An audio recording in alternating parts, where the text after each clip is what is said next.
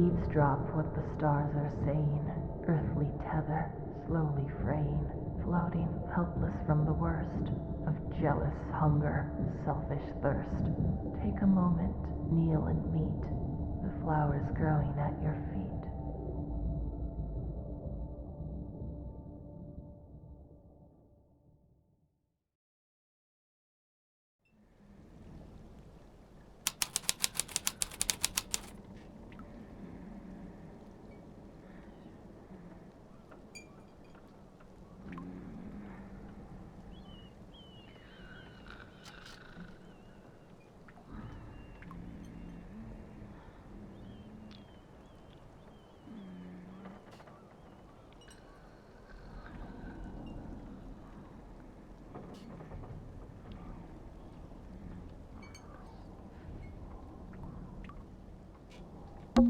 It's what remains of the Stone Top Inn. Looks like it's been closed for some time, although I don't have any point of reference. Maybe it looked like this when it was still open.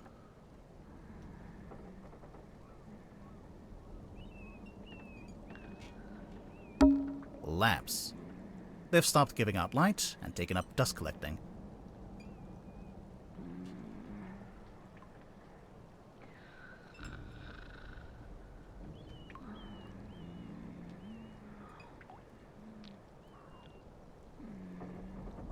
That's also what I plan to do when I retire. Fishing trips on board the Dearest Selina. I'm guessing that's the name of the ship. Enquire with Felicia Stonetop at the bar, or with Sylvia Seafoam at the harbor. It's some book Sally's been reading. She insisted that we bring it with us, although I'm not sure why.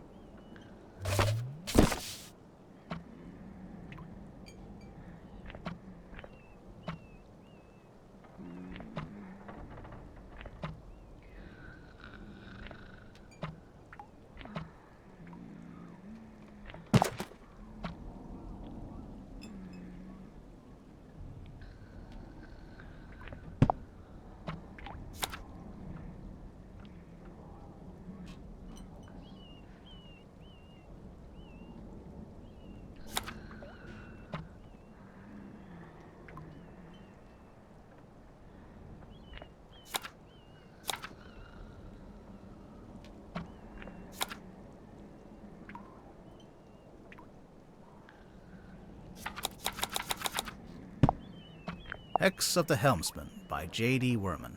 Looks like Sally's read through it a couple of times already. I wonder what's so interesting about it.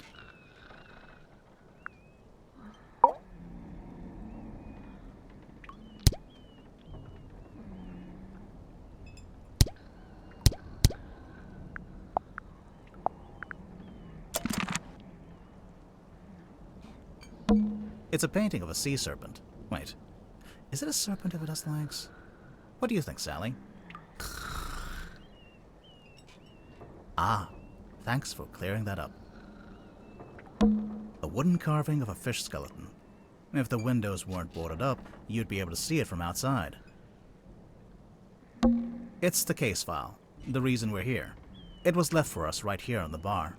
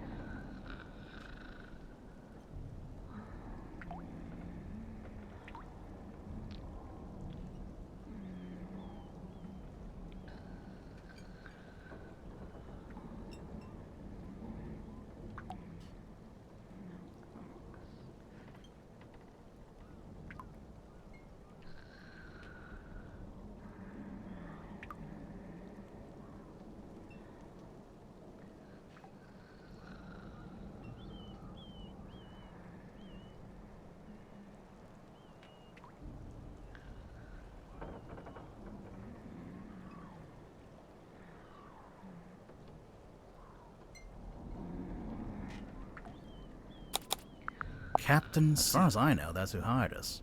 And who left the case file here in the inn. But where are they now? Where is anyone? Sally, what do you think? Great contribution.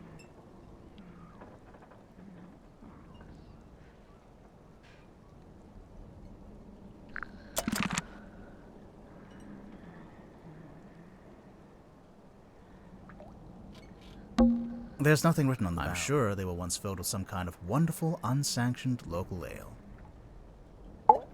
It's Sally. She's fast asleep. To be fair, it is 4 in the morning. I agreed to stay awake and see if anyone shows up. So far, nothing. I thought I heard something outside. Hello?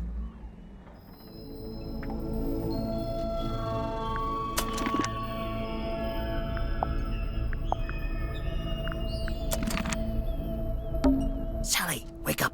We have to go. Why? Because there's an eerie green light trying to lure us outside. Oh, that's a pretty good reason. I'll get up.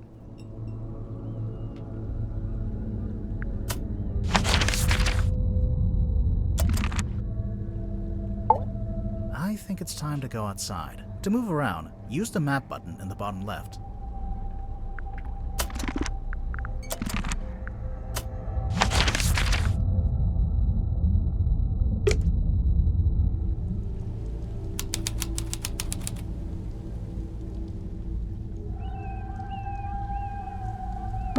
It's the stone top emblem, I guess.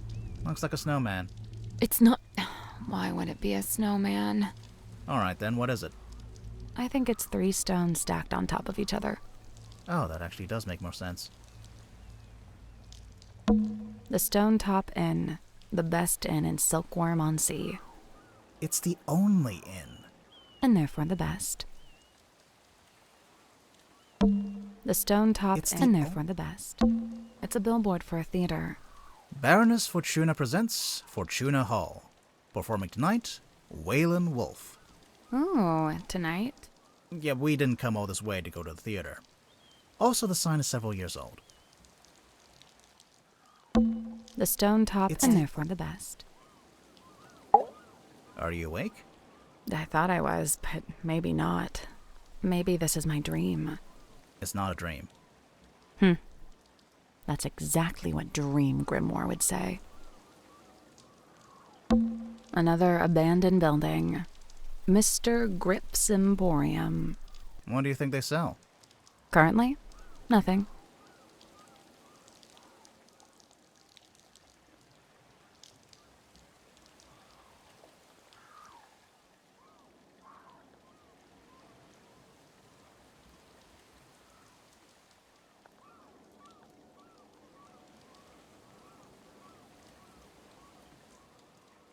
A large stone statue on top of a fountain.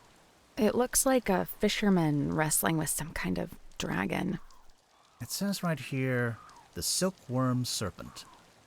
It can't be a serpent. It has legs. Right?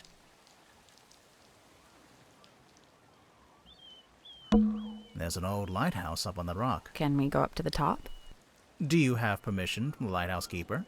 No. Then no. That must be the logo. I think it's a hot air balloon. I've always wanted to go in a hot air balloon. Well then, you're in the right place. At the wrong time.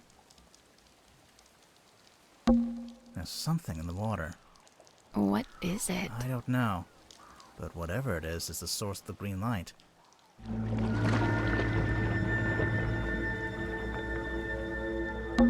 Is that? A submarine. I think I can see someone standing on the deck. Maybe we should go take a look.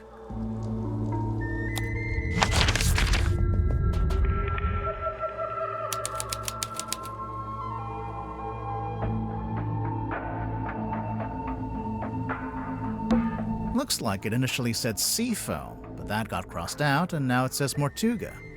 I'm getting mutiny vibes from this. I don't know about you. It's the wrong way around. What? Take another look at the case file.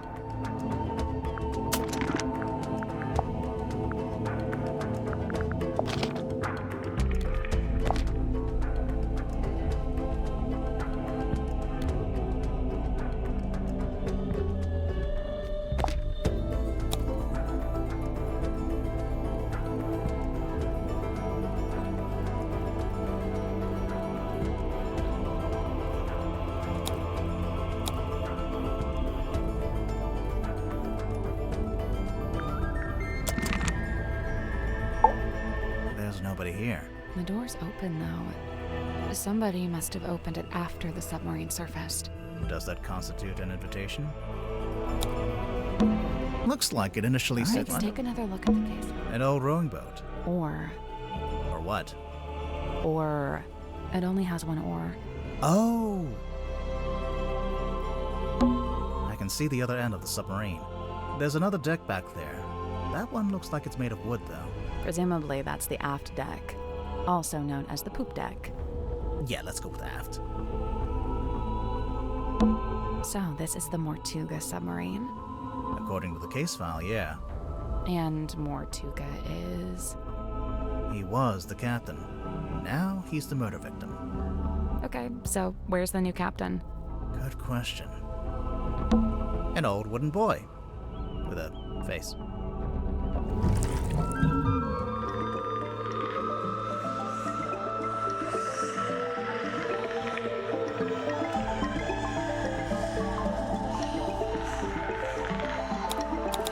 This is where the green light was coming from. I noticed it started to fade as soon as we stepped onto the deck. So it's a buoy that doubles as a lighthouse? The opposite, really.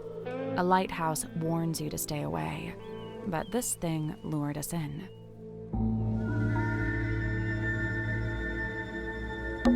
There's a chain connecting the buoy to the door. So when the foredeck is underwater, the buoy floats up above it? That explains how we saw the green light before the submarine actually surfaced. So this is the man. Good question. There's nobody here.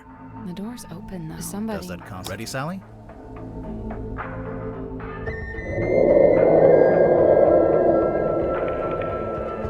What did you say? Huh? I didn't understand what you said. I didn't say anything. Oh. Weird. Are you okay? Yeah.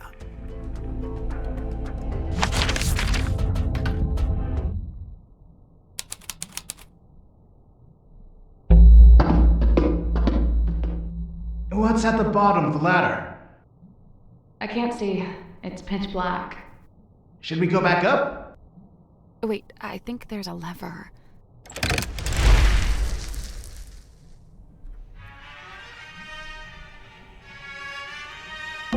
Whoa. What is that?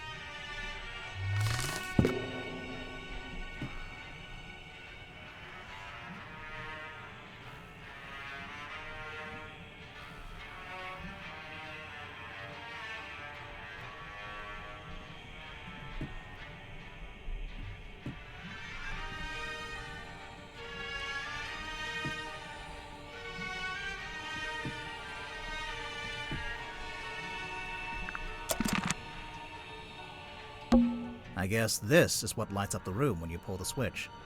I wonder what they burned to make it pink. There's an old-fashioned speaker mounted on the wall.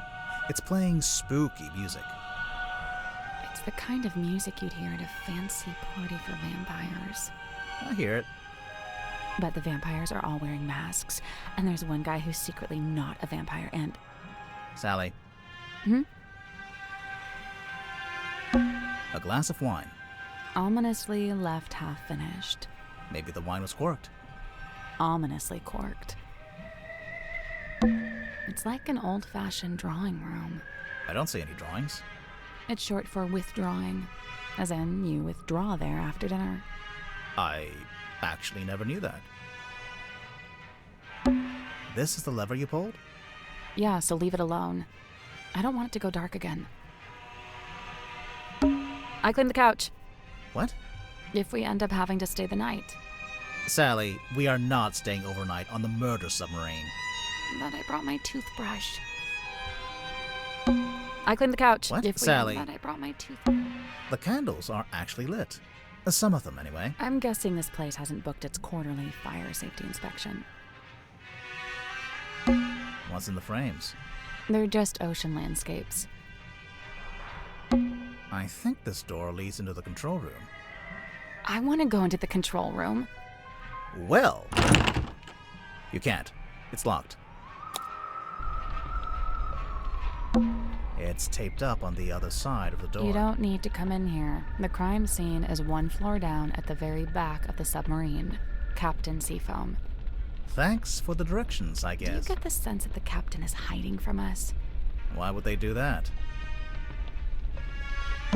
It's a window Is into... there anyone in there? I can't see. It's a window into Is the... there any- I can't see.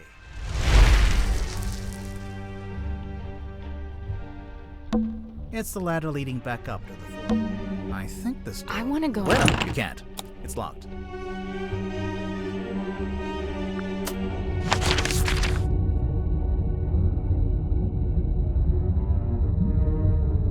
Let's go to the crime scene before we do anything else.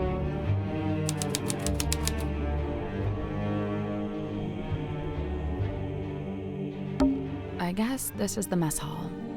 It is kind of a mess, yeah. Pufferfish lamp. A timeless classic. Wait, are these windows or lights? Both. It's a good idea, since you'd never get any natural light down here. It's a big metal statue of a serpent. There is a cabinet built into it, but I think it's locked.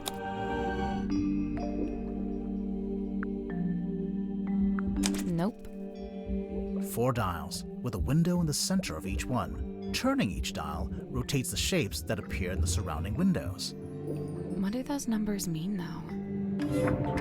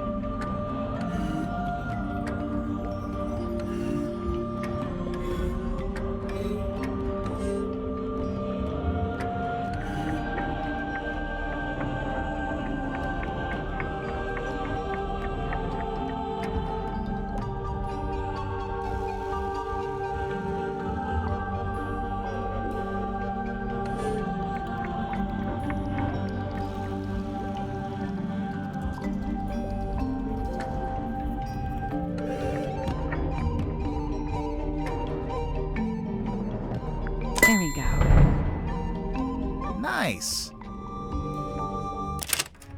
The little cabinet opened. Anything in there?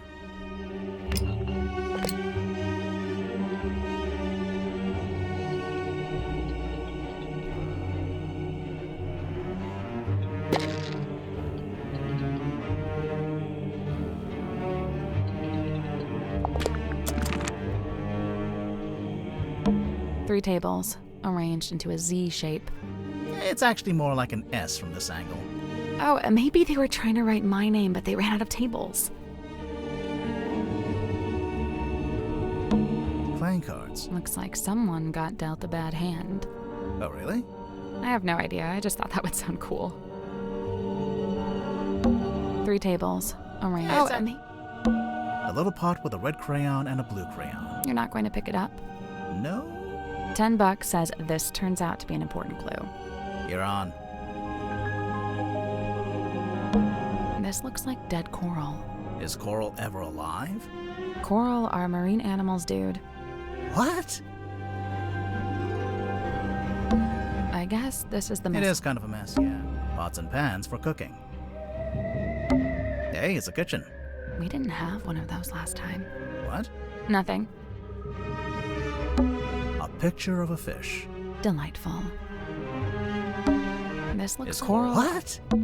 There's a metal sculpture of a serpent curving around the room. Better not touch it. It's probably a load-bearing serpent.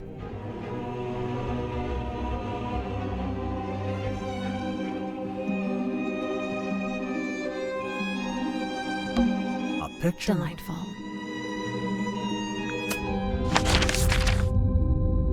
Let's head to the crime scene first.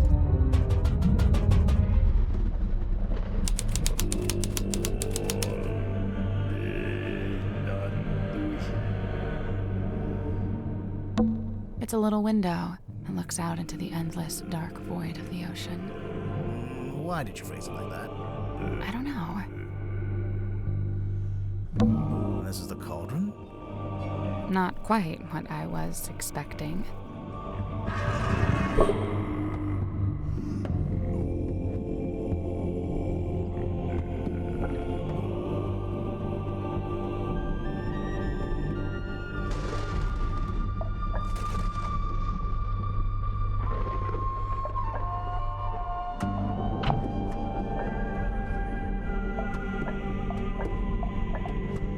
The case file said it had never been unlocked before. Someone's taped a drawing to the wall, although it's upside down for some reason. I think it's supposed to be a poster.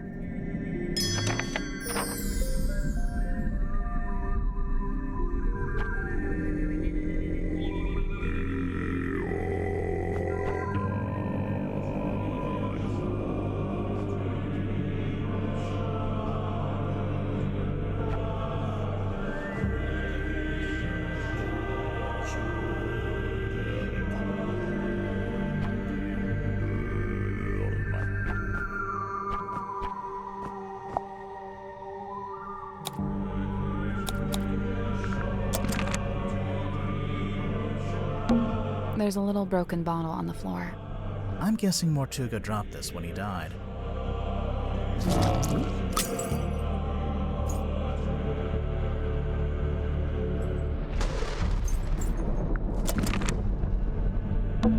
There's a wooden panel on the wall here. Can you see anything through that little hole? No, it's too dark. There's a wooden panel. No, it's too dark. Someone's hung up a banner with the words Illusion Theater painted on. That's the illusion, I wonder. You know, I think this room's had some kind of rebranding. Rebranding from what? What was it before? Possibly nothing. A small room like this wouldn't normally have a name at all. There's a drain along the back of the room. It's actually not a drain. Not right now. It's closed up. But the blood. A trail of blood. Looks like it came from the wound in Mortuga's neck. It runs straight down the room towards the back of the submarine. No, it doesn't. Not immediately. It pulls out first, then changes its mind.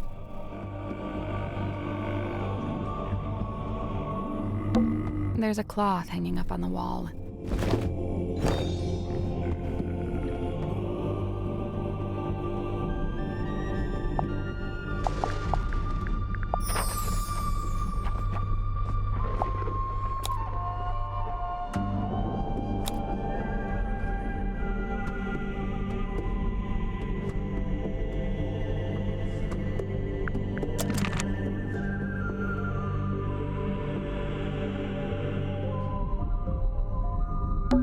So, this is where Magnus Mortuga died. It's just like the case file said.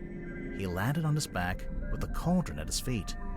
He was killed by getting cut across the neck, right? Yeah, you can see that's where the blood came from. But there's no weapon, no knife or anything. Nothing. This place gives me the creeps. That cauldron especially. I keep staring into it like I'm going to see something, but it really does seem to be empty. To quote from the case file, Mortuga had locked himself in the room. It was later forced open, and the body was discovered. So Mortuga was alone in a locked room. A very small locked room. There really isn't anywhere for a murderer to hide. I'm not so sure. I think there is a hiding place.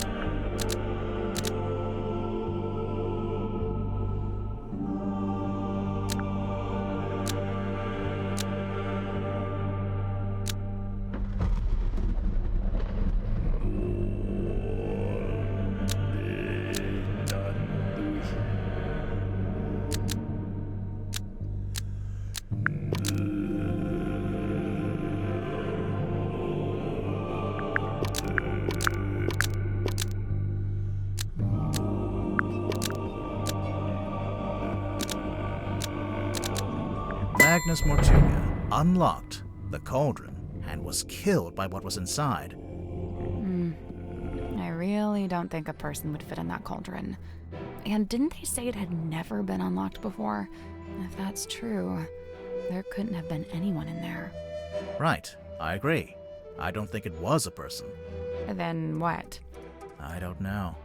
But you have to wonder why it was kept locked in the first place. I'm guessing there was something pretty bad in there. Look, Mortuga died from a cut across his neck, not from some vague paranormal entity. Unless you're suggesting it was a vague paranormal entity with a knife? Did you get a good look at the inside of the cauldron? There was something I noticed.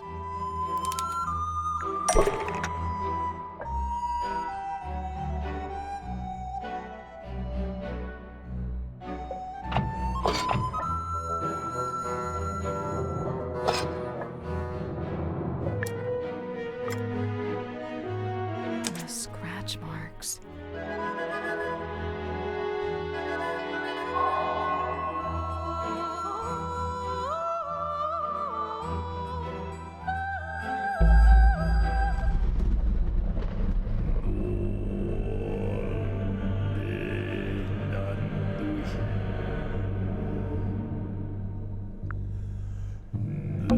It's Mortuga's stone cauldron. The stool's been knocked Doesn't it look familiar to you?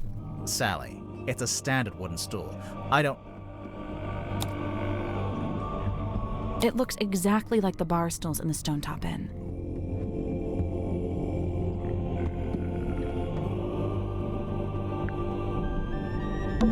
It's a heavy bulkhead door. Seems like you lock it by turning that big wheel. There's actually a wheel on both sides of the door. So I could lock it or unlock it from either side. If you were strong enough, maybe. Ouch.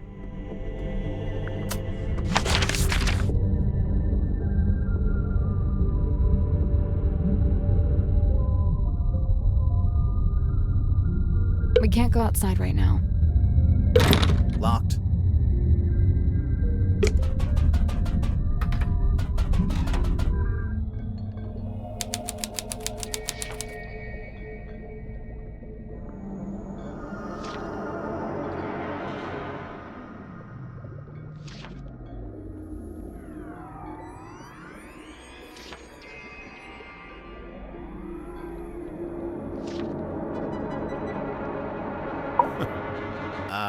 Hello, sir?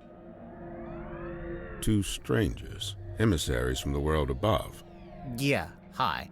I'm Detective Grimoire, and this is Sally. State your business, and speak only the truth.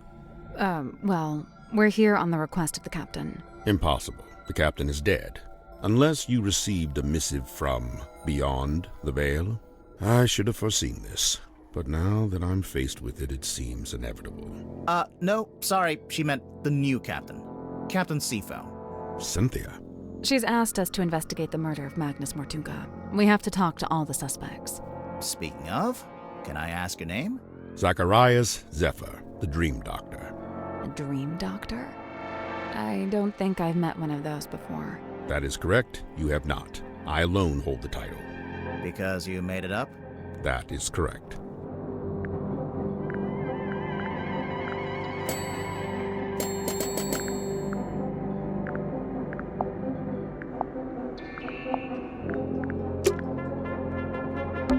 It's a weird glass bottle. It is the Hex bottle. Yeah, I knew that.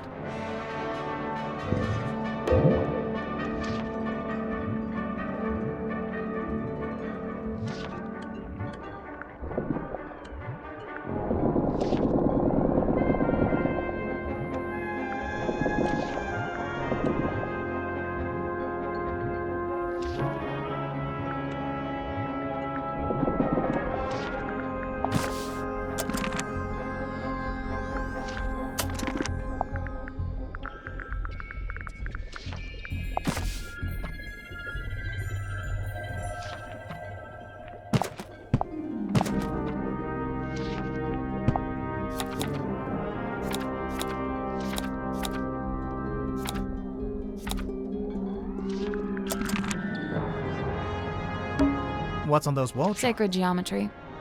Is that a heavy metal band? I mean, probably. What's on those walls? Sacred. I mean, probably. I can't see anything important on these shelves.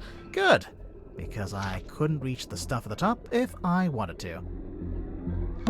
It's a weird crystal orb, It is the fog ball. if you say so.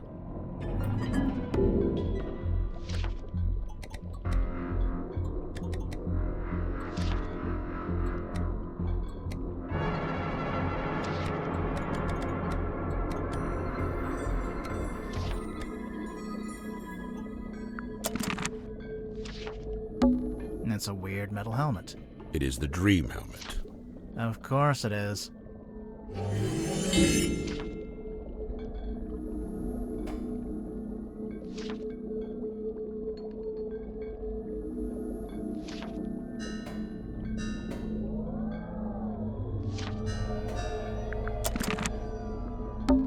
A set of small glass bottles. Poison? Might just be perfume. I'll meet you in the middle at poisoned perfume.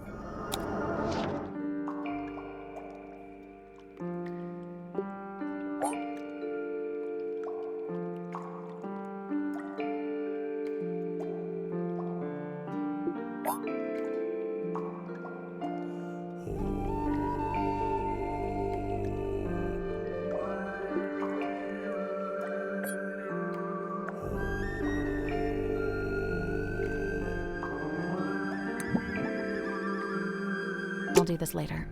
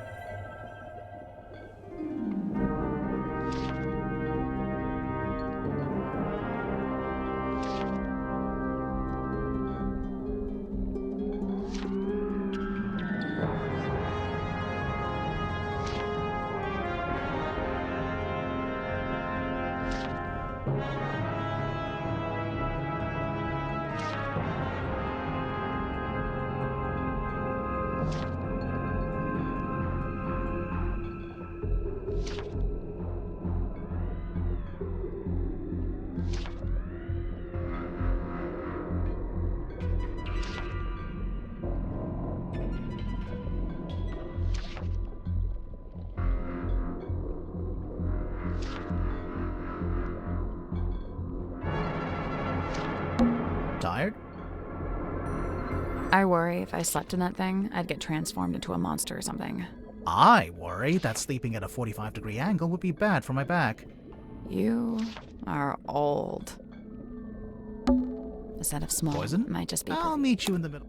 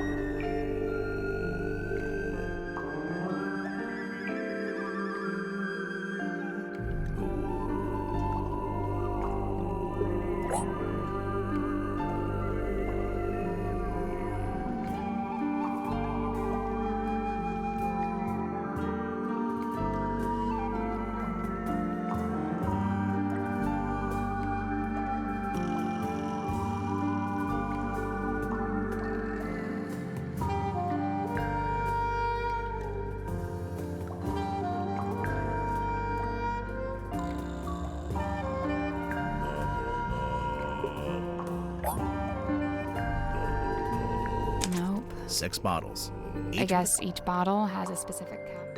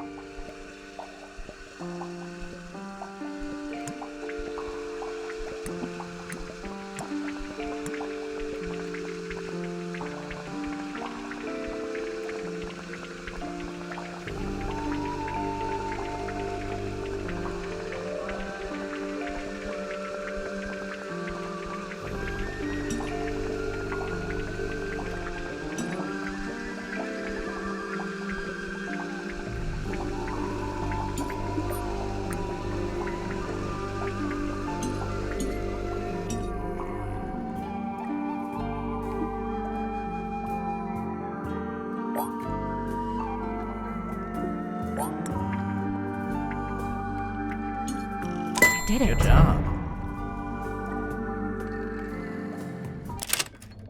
Is anything going to happen? The glass moved. Let's take a closer look at that bookshelf. This one's not really a book. Looks more like a magazine.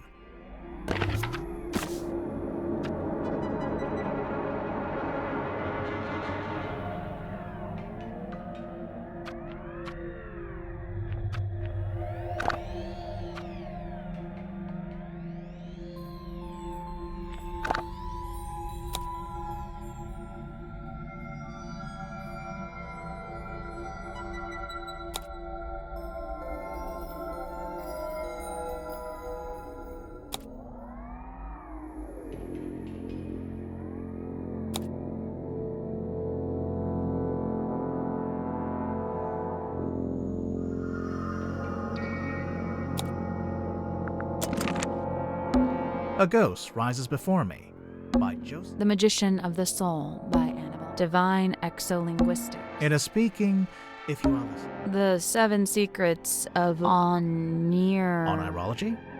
The Seven Secrets of Onirology by Edward Edmonton. Prophecy from Parapsychology. I think I can see. That's probably just pareidolia. The human habit of seeing faces we're there. Okay, no, I just saw it too.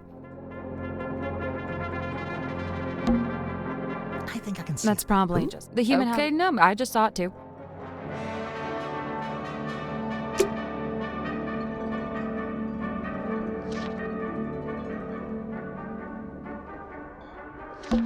Big glass bell jars with creepy things. If I had a penny for every time we go somewhere and there's big glass bell jars with creepy things inside. I can't. Good. Because I'll just take a look in this. Watch out for spiders.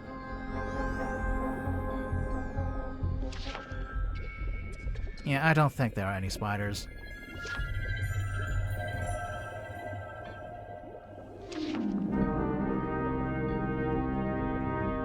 We're on a submarine, remember? I do seem to need constant reminding.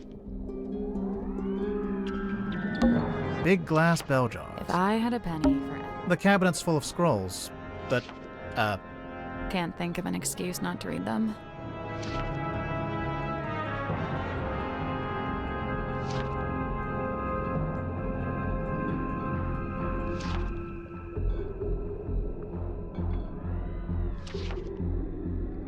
they're too fragile, maybe?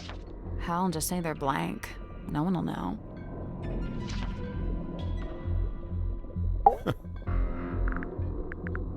So, Dr. Zephyr, what does a dream doctor do exactly? He studies the parapsychological qualities of dreams. Parapsychological? Yeah, that's like psychics and telepathy and stuff, isn't it? How does that relate to dreams? Dreams are transmissions comprised of spirit energy from another dimension. Oh, sure. I mean, that's common knowledge. What kind of other dimension? Spirit energy originates in the spirit realm, of course. Like the afterlife? That is but one of many names. So, have you made any kind of discoveries or breakthroughs? Nothing I can meaningfully explain to you in your current state. What about all the stuff in here? What does it all do? Specialist instruments, most of them too complex or too subtle for you to comprehend. I don't know. It mostly looks like a bunch of old junk. It is an unrivaled collection of rare artifacts. Alright, what's the rarest thing you've got?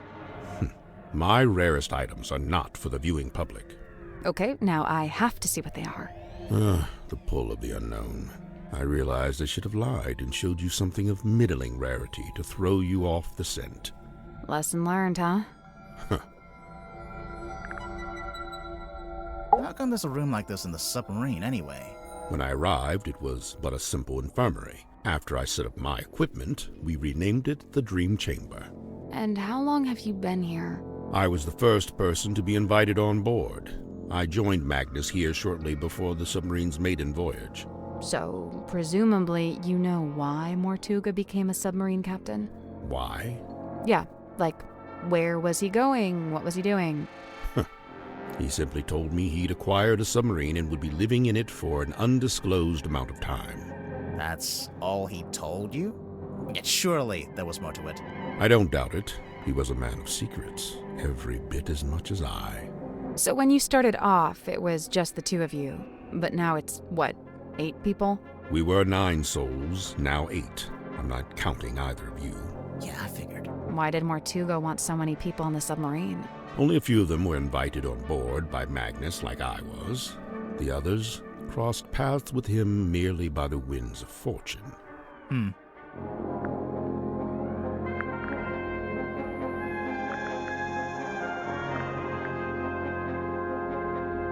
last dream before waking. A single phase, non-lucid, focus is soft but heavy. All is dark, the endless void. A low voice speaking a forbidden language, emerging from the beshroudal of the night black sea. A face, larger than I had known a face could be. I wake. The room is bathed in green light. The green light? Like from the wooden boy? Not dissimilar, but 1,000 times more potent. I leave my chambers, heading for the airlock in which I have some business. I meet Cynthia in the parlor as she emerges from the control room. I notice she is clutching the ship's compass. She also appears visibly upset. Like me, Cynthia's on her way to the lowest deck. She departs and I follow behind. I wait as Cynthia converses with Madame Tadpole at the base of the second ladder. Madame Tadpole ascends the ladder. She is moving with haste and purpose. She requests that I go immediately to the storeroom at the end of the corridor. Did you go? As soon as I'd concluded my business. Which was? Nothing of great import, merely something I needed to collect from the airlock. So you went to the airlock, and then you went to the storeroom? I did, right after I stopped off at my... You understand I first needed to return certain items to their designated storage locations, after which I truly did do as Madame Tadpole had requested. I did ultimately regret my dallying. As it transpired, she had wished to inform me of Magnus Mortuga's death, and there his body lay, in the shadow of his stone cauldron, his blood pooling beneath him. A potent unease was already germinating amongst the group. Doubts were beginning to be sown, and fingers were beginning to point. Magnus Mortuga was a man of great will and great strength. It is hard, still, to accept that he has left us. The last dream before waking was dark. A low voice speaking a forbidden language, emerging from... So, Dr. Zephyr, I'm guessing you don't have an actual doctorate. Correct. I walk not the path of formal academic recognition, not for lack of trying, you understand. 8 separate institutions turned me away, asserting that my ideas were, quote, incompatible with our modern world. They forget, of course, that the modern world is a fleeting and ever-changing thing. Indeed, all of history's greatest scientists battled with such short-sighted stubbornness. So, you want to be one of history's greatest scientists and fundamentally change how we view the world? Is that so much to ask? I mean, yeah, it might be. So then how did you end up studying dreams? It was the result of acquiring a particular specimen. It opened up new ways to study the subconscious mind. A specimen? Like what? An animal? Yeah, I'm picturing like a lizard floating in a jar of formaldehyde. Something like that. So, what are you working on now? Here in your dream chamber? I'm studying subconscious spirit transmissions, analyzing their meaning, their intention. Do you need to be in a submarine to do that? Of course not. However, positioning myself here affords me other opportunities. Like what? The possibility of studying the most important specimen of all. If her transmission could be analyzed, interpreted, it would be an unparalleled discovery. Her? She is all that stirs in the minds of men that they shall never know. A being known only as the mermaid. A person? I've told you all I know. Then apparently you don't know much at all. Correct. How did you meet Mortuga? It was on my first visit to Silkworm many years ago. I was merely passing through, so I stayed at the inn where Magnus was working at the time. So Mortuga was just an innkeeper at this point? Not even. The innkeeper was a woman named Felicia Stonetop. Magnus merely worked under her charge. The two of them split their time between running the inn and running a small sailing ship. Sounds like quite a nice life.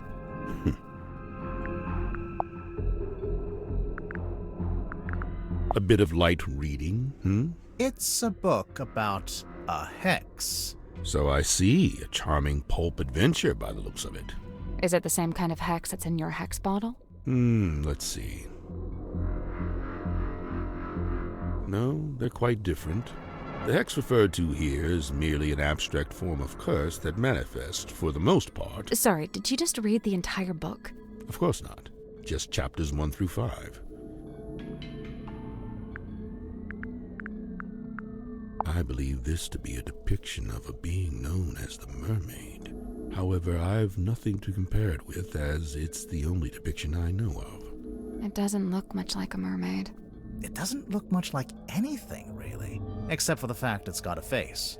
At least, I think that's a face. Stories alluding to such a being were the reason I traveled to Silkworm in the first place. However, I was disappointed to discover that nobody in town seemed to know what I was talking about. It seems to be a secret held by only a very select few. Where do you get this from? It is on loan from Miss Silkmoth. So it's for some kind of magic trick. I thought it was a crystal ball, like a fortune teller would use. Indeed, it is a divining orb of a sort. However, I am not using it to see into the future, for such a pursuit is naught but folly and nonsense. Right. But I'm sure whatever you're using it for is totally rational and sensible. Do not question the orb. I'm always telling him that.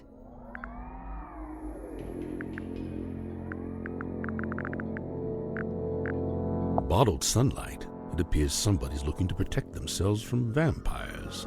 There's no vampire on board, is there? Of course not. What about Mortuga? I'll admit, it was a rumor for a time. What is this, anyway? It is what it says it is, a quarterly journal of listings and inquiries. I noticed the prices are listed as ounces, and that's gold, I'm pretty sure. These numbers are merely a way to ascribe a universal value.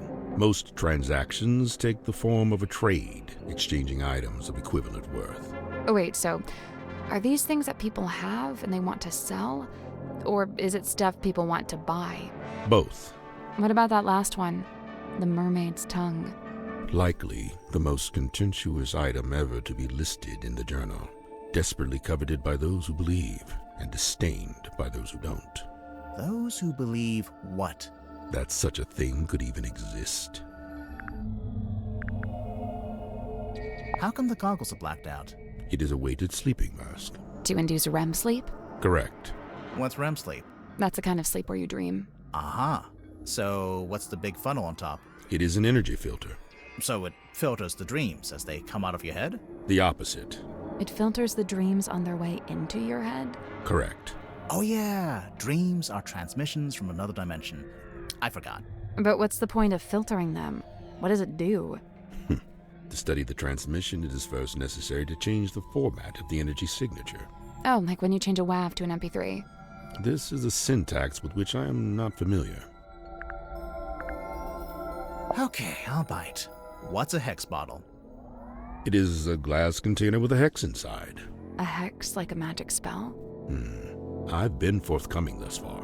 Unusually so for a man of my nature. However, certain things I shall be keeping to myself, especially if it has no bearing on your investigation. What if we can prove it's got something to do with the murder or the crime scene? Ah, well then you'd have forced my hand, wouldn't you? It's the cloth that Magnus used to cover the cauldron. Why would he need to keep it covered? Either to keep it away from prying eyes, or perhaps he concealed it for his own benefit. Dr. Zephyr, is this yours? I don't immediately recognize it. You sure? It really looks like something that'd belong to you. Of course, I do concede that I have many similar bottles here in my dream chamber, so it's wholly possible that it originated in my collection. Nice answer. Totally non-committal.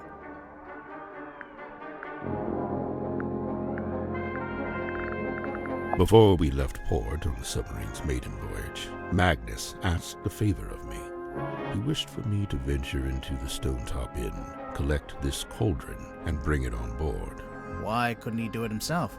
He'd have been strong enough, surely. I'm not sure exactly. I was already preparing to bring a large amount of heavy equipment on board. I suppose Magnus considered it logical to fold the cauldron into that set.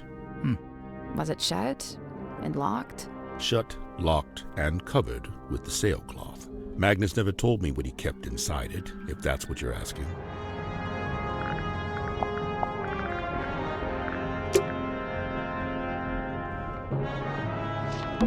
I wonder how... Yeah, I would recommend that you don't wonder about that.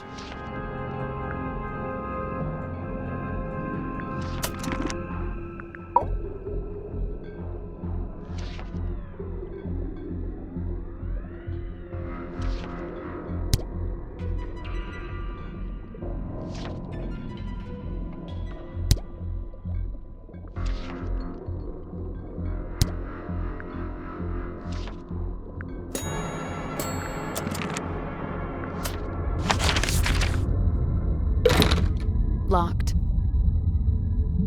We can't go outside right now.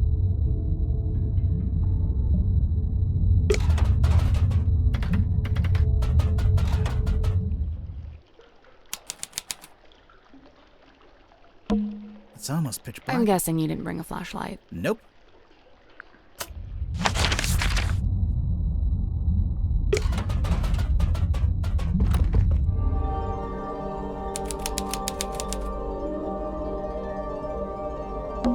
It's a pizza oven.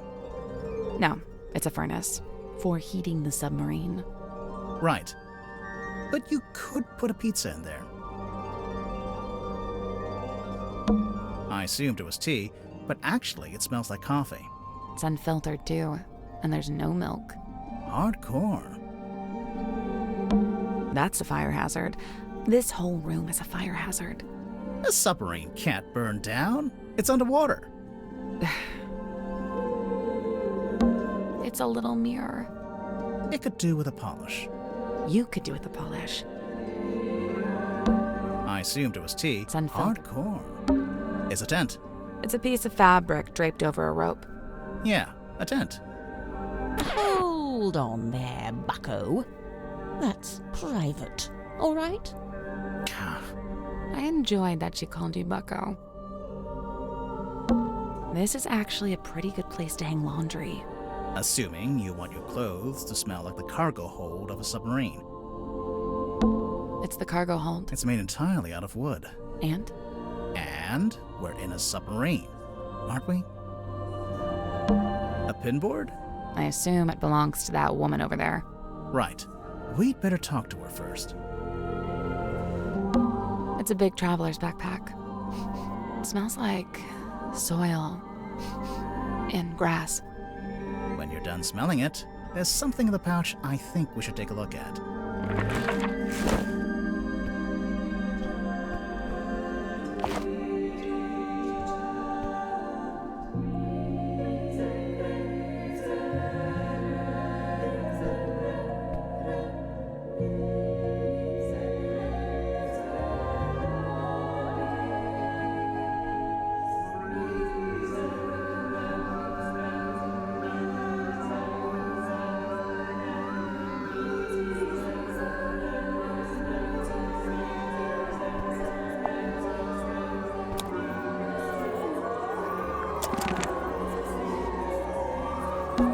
What's in these old wooden crates? I don't know.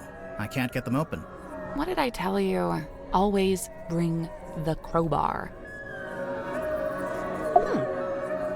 Weary travelers. Take a seat by the fire, shake out your boots. We're not weary travelers. Then why do you both look so haggard and trail-worn? Ouch. There goes my self-esteem for the rest of the day. We're detectives. I'm Grimoire, and this is Sally. We're here investigating the murder of Magnus Mortuga, your previous captain. My captain? Never. My captain is the moonlight as it shimmers across the lake. My captain is the wind as it whispers through the valley. Who is this woman? No idea. I kind of like her, though. My name is Moon. Mariana Moon. Aha. And what do you do? I do not do. I simply am. So, what, you're just some random traveler? A traveler, yes, but random, never. I'm here because I chose to be. I've been searching for the Mortuga submarine for some time, you know. How come? How come? This thing is the motherlode. The motherlode of what? Of whispered half-truth, of murky rumor, of stories unspoken. Oh, like urban myths and stuff? Right. Urban myths and stuff. So you're a historian? Historian, storyteller, rambler, ambler, fireside gambler. How long have you been here? Well, let's see. I arrived a few hours before the captain was murdered. Oh, dang. Really? Quite the story, isn't it? But you're just on the submarine because you find it interesting. Would that be such a crime? No. Murder's a crime, I'm pretty sure. A merciless wind rattles the rotting wood of the old silkworm harbour. The shadow of a vessel lurking low in the night-black water. A mysterious stranger steps onto her foredeck. Cloaked in darkness, she slips inside the submarine. Who is she? What is her dark purpose? It's you. We get it. A mysterious stranger, I said. she descends into an ornate parlour, empty, save for a lone figure standing by the fire. So, not empty. He turns, his face still half hidden in flickering shadow. It is Captain Magnus Mortuga. What was he like? Nice guy. Stoic, but polite. Kind. He tells me to wait in the control room and then disappears off towards the back of the ship. After a little while, he comes back. But now, he's a slightly different man. What do you mean? The light is gone from his eyes. He seems sad, angry. He avoids my gaze as he crosses the room to take hold of the wheel. He tells me to head down the ladder towards the mess hall. Doing so, I encounter two gentlemen named Mr. Werman and Mr. Grip. Neither of them look like sailors, so I know they can't be crew. I assume they must be guests like me. And true enough, it transpires that Mr. Werman is a writer and Mr. Grip is, some kind of watch repairman. Captain Mortuga reappears, descending the ladder. He asks the two men to show me around the submarine and introduce me to the others. Then he disappears through the rear corridor. It's the last time I see him alive. Mr. Werman apologizes, explains he's too tired, and leaves through the opposite corridor. Mr. Grip, unable to come up with such an excuse, agrees to show me around. Now, I wrote this down in my diary, so I may as well let you read it. Imagine my excitement to finally get a good look around the Mortuga submarine. I was even given a tour by one of Mortuga's subordinates, a Mr. Godric Grip. We began by visiting a bizarre laboratory known as the Dream Chamber. It smelled of dried herbs and dusty glass, but was devoid of its dream custodian. An early disappointment. The captain's cabin was locked. Mr. Grip explained how Captain Mortuga mostly keeps this room locked when it's not in use. We climbed down into the living quarters, where a pair of bunk rooms sat at the end of a corridor. The first smelled of crane dust and unwatered flowers. A young woman was laying in her bed, poring over an old document. She hastily hid the document away and introduced herself as Miss Cynthia Seafoam, a name to remember, dear reader, as she will shortly become quite important. The second bunk room smelled of aftershave and desperation. The two men within, Mr. James Werman and Mr. Dirk Dansom, both appeared to be asleep, so we decided not to intrude. Next on the tour, a room inhabited, by the looks of things, by a young child who is also a stage magician. Sadly, this mythical child magician is nowhere to be seen. The room at the very end of the hall was sealed with a heavy bulkhead door. Mr. Grip dismissed it as a storeroom that only Captain Mortuga makes use of. Perhaps you'll agree with me, dear reader, when I suggest the peculiarity of a simple storeroom being sealed off with such a significant door. Mr. Grip took me down to the cargo hold. Smells of damp wood and tarred rope. Yes, I describe it in the present tense, for it is here I sit as I write this very diary. Next door, the engine room, burnished bronze and tea-stained parchment. I learned that it's something of a nest for Mr. Grip himself, and thus was currently unoccupied. Outside, I encountered a Dr. Zacharias Zephyr, the aforementioned keeper of the Dream Chamber. Surprised to see us, he nearly dropped the empty glass bottle he was carrying. Clearly wishing to remove himself from the situation, the good doctor muttered something inaudible and disappeared up the ladder. We continued on into the next room, which I was amused to discover was some kind of shimmering mermaid grotto. I smelled her before I saw her, the unmistakable mix of salt, seaweed, and sequined spandex. It can only be Madame Tadpole, a name which may be familiar to long-time readers of this diary.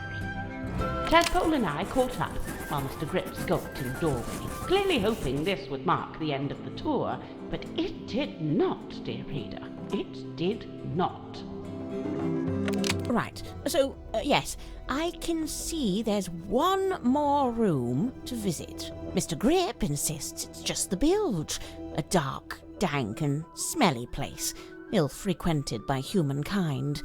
I tell him he couldn't have sold it to me better if he'd tried. We enter the bilge, but it's too dark to see anything. Mr. Grip, who is clearly tiring of my company by this point, opens the vent in the ceiling to let in a little light. Moments later, a voice is heard, echoing down from above. Whose voice? A young woman, and then an older woman. I can't remember exactly what was said, but I remember thinking it sounded a little like poetry. What happened next? The sound of a scream, and then a dull thud. Oh. Yeah, that sounds like a murder. But which murder? Anyway, by this point I've used up all my patience, so I decide to take my leave. I thank Mr. Grip for the tour and return to my new lodgings in the cargo hold. I have to put up my tent twice, as on the first attempt a sudden movement of the submarine undoes my progress. After some time, Mr. Grip and the young Miss Seafoam appear in my doorway. It seems they've come to fetch me for some kind of official submarine business. We head back towards the mess hall, Mr. Grip and Miss Seafoam heading up the ladder before me. I spot Dr. Zephyr emerging from the airlock. He has a glass bottle in one hand and what looks like an old leather bag in the other. I update him with what little information I have and attempt to catch up with the others. Laying on the floor is the body of Captain Magnus Mortuga. Amongst the living, mutterings are breaking out. Murder and mutiny, cauldrons and curses. But with Zephyr finally in attendance, Tadpole calls for order, demanding justice for her slain captain. But nobody really seems to know what to say. The next morning, it's announced that Miss Seafoam has taken over as captain. And, well, here we are.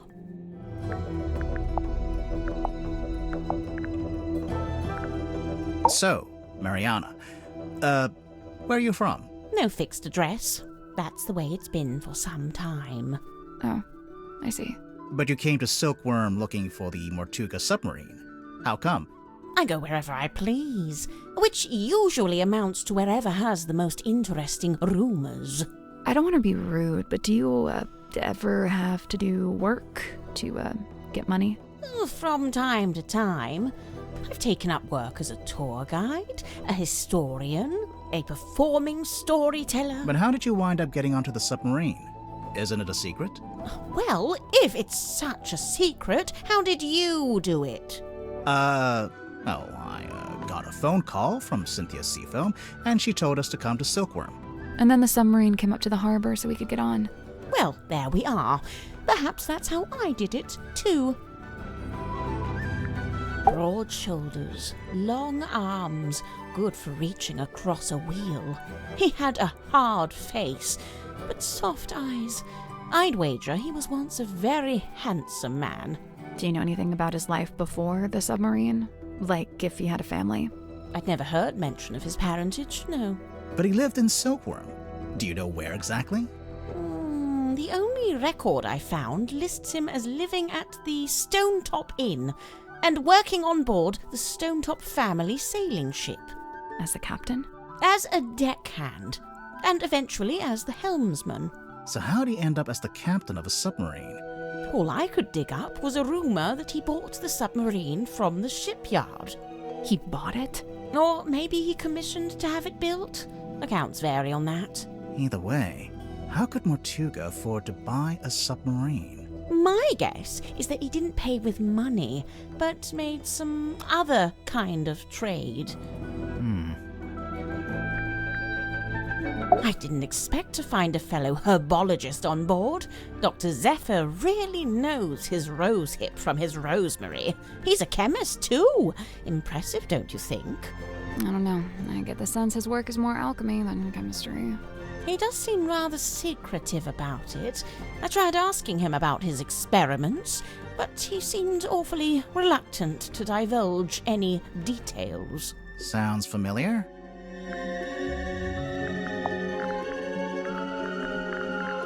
Do you recognize this, Mariana? Should I?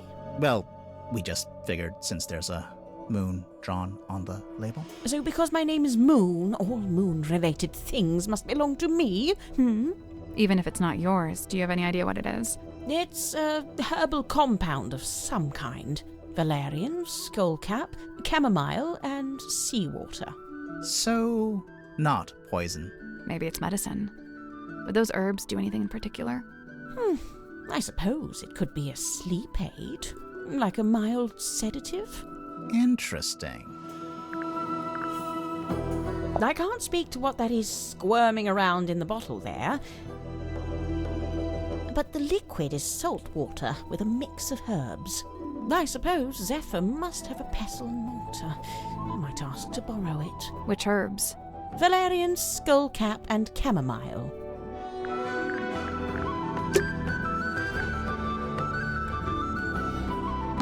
I can... Oh! Actually, Oh! Well, wood is heavy.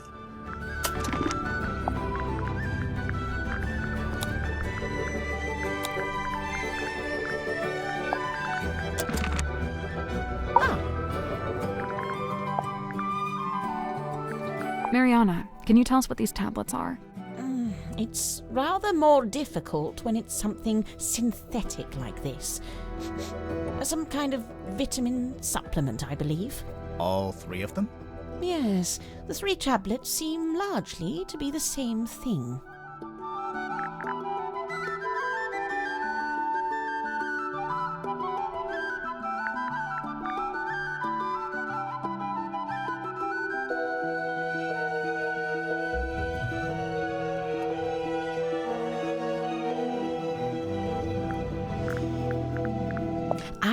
Now we're getting to it. The reason all of us are here, really. How so? The Silver Snake, the Mortuga submarine. Did you ever stop and wonder, why here? Why this particular part of the coast? It all stems from a single truth. There's something hiding in the water. Something big. Now, it wasn't my intent to cause you any lasting unease. Look, we 3, we're merely tourists here, passers-by. Take my advice. Keep your distance from all this, so you can still walk away at the end.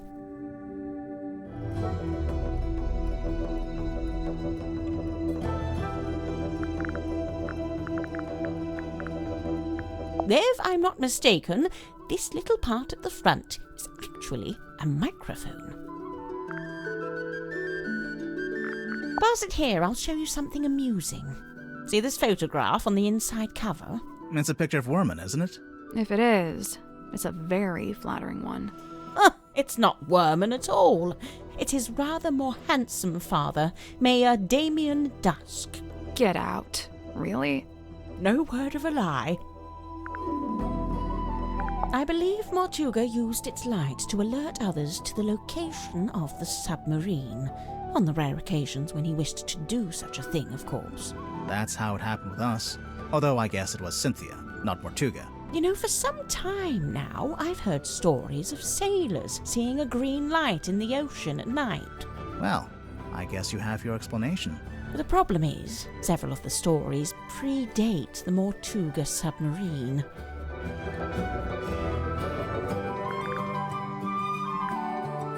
Mariana, I was wondering if you could tell us who's worn this. How's she supposed to do that? You know, by the smell. Oh, gross. Very well, let's see. I'm getting wind-battered mahogany, ice-cold sea spray, and mostly melted candle wax. Great, thanks.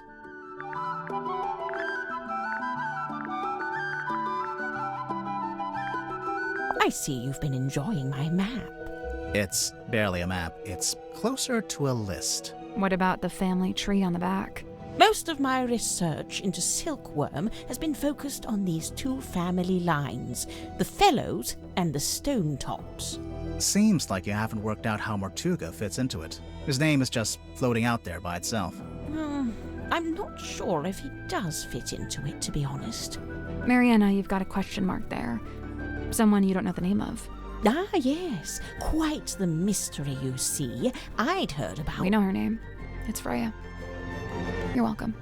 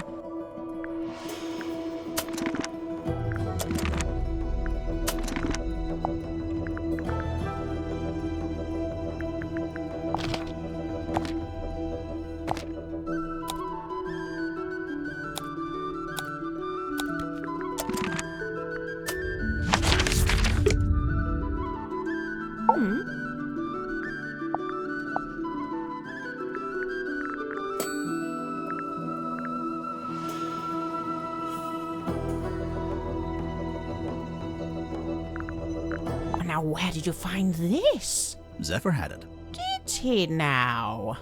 Lillian's locket, silver snake, golden palm, mermaid...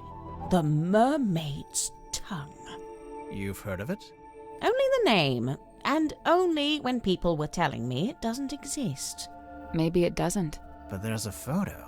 It's a photo of a drawing. What's it supposed to do, anyway? The description in the book here is pretty vague.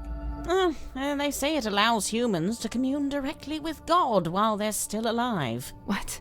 God? In here it says, said to facilitate communication with she who lies beyond the veil. She who lies beyond the veil, God, other dimensions, aliens, the afterlife. You know, it varies. But the sentiment is the same. Though it's a wretched thing, really. An echo of man's desperate, futile desire to wring answers from a silent universe. I can see why people would say it doesn't exist. But Zephyr's trying to get hold of it. Well, he may be. It depends. On what? The strength of his will.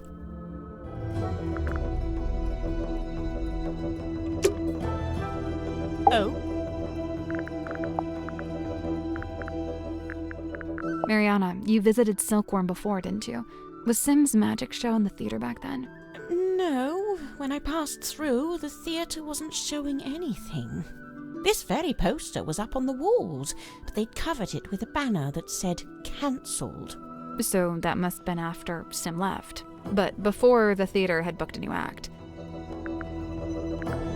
I see Cynthia's proudly wielding the seafoam. Why shouldn't she? Of course, she's well within her rights, but I do think perhaps it, sends a certain message. What message would that be? I claim this submarine in the name of the Seafoam family. Something like that, don't you think? It's a piece of an old sail. There's only one thing more mysterious than a locked box, and that's an unlocked box that's been emptied of its contents. Did you ever come across the cauldron in your research? No, it really does seem to be something Mortuga's been keeping to himself. What do you make of those scratch marks? I'm not sure. They don't really look like anything made by an animal. That's a relief. Wait, is it?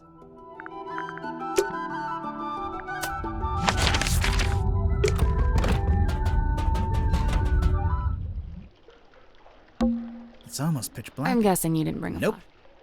flash. It's almost I'm guessing. Nope.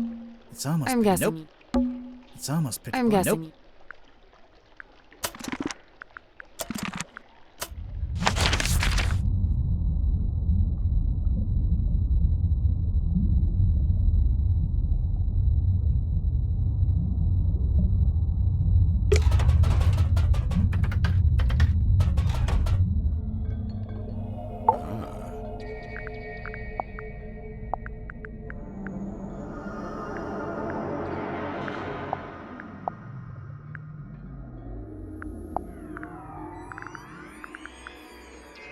Dr. Zephyr, is this yours? I don't... You sure? Of course I do. So it's... Nice answer.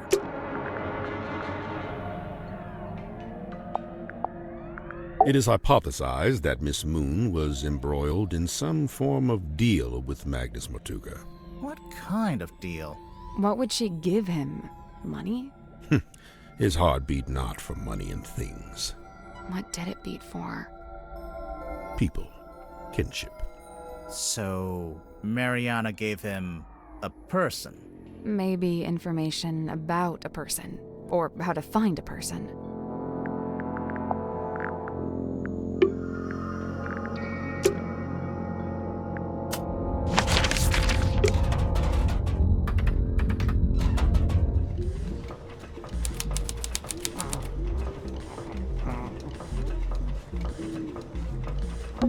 Hello?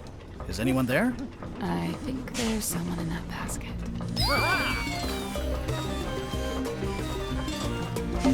What's this bit? Oh, that's the Wiggler. What does it do? It wiggles. A selection of some of my more unusual compasses. Please peruse at your leisure.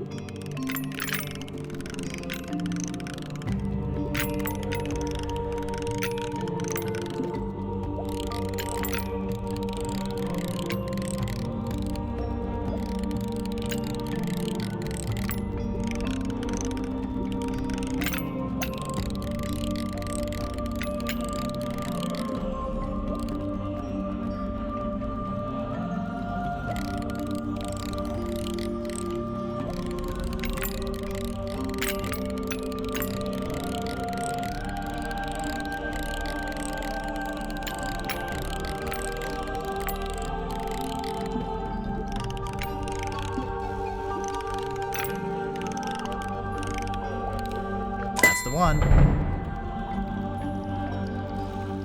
Good job. Did something unlock? Nope. Yeah, it did. I heard it.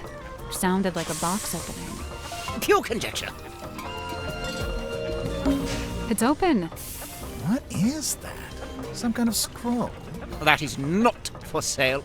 Please don't touch it. Too late. Sorry.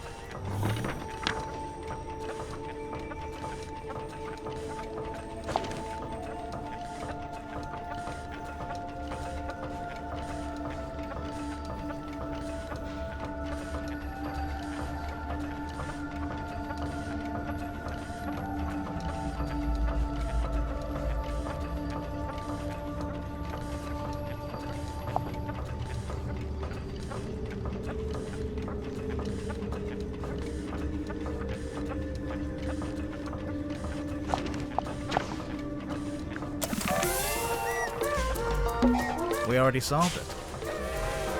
If I turn this wheel, you have to turn the other one. Why? Because one good turn deserves another. Who are these guys? Just some of my satisfied customers. It's a big compass.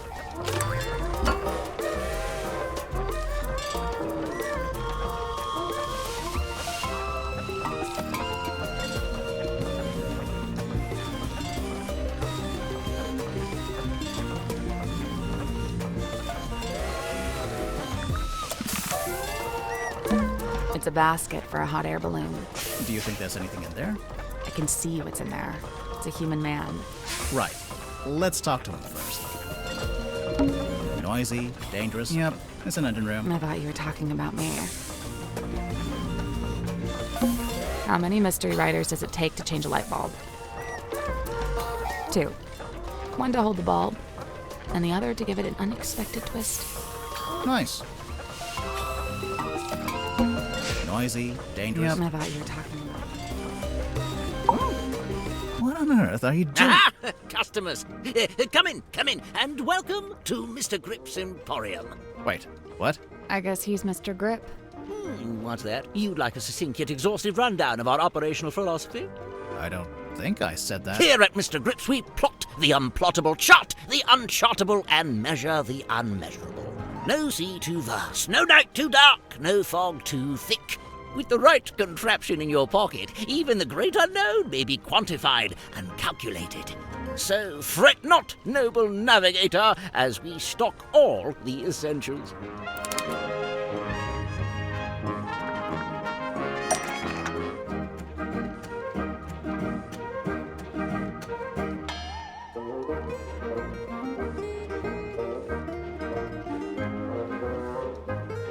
Grimward. I don't have any gold coins. No. Grimward. I don't have any gold coins. Grimoire, you don't have any money? I don't have any gold coins. I'm sorry, you can't afford this item. I don't want it. I'm afraid you don't have enough money.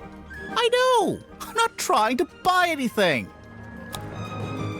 Apologies, you can't afford that one. Ugh. Mr. Grip, we're not customers. We're detectives. We need to talk to you.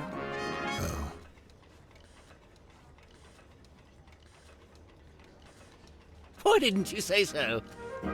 Now, what is it you wanted to know? Can I get your full name? Godric Grip of Mr. Grip's Emporium. And that's this little shop you run down here in the engine room, for some reason. This is merely the newest branch. The flagship site is back in Circuum-on-Sea. Yeah, we saw it. It's all boarded up. Yes, well, I can't make a living selling compasses to the ghosts in a ghost town, can I? So that's what you do? Sell compasses? Seems kind of niche. We buy, sell, and service all manner of nautical navigation equipment. What's that? Ah, yes, we also provide cartographic consultation. We'll analyze and decipher any map, all for a low, low fee. Some maps may be invalid, fee to be decided on a case-by-case basis. Sorry, did you just talk to your stick? You mean Cornelius Kane? And he's given it a name. Great. Don't ask any follow-up questions. Maybe he'll let us move on. How'd you wind up here? I crashed my hot air balloon into the ocean. Whole thing came down. Dreadful. And of course, I've never been a swimmer, don't have the upper body strength. How'd you crash your balloon? A rather spirited disagreement with a flock of migratory pelicans led to an abrupt Sure, okay. And the actual reason? storm. There we go. Wait, so you're an aeronaut? I thought you were a shopkeeper. Yes, well, you're quite right, of course. But I'd been inspired to leave my shop behind and head out on a journey of discovery into the great unknown. That was the plan, at least. As you can see, I didn't make it very far at all. So there's a storm, the balloon crashes, you fall into the ocean. Then what? Enter Captain Mortuga. He finds me adrift, fishes me out of the water, and promptly places me here. In the engine room? Was every other room taken?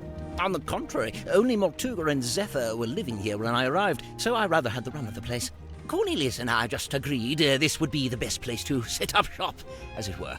Why did you set up your shop again? You just said you'd been inspired to leave it behind. I had to make myself useful somehow, didn't I?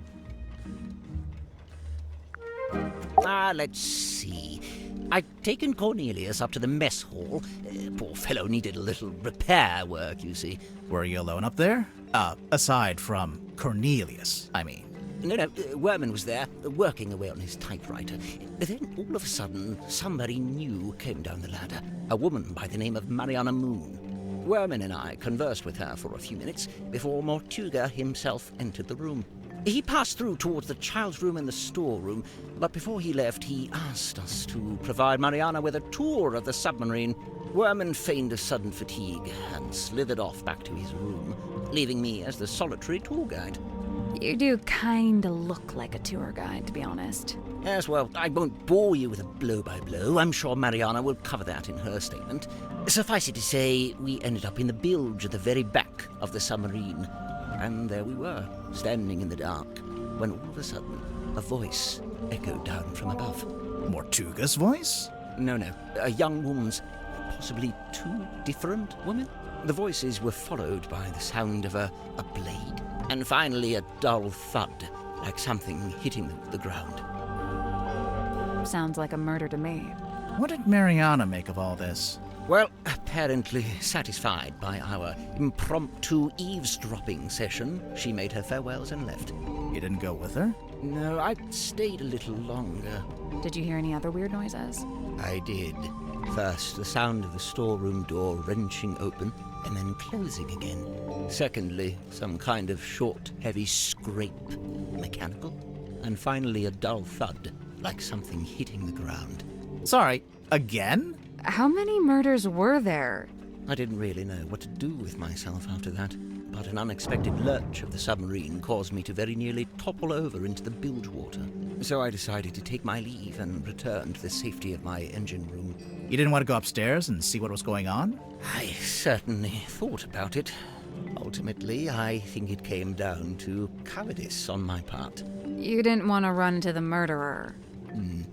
So, let's see. I was sat there, feeling rather pathetic, when Cynthia appeared in my doorway. What did she want? Well, she had a compass she wanted me to fix. I agreed to take a look at it for her, but that wasn't the end of it. She then told me she'd been asked to bring me upstairs, along with everyone else. And so, after fetching Mariana from next door, the three of us went up to the storeroom. I saw Mortuga's body laying on the floor, saw the cut across his neck. The cowardice I'd felt before, compounded. Tadpole spoke to the room. She wanted a confession, or even just an explanation. It goes without saying that nobody was willing to offer one. Really, that's the end of it. After that, several things happened very quickly. Cynthia became captain, decided to bring in a detective.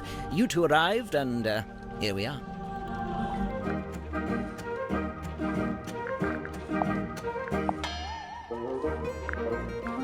What's with all the needles and cogs and stuff? It looks like Grip's halfway through fixing it. That's what I figured, anyway. Ah, thank heavens! That's what I was hoping for. Sorry, what? Perhaps I should explain. You see, Miss Seafoam came to me with a compass she needed fixing. I went to put the needle back on, but Cynthia stopped me. No, she said. The whole thing is broken. You'll have to take a look at the insides. You'll have to replace the needle. For some reason, she seemed to need it to be true. She needed the compass to be broken. I told her I had various spare needles I could try out as replacements, and here we are. And you left it out so Cynthia would see it? So she'd think you were actually fixing it? That's the idea, yes. So if you kindly put it back where you found it.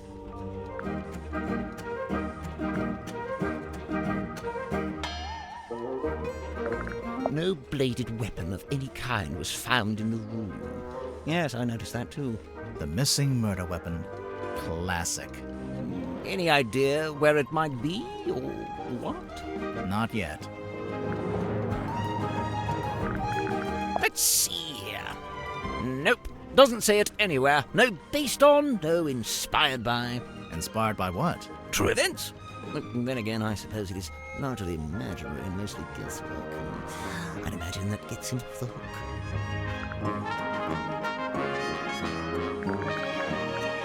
Ah, yes. Can't really miss it, can you? It's creeping me out, but I really want to know what it is. I wouldn't lose sleep over it if I were you. So what's the deal with this cauldron? I've no idea. Really? I figured you've been here a while. Surely Mortuga would have mentioned it. He never did.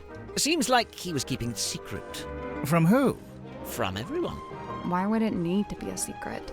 Maybe he just wanted it all for himself. Yeah, whatever was in there, I mean. It wasn't really Mortuga's modus operandi to be selfish like that. Quite honestly, it's more likely to be the exact opposite.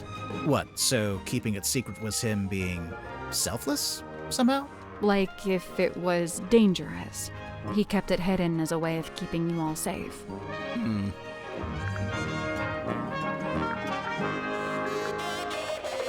Good heavens. Something catch your eye? Rumored to be lost at sea requires a special key. Is that right? The mermaid's tongue?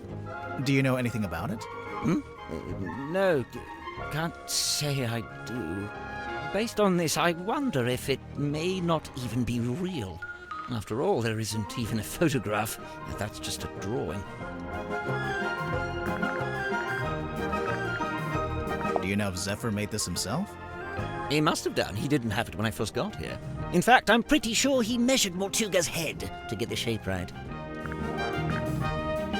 Aha! A crystal ball! Oh, how quaint. What's that? What's it for? Oh, you know, the usual. Whispering questions into the great unseen beyond, hoping without hope to get a response. Cornelius tells me he spotted Miss Silkmoth drawing this while she was in the mess hall. What's it a drawing of, exactly? Let's have a look, shall we? Ah, that's symmetry, I assume. And she's sitting on the cauldron, facing a window. We think Mortuga might have dropped You this. can think that all you like. Personally, I think it came from somewhere else. If it wasn't dropped by Mortuga, perhaps it was dropped by the culprit? Might have been neither. You're suggesting this bottle made its own way into the crime scene?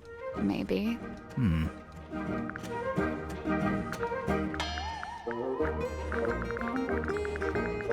How much for this one? It's not for sale. Oh, too rare? Too valuable? It's from my personal collection. I really hadn't intended for you to see it. Well, we did see it. What's it a map to, anyway? What's at the red X? Now that's the question, isn't it? You don't know? Unfortunately, not. Before this thrilling little jaunt on the Mortuga submarine, I'd lived in Silkworm all my life. I worked for my father and eventually inherited his business. Godman Grip's nautical and aeronautical precision measurement and navigation instruments. Snappy title. I eventually trimmed the name down to just Mr. Grip's Emporium. That was around the same time I hired young Cornelius here as a much-needed second pair of hands. He's a stick. He does not have hands. Yes, running that business was my whole life for many years. Slow, sometimes tedious work, but I was extremely good at it. I especially relished in the task of deciphering and restoring old maps. The more decrepit they were, the more I enjoyed it.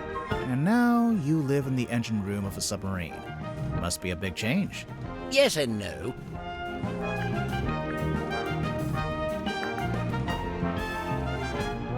You know, there was something I noticed while giving Mariana a tour of the submarine.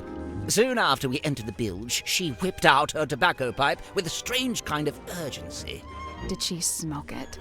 Well, she put it in her mouth, but she didn't light it. What's that, Cornelius? You've never seen her light it?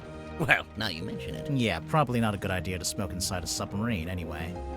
Yes, and Mariana seems like such a stickler for health and safety regulations. He lived and worked in the inn opposite my emporium. I'd see him when I offered my custom at the inn, and in return, he'd come by my shop. As a sailor, Mortuga shared in my interest of nautical navigation. He even hired me for a job once. Did he tell you he was planning to go live on a submarine? I don't think he told anybody. After his disappearance, all I had was several largely unsatisfactory rumors. They said he disappeared into the sea, whatever that was supposed to mean. The first time I laid eyes on his eponymous submarine was when it rescued me from my fallen balloon. I can't tell you how surprised I was to see Magnus Mortuga step out onto the foredeck, although he wasn't quite the same man I'd known before. How do you mean? The light in his eyes was dulled, like he wasn't really there. And what had happened to him? Well, I'd never found out. But you know, perhaps the rumors were true after all. Perhaps he had disappeared into the sea. What'd you make of old Dr. Zephyr? Not a fan? There's been some speculation that his experiments may be dangerous or even harmful. Although it's hard to be sure, since he seems so reluctant to admit what they actually are. You don't even know? I would have thought, since you've both been here for a while. Well, yes, Zacharias was one of the only 2 souls aboard the submarine when I arrived, but he never made me feel especially welcome, and he certainly wasn't keen on me poking around his dream chamber. In fact, he always seemed somewhat wary of me, like my arrival was going to scupper his plans in some way. I guess Zephyr and Mortuga weren't expecting anyone else to show up.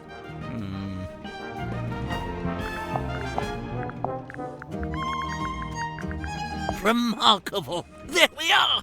Cornelius, look. I told you all our hard work would put us on the map someday. How come your logo is a hot air balloon? I thought you sold stuff for boats. Officially, we deal in the nautical and aeronautical.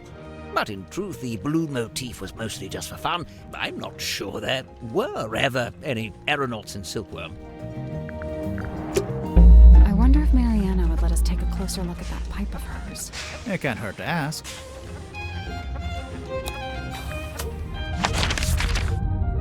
We can't go outside right now.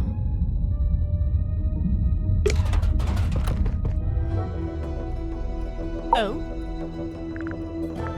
You want to look at my pipe? If you don't mind. By all means.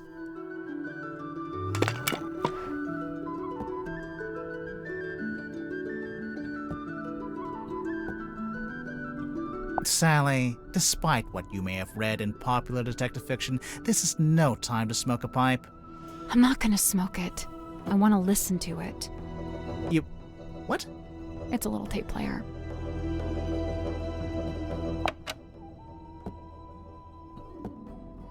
Come on, give it up. Just let me take it. I'm sorry, Tanya. I cannot. But why'd you even need... I've told you before. No, you haven't. All you've ever told me is that you... I'd like to request that you return to your room. I have something I must attend to.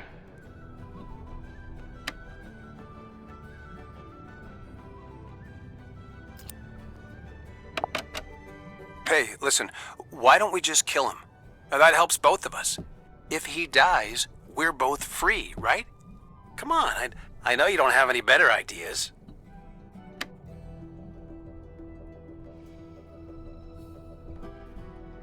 The stargazing girl stares into the ink-black void.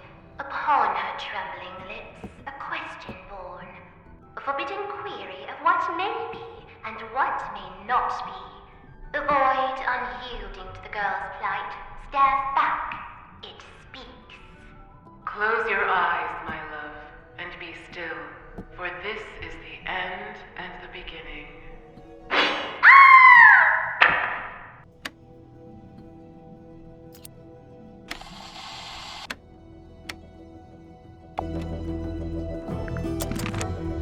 Oh? What do you think of the pipe? Fine craftsmanship, wouldn't you say? It's not a pipe at all. It's a secret. It's not a secret. You're clearly recording people without their permission. So? So it's immoral. Well, if you're going to kick up a fuss, I'll just take it back, shall I? No, hang on. It might be useful. Aha! I knew it. Tut at me all you like, but you can't deny the value of hard evidence.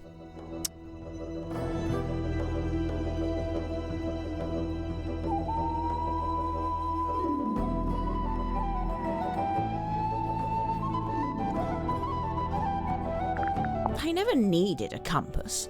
I prefer old-fashioned methods of navigation. I'm pretty sure compass is the old-fashioned method. Not as old as the sun and stars, and unlike this compass, they never break and need repairing. I'm not sure it is broken, actually.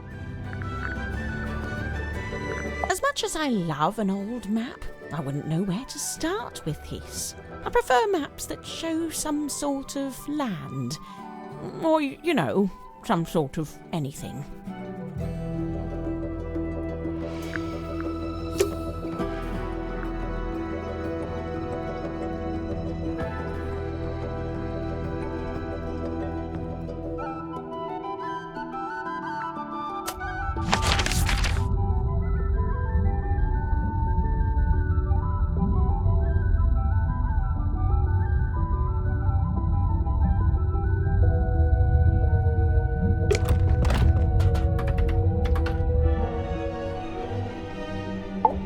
This is the weirdest sound. And the first? And the first. Hello? Go solve the crime! We're doing it. Did you talk to Sim yet? Sim? Sim! Symmetry! Where is she? She'll be in the room nearest the illusion theater. It's the ladder leading back up to the foredeck.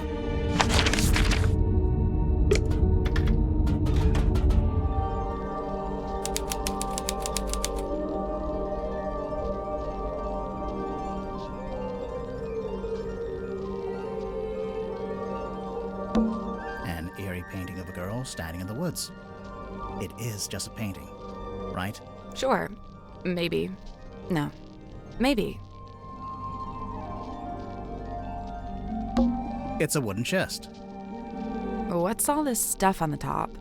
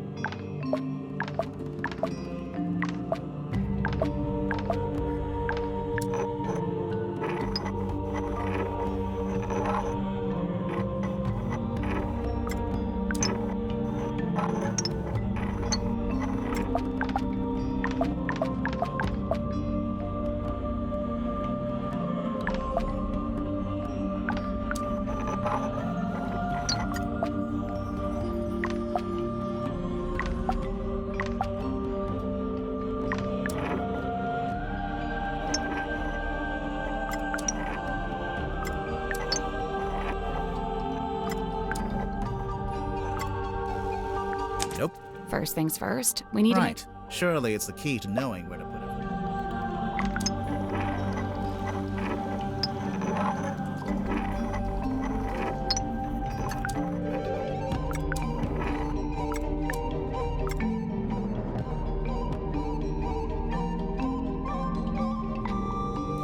That's not it. So, and then the glass lenses change and warp those.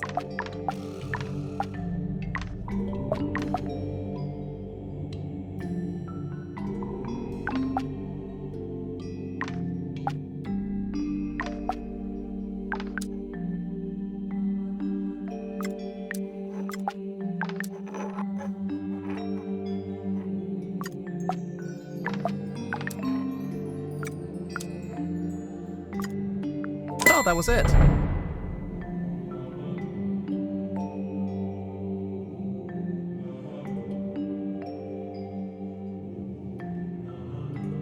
Nice work. It opened. What's in there?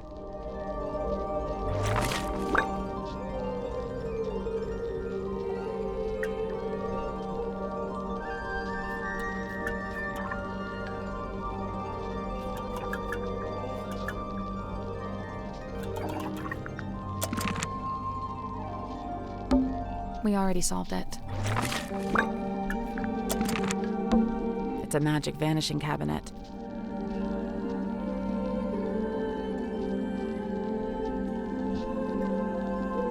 I think it's just a wardrobe. Oh, it's empty. Vanished. It's a seahorse rocking horse. Oh, can I ride it? I don't know. Are you a small Victorian child? Yes. An eerie painting is. Sure. No, maybe. A walking stick, standing up by itself. I think it's part of an illusion. What illusion? Invisible man, maybe? I don't see it. Now, I heard if you cut a starfish in half, both halves regenerate into a new starfish. Yeah, I can do that too. Also, they have no brain and no blood. Yep, ditto. A page ripped out of a newspaper.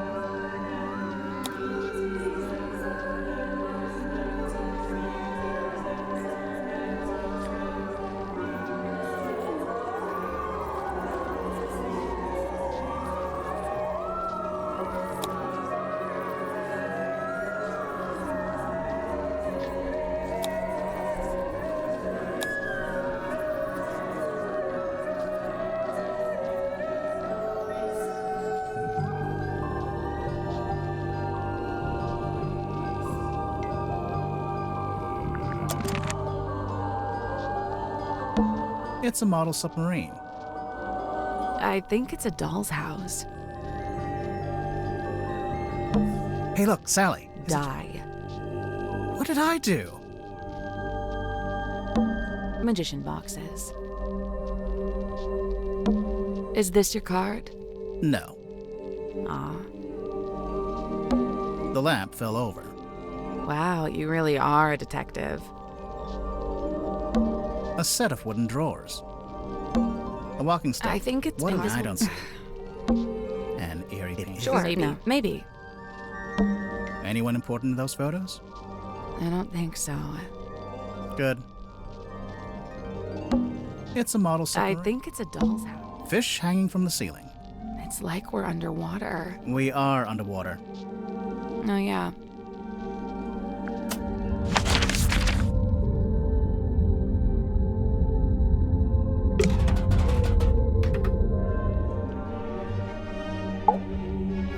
Hello? Go solve the crime! We're doing it. Did you talk to Sim yet? Sim? Sim! Symmetry. Where is she? She'll be in the room The here. child's room? The one with that weird painting? We checked in there. Yeah, no, there's no weird painting in that room. Just a weird girl. Tell her to knock it off and start taking this seriously. I knew it.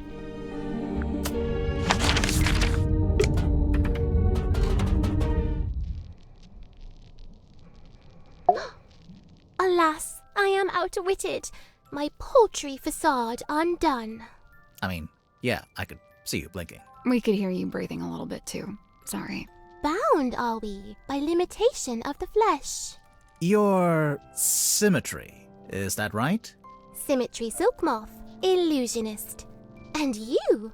Are you not detectives both, in service to the captain? Pretty much, yeah. And should thou find me guilty, what punishment awaits? We don't really plan that far ahead, to be honest. Will we find you guilty? My heart is burdened heavy, true, but not from murderer's guilt. Okay, glad to hear it.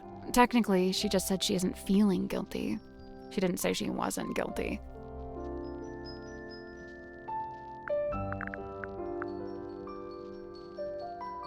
So you're an illusionist. What kind of tricks do you do? My magic act is theatre-born and played upon a stage. Oh, like with big props? Smoke and mirrors kind of stuff? Smoke and mirror, crate and cage, doors and doubles both. How long have you been doing it? Since approximate 12. I'm now approximate 18. Approximate? My sum of years I cannot say. Time hath kept no count. Oh, okay. Do you only do big stage magic? You don't, by any chance, do any close-up stuff? Grimoire, she's not here to perform for you. Cast thine eyes upon this card. On its back an image clear, a duck or rabbit's form. Think hard and choose with steady mind, and I'll predict the course of fate.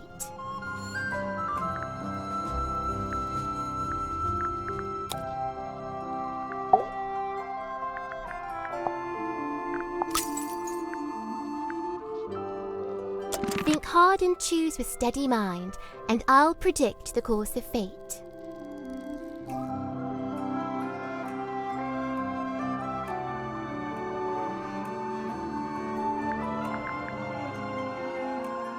Okay, I'm thinking about it. That's the trick. Sorry, but this is like the most basic optical illusion. There'll be a drawing that looks like a duck or a rabbit, depending on how you interpret it. What does it say? That's the trick. Sorry, but this is like the most basic optical illusion. There'll be a drawing. Okay, I get it. Very good. Well done.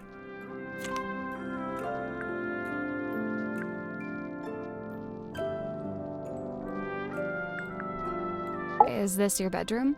My chamber's shared with Cynthia Fair. Take a left down the hall. Oh, so this room is, what exactly? My place of toil. What are you toiling on? Many a thing, all a manner of things. Keeping busy, huh? I must remain of some use, lest I should become useless. What would happen then? Surely I'll be tossed into the sea, where I will promptly perish. Thereupon, my listless form becomes a meal for a passing sea turtle. Symmetry. But oh, the turtle finds me scant sustenance, And he too will perish, and we'll both be dead forever and ever. Symmetry! Scene opens. Submarine interior. Symmetry lies awake in bed. We're really doing it like this. She is restless, wrought with guilt. Guilt about what? A sudden movement of the submarine wakes Cynthia. Cynthia, noticing Symmetry. Oh, you were already awake. What is wrong? The two young women briefly talk to one another. Not gonna give us that bit? Cynthia, getting up. Oh, I must go and inspect the control room. Exit Cynthia. Symmetry lays in bed a little longer. Symmetry, getting up. Oh, I must return to the Illusion Theatre. I cannot bear it. Return? The Illusion Theatre. The door is already open. Symmetry sees Captain Mortuga laying dead on the ground. She screams. She also sees a large face passing by the window. What? A face outside the submarine. Enter Dansum and Worman. Dansum. Oh, my dude, this is crazy. Worman says nothing. Enter Madame Tadpole. In her wake, Mr. Grip, Cynthia, and Mariana. And after a short while, Dr. Zephyr. Madame Tadpole taking charge. Oh, which one of you is the murderer? Tell me now so that ye may be punished appropriately. I'm sure that's exactly what she said. Exit Cynthia and Symmetry. Cynthia, visibly nervous. Oh, but who will become captain now? Symmetry, pondering. Oh, do you think Mortuga wrote a will? Not a bad question. The two young women attempt to enter the captain's cabin, but the door is locked. They decide to visit the control room instead. Cynthia is now moving with urgency, and Symmetry is lagging behind. Cynthia emerges from the control room. She is holding several sheets of paper and the captain's logbook. Cynthia goes down the ladder. Symmetry follows behind. Outside Worman's bunk room, Symmetry noticing a piece of paper on the ground. Oh, surely this was dropped by Worman, as it is from his typewriter. I shall return it to whence it came. She places the paper back into the typewriter. Symmetry returns to her bedroom. Scene ends.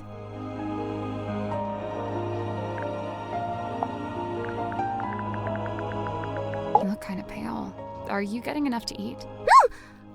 Alas, by flesh and frame and bone and blood I set but little store. Yeah, that's what I thought. So what do you set store by? Oh, like, what are my interests? Yeah. Enwrapped, enthralled, of clothen dolls, of effigies, of twins. Okay, sure.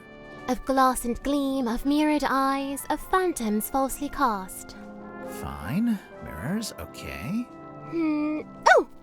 Of what if aught doth lay beyond this fleeting form of flesh? Huh. Symmetry Silk Moth, number 4, The Unblinking Eye.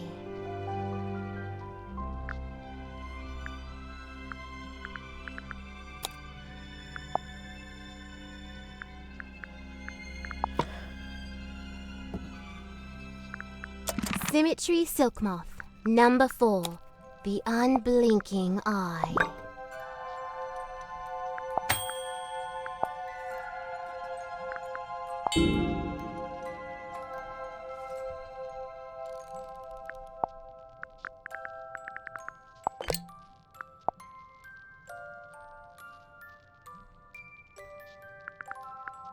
Symmetry Silk Moth, number 4, The Obsession? Despite all his whims and wayward ways, his heart beats hopeful, kind, and keen. His whims? Like how he talks to a wooden stick? When first we met, when first I came, he had not yet his cane beclaimed. So, where'd he get it from? The cane. Wrought it he by his own hand, composed of cast-off scrap and scrounge. Really? Did Grip live down in the engine room, even back then? Verily, he seeks it out, that engine's heart, for clank and clamour calm his core. He likes how noisy it is. What's wrong with him? Godric Grip, number 2, The Broken Compass.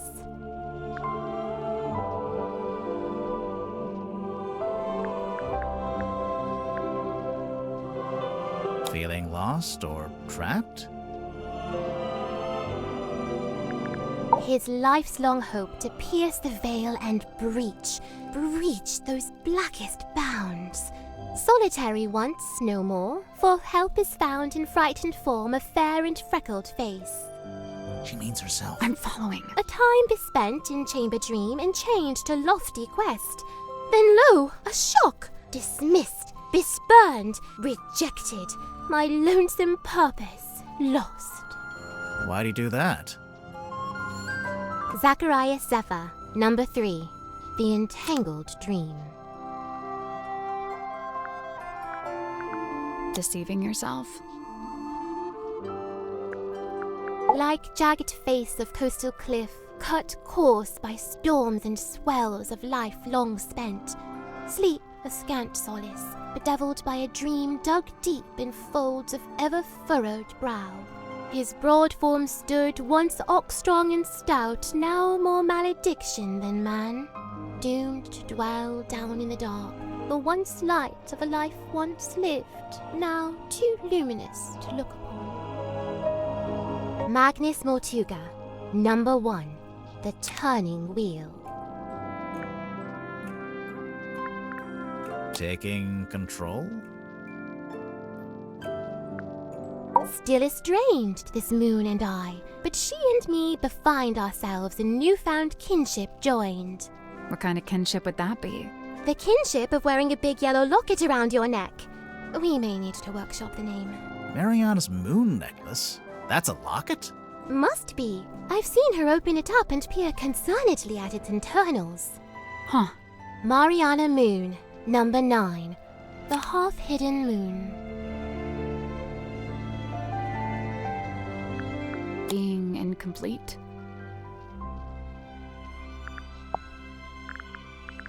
A tobacco pipe? Yeah, sure. No, it's not. Oh, I know this game. One always tells the truth and the other always lies. No, that's not what's happening. Yes, it is. You drew this sim? I did. And you hung it up on the wall? In the Illusion Theater? I fully meant to take it down, but never had the chance. What is it exactly? Imprudent plans gone swift astray. Plans for a new magic act? Why'd you hang it upside down? Upside down? Yeah, I thought maybe it was part of some kind of trick or an illusion. I didn't hang it upside down. I hung it right side up. Really?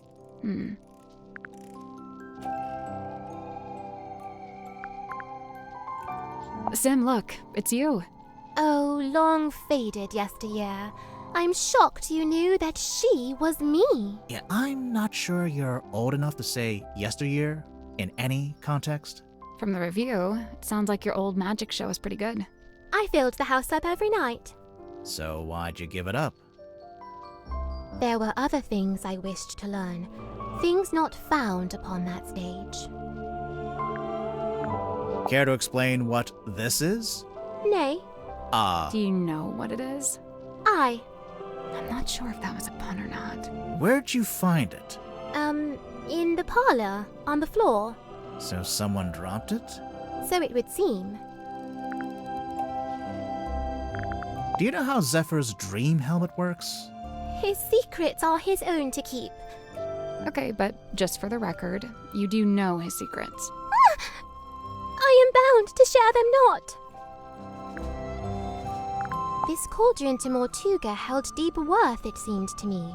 When speaking of its somber form, his words were most severe. What did he say about it? Lay not thy hand upon its lid, lest thou be bound to ceaseless sorrow. Is that a direct quote?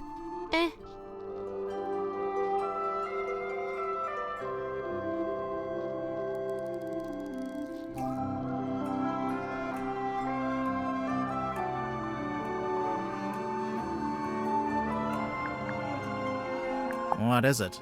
I do not know and dare not guess. Ah, come on. One little guess. It's not my place to muse upon the things in Chamber Dream. It's from the Dream Chamber? Oh, I'm reading this myself. Oh, cool. Hey, did you like the bit where... I am but midway through. Prithee, spoil it not. Right, sorry. I find it hard to look away. Her flicker flame doth draw me in, and I am merest moth. What is it? Some kind of monster from the bottom of the ocean? No, not of the sea. She's of an even darker place.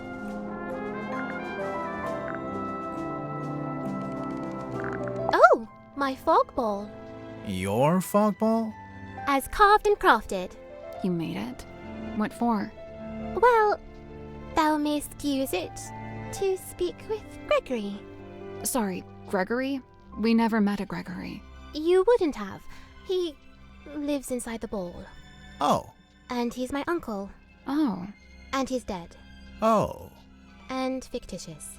Oh. Hey, Sim, do you know anything about this? Speaketh soft. Okay? Do you know anything about this? Nay.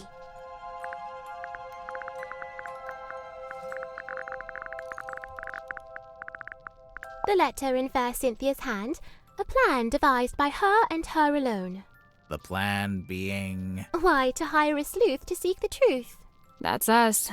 Couple of sleuths seeking the truth. I implore, unravel swift this tangled tale, and name the knave ere further harm befall. Further harm befall who? With former captain slain, I feared the new be target too.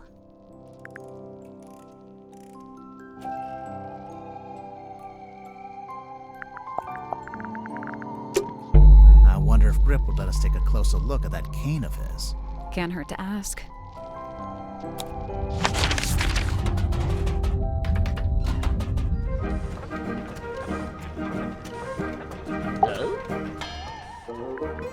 You wish to converse with Cornelius? He'll be thrilled.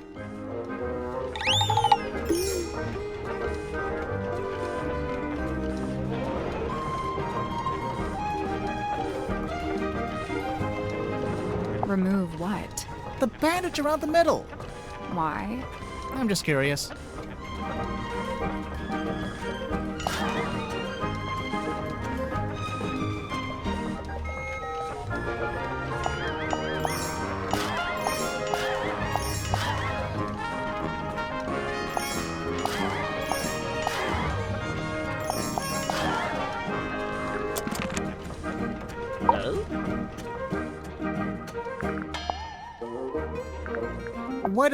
Why does it have a bandage around the middle?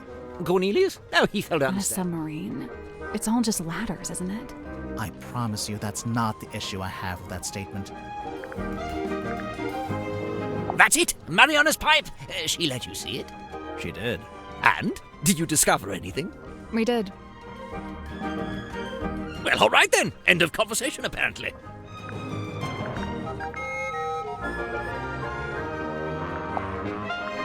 I will say, in the last day or so, Symmetry does seem particularly somber. Because of Mortuga's death? Yes, the problem seems to be that she considers herself a kind of catalyst. Does she? Why? Well, I believe she'd been working on some new project, and shortly before Mortuga died, Symmetry shared this project with him. And? And then he dies. It's probably just bad timing. What kind of project was it? I really have no idea. What's that? Oh, yes. Cornelius tells me he saw Symmetry drawing something while in the mess hall. A poster, apparently?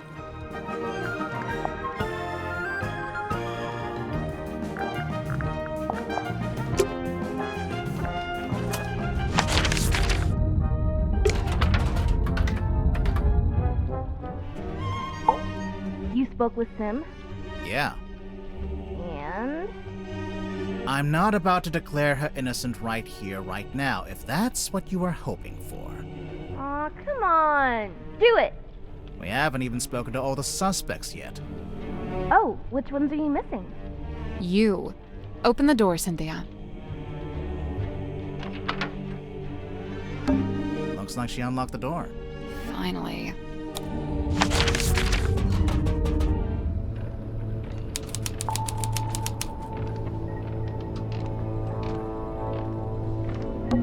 Don't touch that, please. It's behind glass for a reason. It is a garment of great historical significance and must be preserved. What if we just look at it from a distance? Fine.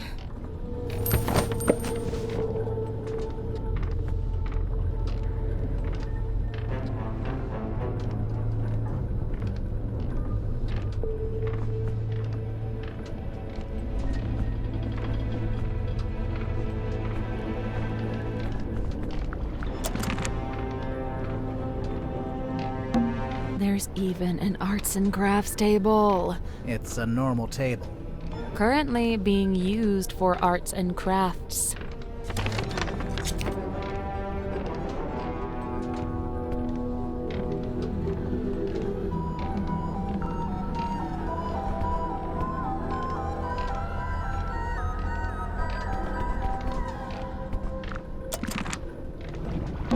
Can we look at the control panel?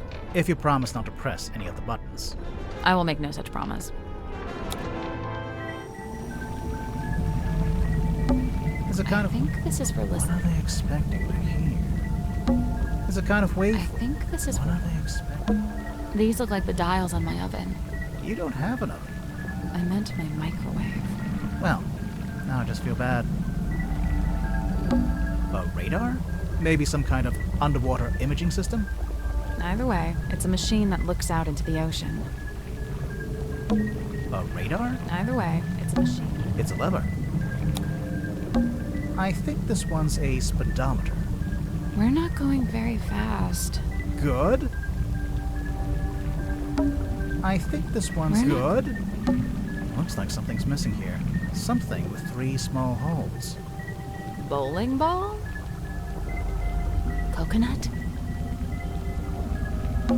It's an electrical switchboard. Something's bound to happen if we mess around. If we carefully and sensibly interact with this precision. It's a depth meter. Shows how deep we are. Grimoire, if you had a depth meter, it would say 0. Whew. Wow. Proud of that one? It's a lever. A little card came out. It's got a bunch of numbers printed. Oh, I guess it shows the daily readings for the depth, the speedometer, and the heading. I wonder why you'd need that. Insurance purposes, maybe? It's a lever. A sheet of glossy paper came out. I think this is how they print out stuff they see with the radar machine. So, is there anything on it? Did it see anything? No, nothing. It's an electrical switchboard. Something's bound.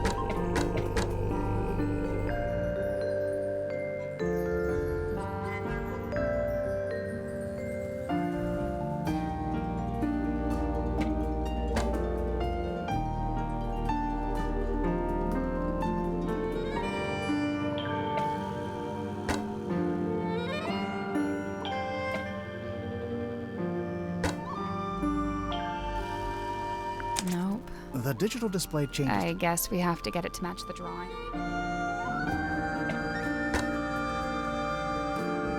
I did it. Good job.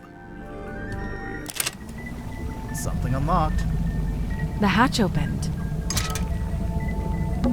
It's a ring-bound book.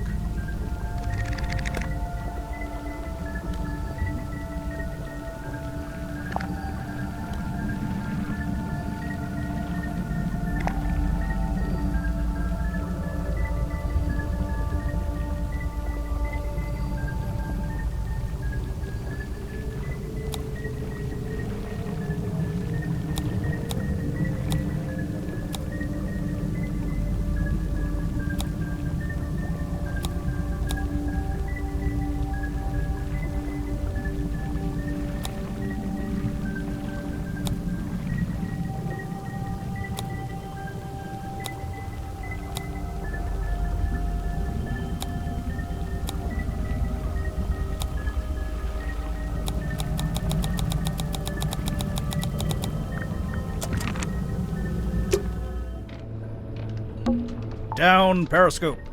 Down periscope. Oh, the ship's wheel. Don't touch it. I won't. That was not convincing.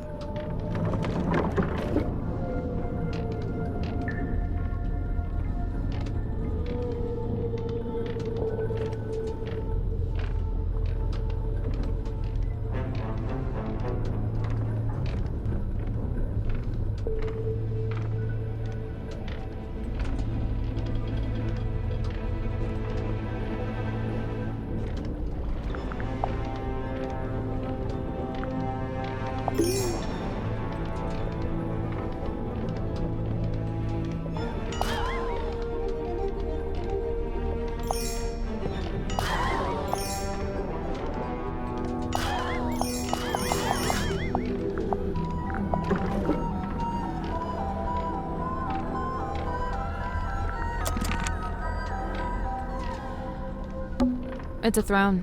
It's not a throne. Oh, well, what is it? Well, it's, the captain's control chair. There's a label taped to the back. Maybe it says what kind of chair it is. That's not a label. It's a whole document.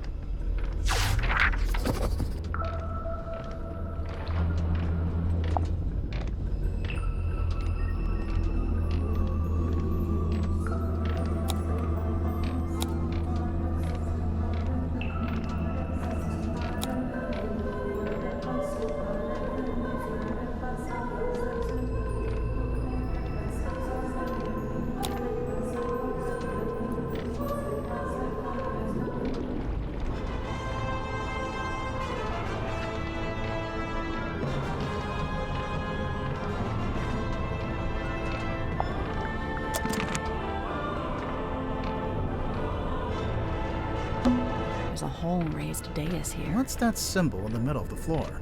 An 8? No, it's an S. Hey, so thanks for finally letting us in. You know, I have to say, that really was pretty unhelpful. It is I, Cynthia Seafoam, fearless captain of the Mortuga submarine. Hi, I'm Sally. Aha! Then you must be Detective Grimoire. Correct? Yes? The world's greatest detective, here on my submarine. The world's... No, I'm not the world's greatest. Just a detective. She was probably talking about me. Now I assume you've come to make your official report. Let's hear it. I'm a busy woman, you know. Slow down there, Miss Seafoam. We just came in here to question you since you're one of the suspects. But I hired you! Yeah, no, that doesn't get you off the hook, I'm afraid. What? Really? Ugh, this is so totally unfair. So, how'd you end up as the new captain? It's just the way it's meant to be. It's all above board, okay? I didn't say it wasn't. I didn't actually say anything. Cynthia, what were you before you became captain? Do you have any credentials? 15 years experience as a nautical engineer and shipyard mechanic. Family business. You don't look much older than 15 now. I'm 18! Ugh! How does an 18-year-old end up on a submarine? I came by rowing boat. That's not really what I meant. Wait, the rowing boat we saw up on the foredeck, that's yours? Correct. You should know, it's in bad shape, and it's missing an oar. I'll add it to the list. So how come you wanted to hire Grimoire? Because there's a murderer in our ranks, and they must be rooted out. So what do you want us to do exactly? 1. You will investigate and ascertain the identity of the killer. 2. You will return here and report your findings to me. 3. You go home. 3. You pay us. 4. We go home. 3. She pays us. 4. We go get ice cream. 5. We go home. Deal. Wait, I didn't... Meeting adjourned. Why did you want to come to the submarine in the first place? To become captain? I sought an audience with Magnus Mortuga. I had things I wished to discuss with him. Like what? Matters of great importance. Affairs of great significance. Dealings of great... She's not going to tell us. Not yet. We'll get there. How long have you been here, Cynthia? I arrived a few weeks before Mr. Mormon and Mr. Jansen. I'm assuming you don't live here in the control room. Where do you sleep? Oh, well, Mortuga put me in the bunk room at the bow end of the ship. I share a room with Sim. If you arrived before Dirk and Worman, the other bunk room would have still been empty. But Mortuga made you share. Yeah, I think he wanted to keep that other bunk room vacant. Ah, interesting. I'm not complaining. I really like sharing with Sim. She's great. So, what are you gonna do with the submarine now that you're captain? My first order of business, hiring you two. We really can't do anything else until this gets cleared up, you know? Sure, I get that. What about afterwards? We'll sail the 7 seas and have adventures. You know, that kind of stuff. I woke up when the submarine made an unscheduled maneuver. Everyone should have been asleep, but suddenly we were surfacing. How could you tell? When the submarine surfaces, the bow tilts up and the stern tilts down, and diving's the opposite. My bunk room's in the bow, and I could feel it tilting up. The bow is the front. I knew that. I wondered if someone other than Mortuga might be at the wheel. I was gonna go check, but then I noticed Sim was wide awake, looking upset. When I asked, she told me something had gone wrong with the new magic act she'd set up. I told her she could always take it down, rework it, and then try it again later. She seemed to agree with that, so I left her and went up to the control room. The control room was empty, but I could see we had actually surfaced, so I went up onto the foredeck to check. There wasn't anybody out there either. I had this weird feeling and really didn't want to go back to bed, so I went back to the control room. I took a closer look at the control panel to see if I could work out why we might have surfaced. Suddenly, the readings all started to go haywire. The ship's compass, the needle, it was, malfunctioning. So I pulled it out of its socket. Yeah, I figured it would need to be taken for repairs. So I left the control room but bumped into Dr. Zephyr in the parlor.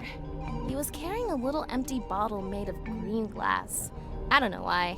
I didn't ask. I went down the 2 ladders and towards the engine room, since I wanted Mr. Grip to take a look at the ship's compass. But then Madame Tadpole appeared and called out to me. She wanted me to bring Grip and everyone else and meet her outside the storage room upstairs. I went into the engine room and gave Mr. Grip the compass. I told him the needle would need replacing. Did he agree to fix it for you? Yeah, of course.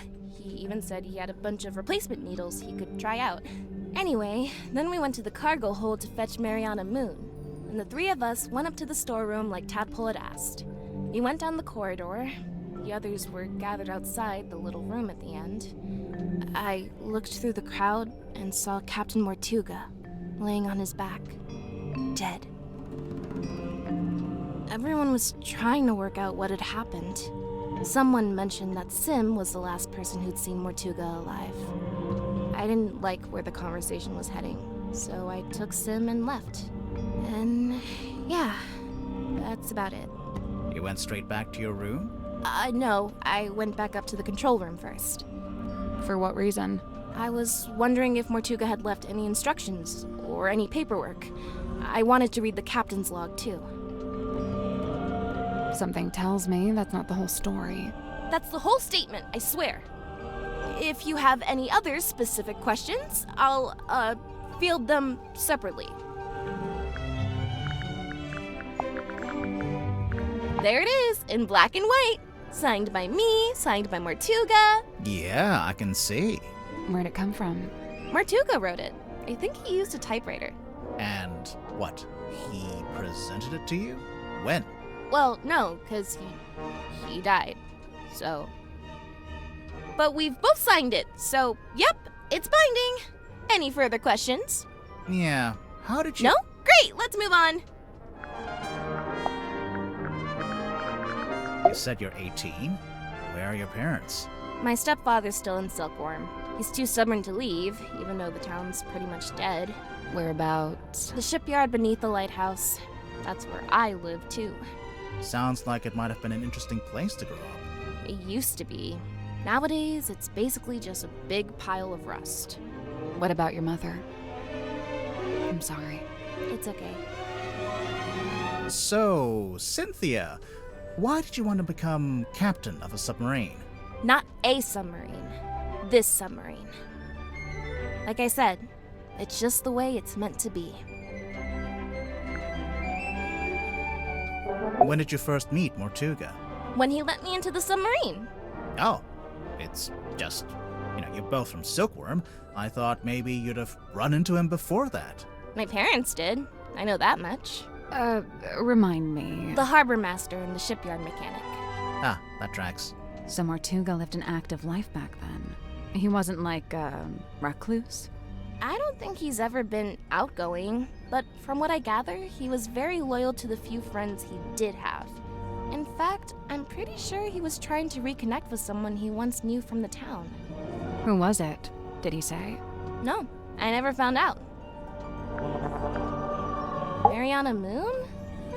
I've barely known her longer than you have. Do you know why she's on the submarine? I have to assume she was invited. So, what? Nobody's allowed on board without being invited? Naturally. Who invited you? Okay, maybe I'm an exception, but Captain Mortuga granted me access and he let me stay. So it amounts to the same thing.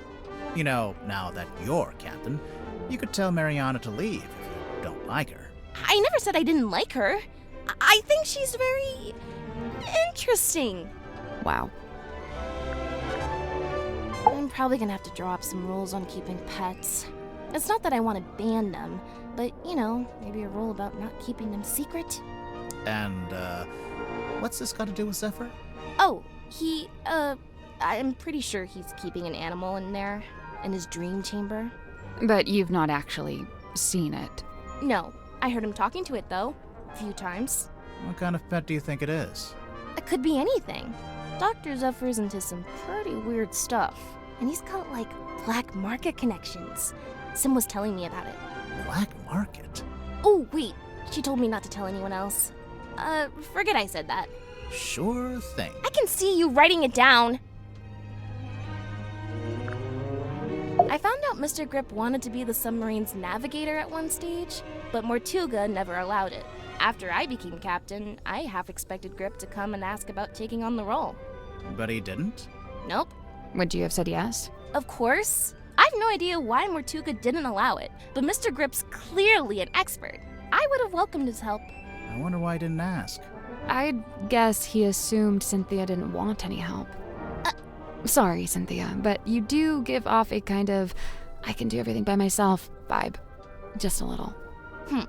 Feedback duly noted. Sim's my best friend. Well, that's nice. She's really cool and weird, and she knows all kinds of stuff about illusions and magic and curses and psychics and haunted dolls. What a ringing endorsement. Curses?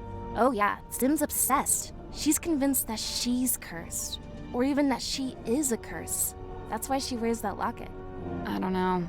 This sounds like kind of an unhealthy predisposition. Oh yeah, totally. I'm actually pretty worried about her, especially since, No?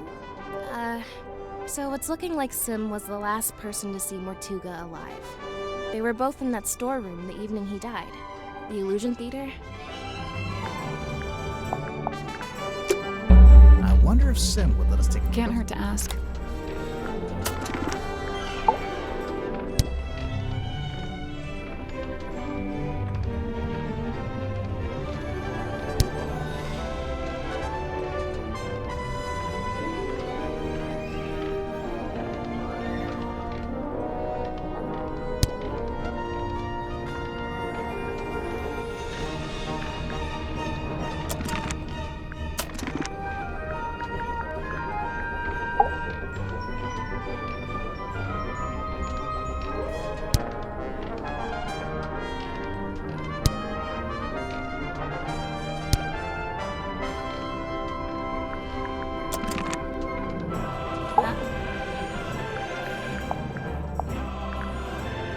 How come there's two different wheels?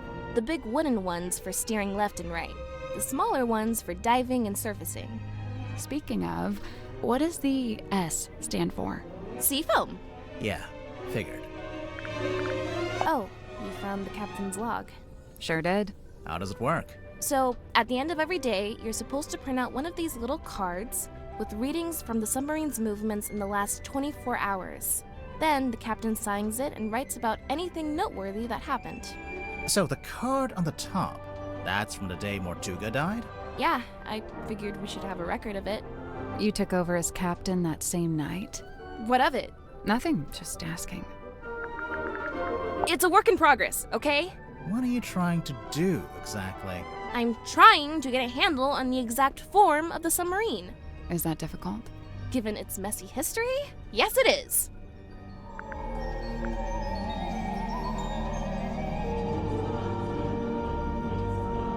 So, I noticed you're the captain, but you're not wearing the captain's jacket. I have my own jacket. This one stays behind glass. It's just the way it's meant to be. Okay, so what about your jacket? It's based on the one Mortuga had. See? The epaulets are kind of the same. Oh, I've been wanting to ask someone about this. How come Mortuga's jacket is like half a jacket? Apparently he didn't want to wear anything on his right shoulder. Some kind of pain from an old injury, I think. I'm sure I saw a picture of this recently, but it looked different. Where did you see this picture? Somewhere in the engine room? I remember this. My mom had a copy framed and put it up on our hallway. That's her in the photo. Yeah. Who's the other woman? That's her best friend. They were always going on little adventures together, and one time they came back with a sea serpent. The silver snake. Also known as the silkworm serpent. Why'd they take it out of the ocean anyway? It was injured? They wanted to look after it until it recovered. Does it not have eyes? Nope, no eyes. And its skin was rock hard, but shiny, like a gemstone. Where'd you keep it? In the shipyard? Yeah. Mom wanted to take it back into the sea, but she didn't want to leave it. She wanted to go with it. She wanted all of us to go. To go and live in the ocean. Mm-hmm.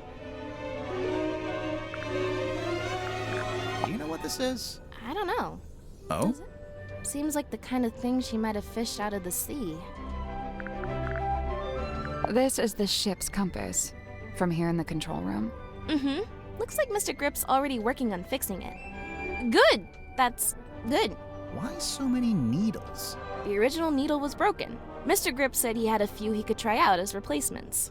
This one's the original? Yeah. Looks fine to me. Just put it back in. Nope, wouldn't work. It's malfunctioning. It needs to be replaced.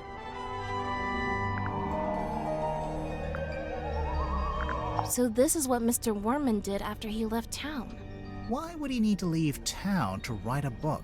I feel like you could do that from anywhere. It was probably more about making connections. You mean like in publishing? In anything. Silkworm's a real dead end if you got any kind of aspirations.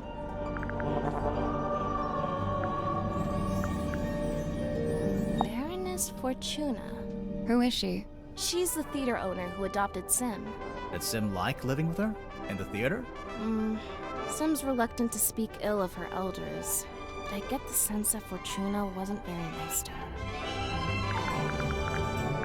In the case file, you said the cauldron had never been unlocked before. And nobody knew how to unlock it, except, presumably, Mortuga himself. So you think it got opened in the course of the murder?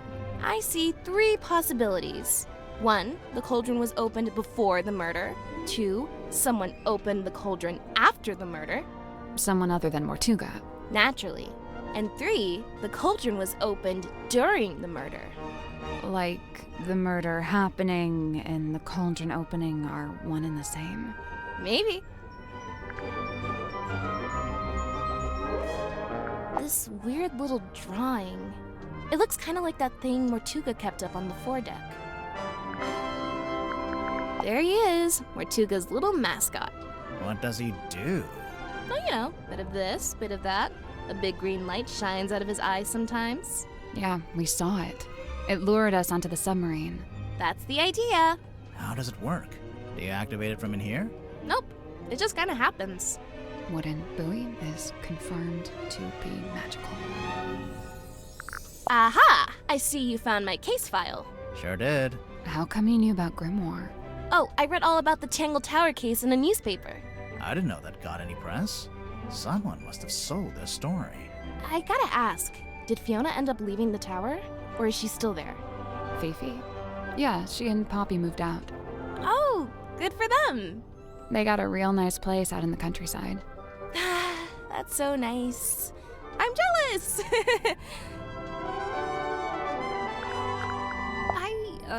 I'm considering having this taken down. I'm captain, so I'm allowed to do stuff like that. Why would you want to take it down? It's just unnerving. It's making some of the crew uncomfortable. Some of the crew? Do you know what the Stargazing Girl is all about? No, Sim didn't tell me the details. She didn't want to, for some reason. She seemed to regret the whole thing.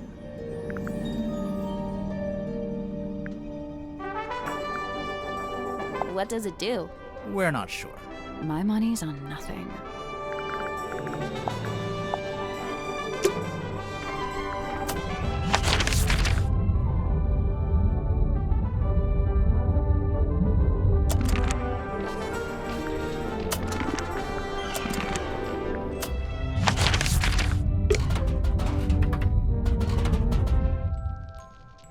Oh, right, I almost forgot.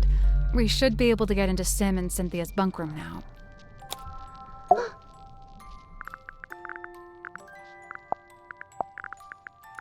What's this? How should I know? It was hung up on the wall in the Illusion Theater. So? So, we thought maybe you were the Stargazing Girl. I am Symmetry Silkmoth. Yeah, I know, I'm not contesting that. Never mind.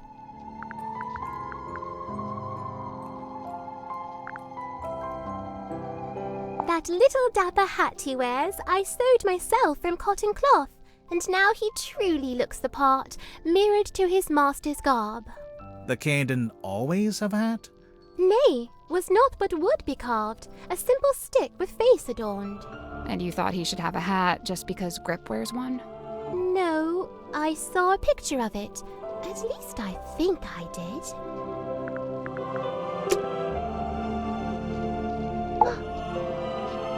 Sim, could we take a closer look at your locket? I suppose so. Please be careful.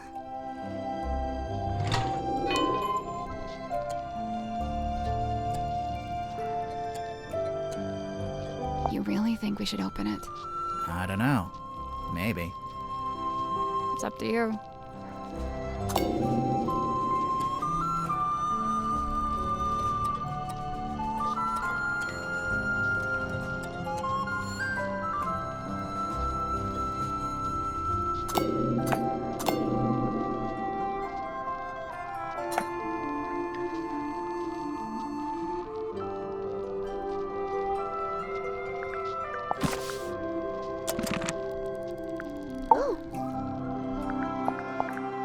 Was my mother's own, or so I'm told.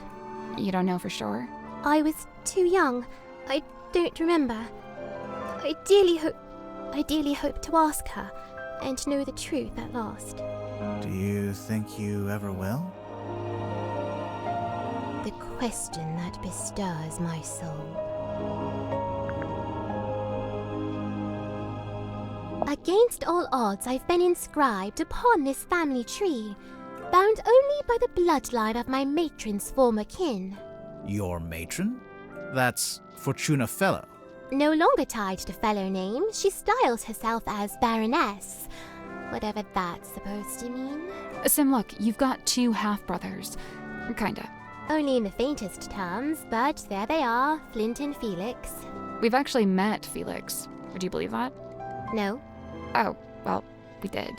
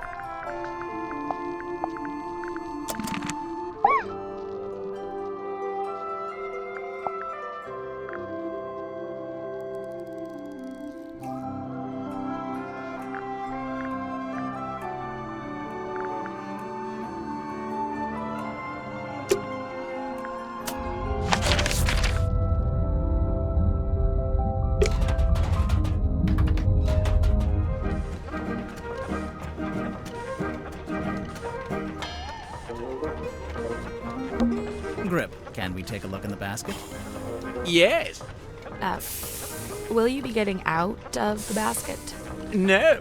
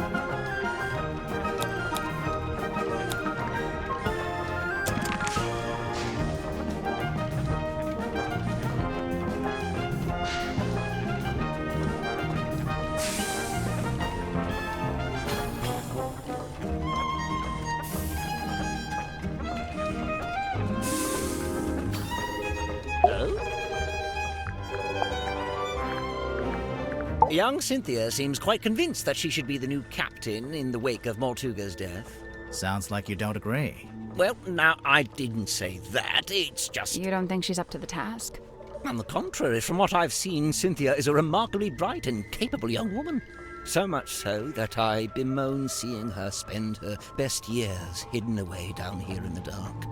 Oh, it doesn't have to be permanent. She could be captain for a little while and then go do something else. Okay, so you're not really an aeronaut, but you did own a hot air balloon for some reason? For most of its life, it was just ornamental. We put it out the front of the shop as a billboard. No wonder you crashed if you were trying to fly an ornamental billboard. And then after you crashed it, you brought it inside the submarine? You'd rather I just let it sink into the ocean? Besides, it's useful. Anytime I want to reread our company mantra, it's printed right there. And anytime you wanted to check your opening times, they're right there. Quite right. Oh, look. There you are, with the cane, as ever. Of course, Mr. Grip always has Cornelius Kane by his side. But why? What's the point? I don't know what to tell you. It's just my shtick. Oh my god. Bingo! Lillian's locket in the flesh! And Lillian is... who? By all accounts, some kind of sorceress. How come you know about this? Well, it's a brass trinket, and thus it's often placed within the jurisdiction of my expertise.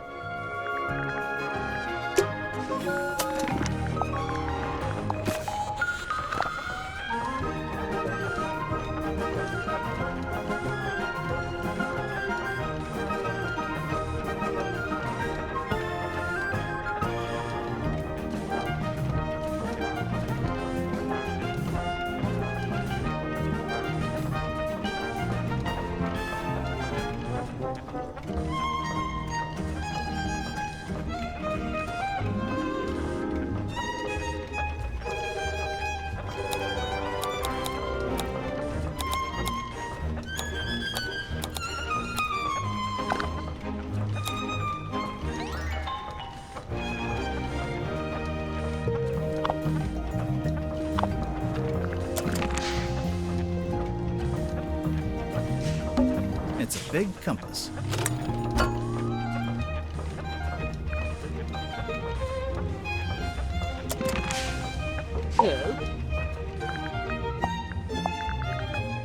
Do you know how the wheel got damaged? It looks in working order to me. No, look. Some of the spokes are different. It looks like they broke off and got replaced. You're quite right. Although it's not exactly at odds with the ship as a whole, is it? Meaning? Look around you. She's a ramshackle old thing. Sturdy, yes, even handsome in places, but undeniably a patchwork of sorts.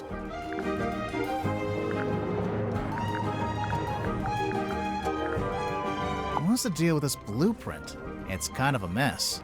They say Mortuga bought an incomplete submarine and then paid for it to be completed. So it only makes sense that the blueprint's as ramshackle as the ship itself. Where'd he buy it from? How'd he pay for it? One, the shipyard, I imagine. And two, I have no idea. He'd never seemed to have any money.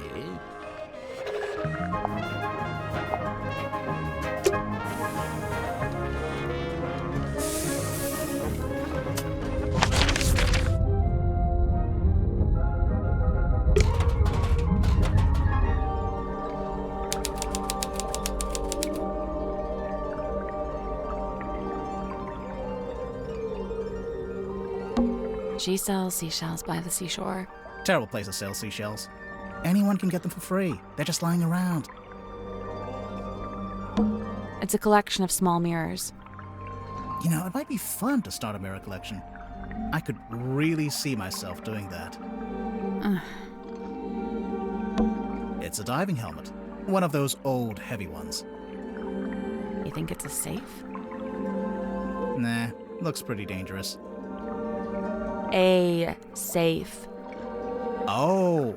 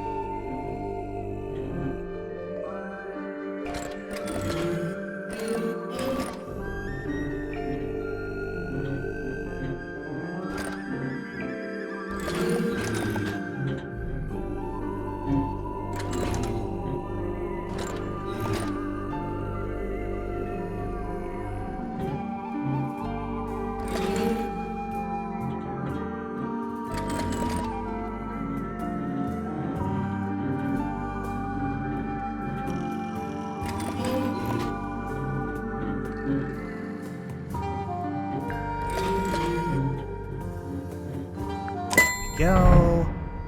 Nice. What's inside?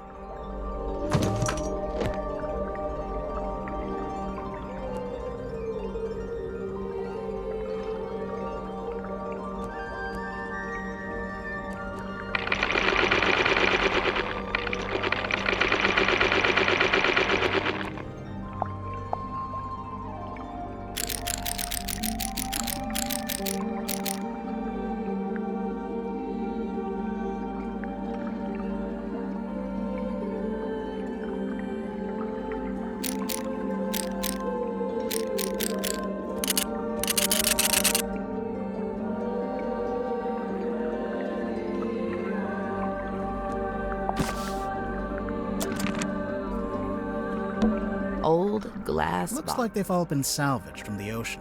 Hey, this one has a message inside.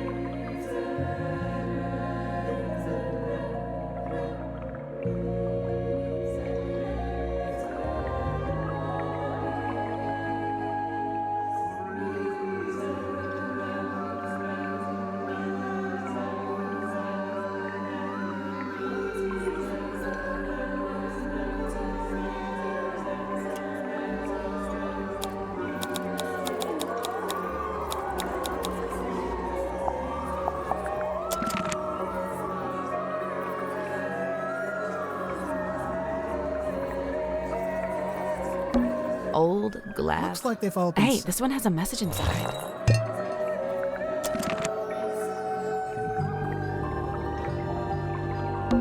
Sally, how do you feel about swimming? Nope, not happening. It's a treasure chest. We can't reach it while it's underwater. What a tease. It's filled up with water. We can't.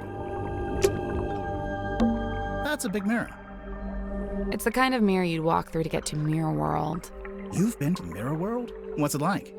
On reflection, it's not that great. Ugh. Cushions.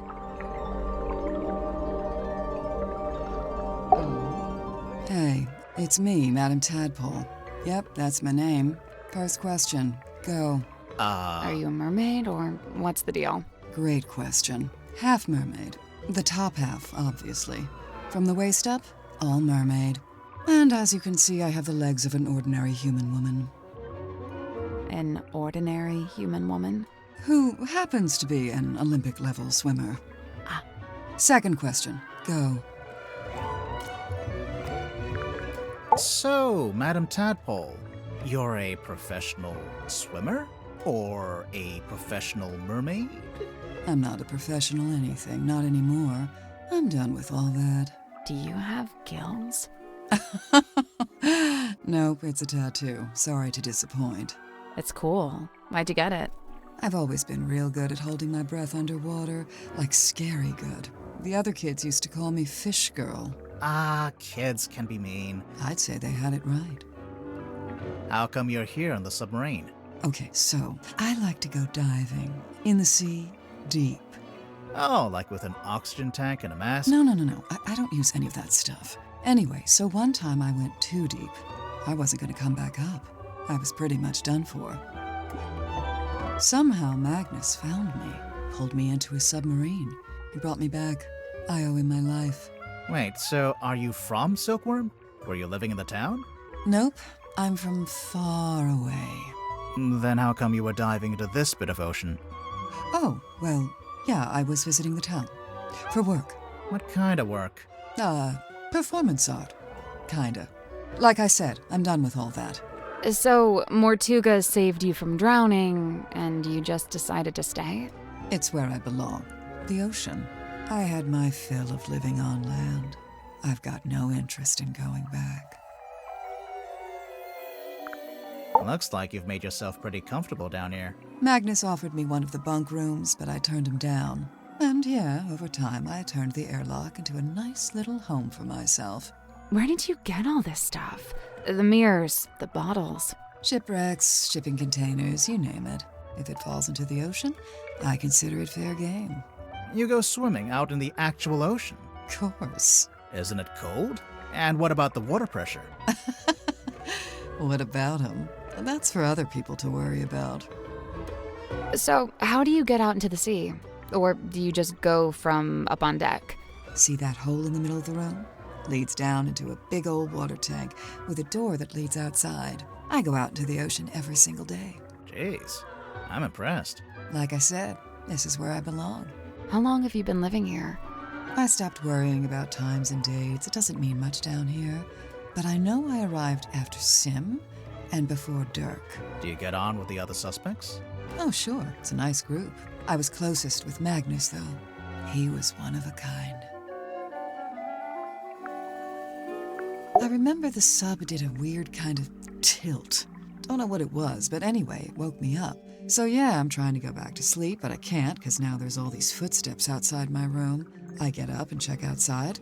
Nothing. So I check the bilge. Was anyone in there? No, but something's dripping into the water. I get a closer look, and it's blood coming through the drain that connects to the room above. So I head up there to check. The door's locked. I open it up. You unlocked it? How? By turning the wheel. So, okay, I guess it's not really locked. More like shut. Could anyone turn that wheel? Probably not. It takes some upper body strength.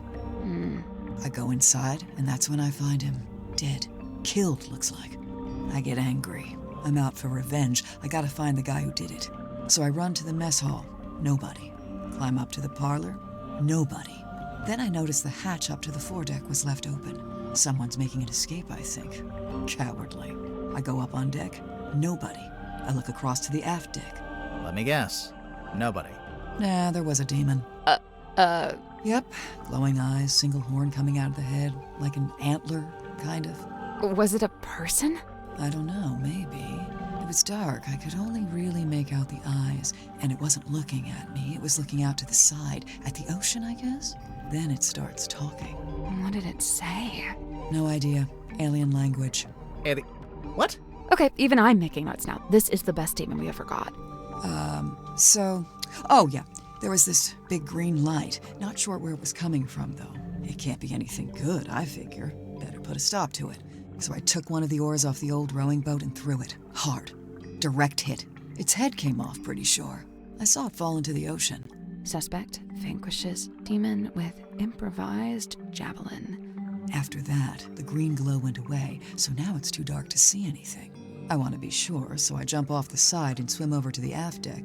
But nope, nothing. Then I dive down past the back of the sub to take a look around. Did you see anyone? No. No. How should I put this? I'm pretty sure I was being watched. Like I could feel something was out there with me. I don't know. Sorry. Did you ever find the head of the demon or whatever it was? You said it fell into the ocean. Oh, yeah. I did, actually. It was right there, floating in the water. Turns out it was this leather mask kind of thing. A mask? Like a full head mask, you know, kind of like a balaclava. Do you still have it? Nope. I took it back inside the submarine, left it right here in the airlock, and, it's gone. I think it got stolen. That's, disappointing. Tadpole, you didn't finish your statement. Right. I left the airlock, told Cynthia to gather up the others and come up to the storeroom. Zephyr was in the mess hall. I told him to come too. So I go to the storeroom. Dirk's there with Werman and Sim. Everyone else shows up shortly after.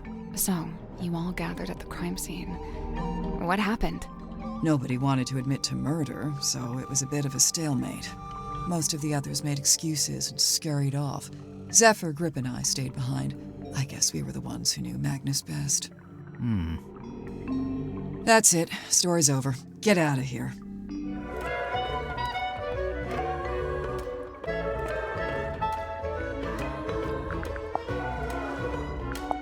Miss Tadpole, you said you were an Olympic-level swimmer. Oh, sure. They never let me compete, though. I got banned way back when I used to swim in regionals. Why? What did you do? Nothing. They just decided I had certain physical abnormalities that made it unfair to the other swimmers. That kind of sucks. It's whatever. I never really cared about competing anyway. So what did you do after you got banned? Oh, you know, left home, traveled, got a job, quit that job, traveled some more. And, have you always been green? Oh, you finally built up the courage to ask, huh? No, it was a reaction to some chemicals we used in a little water tank I used to swim in. The doctor said it's reversible, but I couldn't afford the treatment, so yeah, I'm green.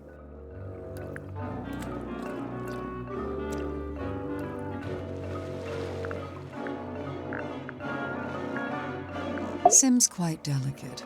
She's got some real self-worth issues. She's kinda eerie. Mm-hmm. And she's got this 1,000-yard stare, like a rabbit in the headlights. She's got a unique way of speaking, too. Yeah, I'm still not sure how much of it is sincere and how much is residual from her time performing on stage. I have heard her talking more normally, though, when she's with Cynthia. What about Sim's parents? Orphan. As far as I know, she was homeless for a while, until the system picked her up and she got moved into the theater. So, she's never had any kind of normal life. Nope. That 1,000-yard stare's starting to make a little more sense now, huh?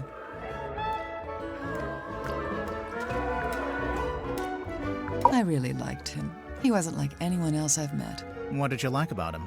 He was this great combination of super introverted and super proactive.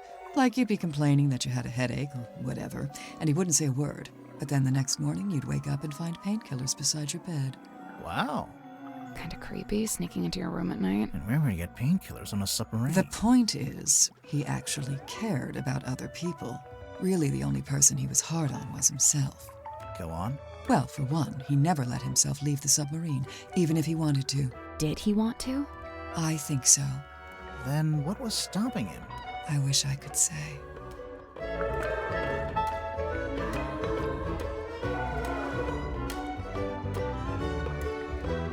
Little Cynthia. She's cute, huh? I don't know if that's an appropriate way to talk about your captain. You're so right. You think her being captain is kind of a joke? It's not a joke to her. She cares a lot about the submarine. I just don't think it's doing her any good to care that much. It's just a hunk of metal after all. And wood. Some of it is made out of wood, I noticed. Did Mortuga want Cynthia to succeed him as captain? Did he ever mention it? No, I'd say he probably felt the same way I do about it. Which is? That she's too young and too bright to be living down here in the dark. I couldn't believe it when she showed up. I swear this submarine is like some kind of giant sink strainer. You know Mariana Moon from before? Yeah, we've crossed paths. We very briefly both worked for the same guy. What guy? Doing what? Performance art. Mariana's act was storytelling. What about? The show I saw was about the history of Silkworm on Sea, with a focus on all the rumors and urban myths. This was before I'd even been there myself. She even mentioned the rumor of the Mortuga submarine, how she'd been in Silkworm looking for it. What was the rumor? Just that there was supposed to be this haunted submarine with a captain who got cursed to live underwater forever. Sounds made up. I know, right? I know he used to run a shop selling compasses or whatever, but from what I gather, he knew it wasn't really his life's calling. Although he seems to have fallen back into it, so I don't know what's going on there. Creature of habit, I guess. If Grip didn't actually want to work He wanted to be the navigator for the submarine. He'd probably be pretty good at that. Problem was, Magnus didn't need a navigator. Didn't want one. What? It's just, now that Mortuga's dead and there's a new captain. You're thinking Grip might finally get to be navigator? Under Cynthia? Maybe. I don't know. I don't think Grip wants to be Cynthia's navigator. I think he wanted to be Mortuga's navigator. Yeah, Zephyr and I had a little falling out. Over what? Something to do with his experiments? In theory, I really don't care what he does in his lab. I just didn't like that he dragged Sim into it. What do you mean? When I first got here, Sim was working for Zephyr in the Dream Chamber. What were they working on? Researching dreams, I guess? Well, sure, that was part of it. They even had Mortuga as a test subject at one point. They were researching Mortuga's dreams? Look, it's not the dreams that were the problem. It's the communicating with spirits from the other world stuff. Oh, like talking with the afterlife. Zephyr's a grown man. If he wants to research that stuff, he's free to do so. But Sim's still young. I didn't want her getting misled, so I put a stop to it. How? I made Zephyr tell Sim he didn't need her anymore. Ouch. It's for the best. Where did you get this bottle from? I found it in the ocean, like everything else in here. When? Recently? Yeah, this morning. Was it near the submarine? Of course. I never go too far out. Are you gonna open it up? No way. It's a message in a bottle. If I opened it, it'd just be a message and a bottle. Not nearly as interesting. Hands off. It's mine. What's this symbol on the front? Looks like someone scratched it in with a claw or something. None of your business. How do you get it open? You don't. You don't know the code? Oh, I know it. But you don't. Is it your phone number? Your birthday? Name of your childhood pet? Sally, it's a number. Oh, yeah.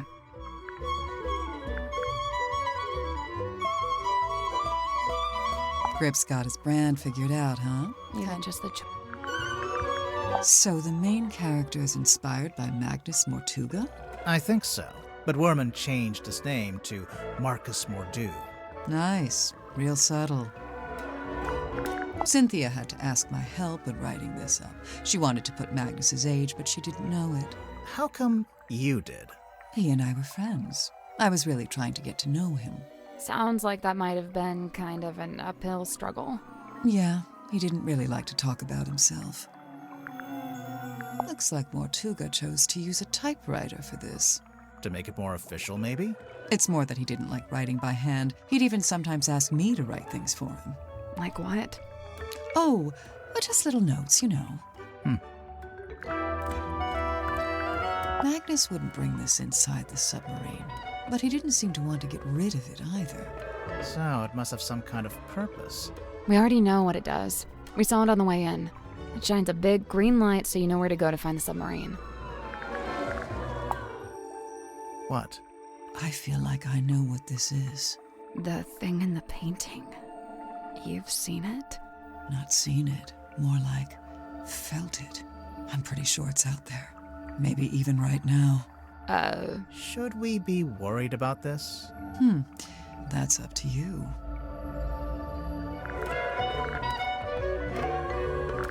I saw posters just like this up on the walls in Fortuna Hall.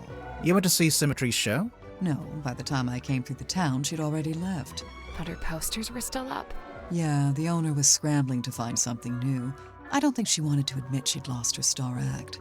The theater owner, that's Baroness Fortuna? That's her. And did she ever find a new show? No.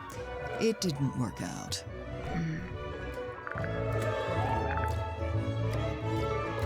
This pattern looks a bit like a dream catcher. What's a dream catcher? It's something you hang in your bedroom window when you're a teenage girl. Bingo. I see.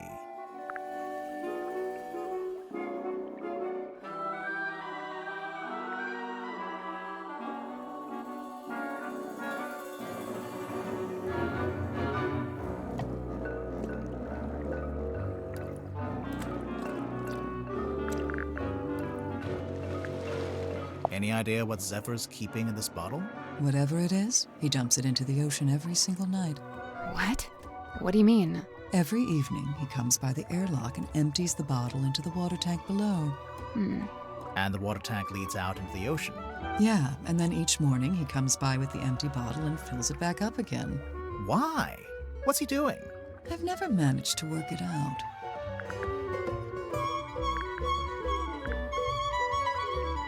All I can say for sure is that at one time, this cauldron spent several years underwater. Not just underwater, but in the ocean. I can tell by the growth of the barnacles and algae. There's no growth on the inside, though. Or on the lid. Yeah, I noticed that too.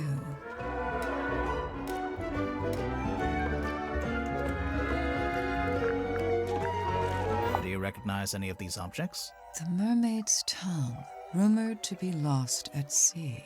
You've heard of it? Tadpole? Oh, no, not by name. Maybe Zephyr was trying to get hold of it. Yeah, maybe he was. Where did you find that? Yeah, it was in Sims. Oh, we just found it lying around in a corridor. What is it? It's Magnus's key. It unlocks his cabin. Really? Yeah, you just gotta push the iris, and the key pops out the back, see? That feels kind of violent. So, you need this to lock or unlock the captain's cabin. Uh-huh. Magnus only locked that door on rare occasions, but whenever he did, he used this key. And, the cabin is? Down the hall from the parlor, at the very back of the submarine.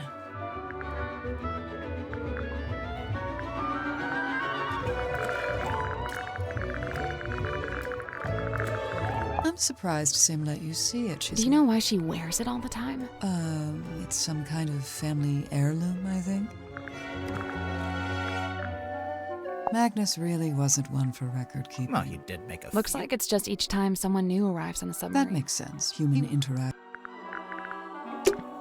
Tadpole didn't give us the code for the pocketbook. I noticed. So what now? Maybe someone else will know it. Yeah, I doubt it. How about this? If we ask everyone and nobody knows it, we can break it open. Ooh. I knew that would cheer you up. I do kind of want to see what's on that piece of paper. You can read it just fine. But what if there's something on the back? So what, you want to break it open? Maybe, yeah. Hey, I don't go around breaking your stuff.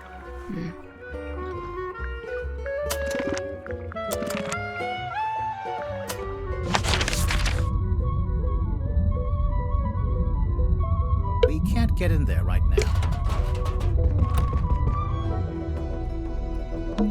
It's a pizza oven. No, it's right, different. but you could put a pizza in there.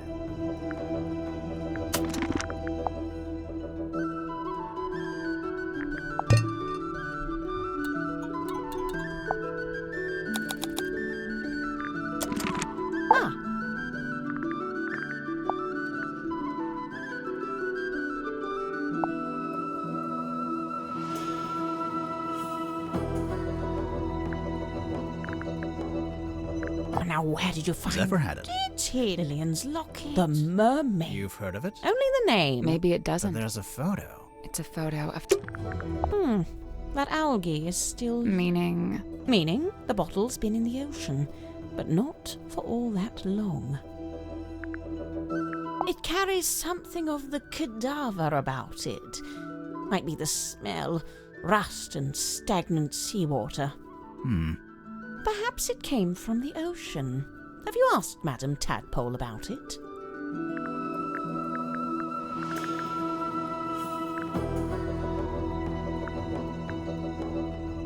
Looks like gold to me. No way. Real gold. Why not? I thought Symmetry was supposed to be an impoverished orphan. Well, it's not worth anything unless she's willing to sell it. Well, that's quite some book. Did you take it from a werewolf, perhaps?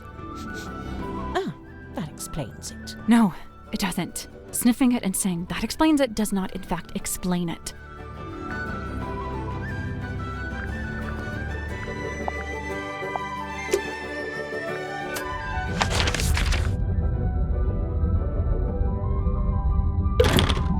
Locked.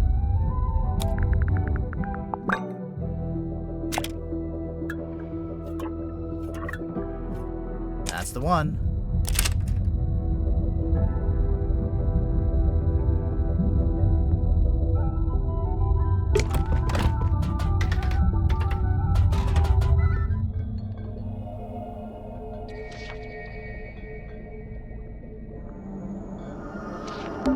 It's a weird glass It bottle. is the Yeah, hex. I knew that.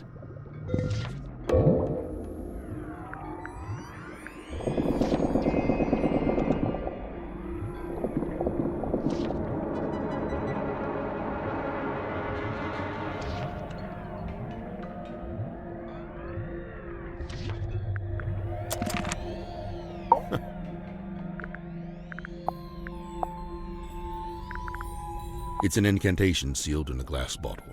Traditionally, you might bury such a thing under the floorboards of your house to protect from black magic. What about if you threw it into the ocean? Would that do anything? Likely it would have no effect. The ocean is simply too large to be held to account in this way. It seems I'm not the only curiosity collector on board. This book, if it is indeed a book, has clearly got a story to tell.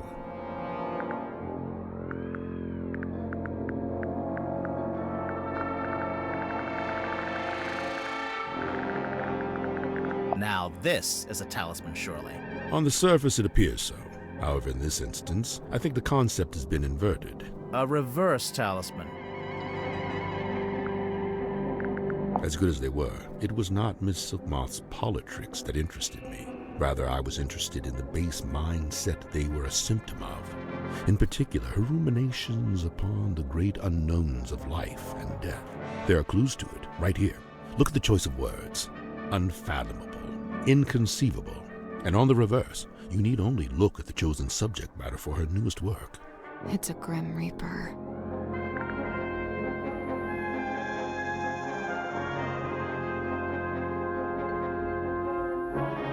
If only it hadn't been torn in two, then I could be sure. Of what?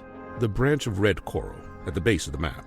I'm wondering if that's the treasure you'd find if you traveled to the X marked in the center. Somebody's been trying to piece together Silkworm's history by the looks of it. We noticed Mortuga's on there, but his name's not connected to anyone else. Did he ever talk about his family? Or where he came from? He never spoke of his heritage, no.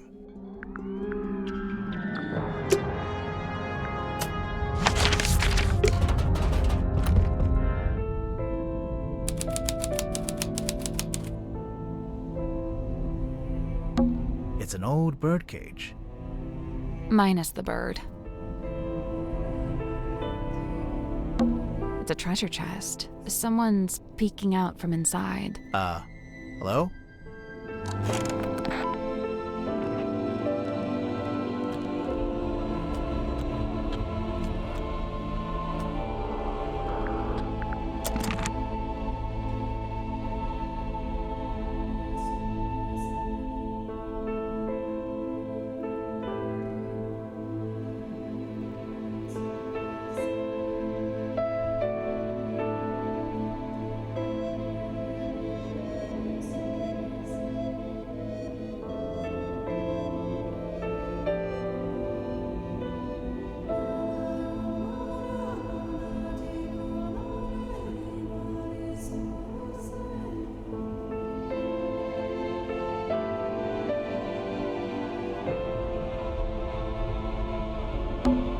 globe.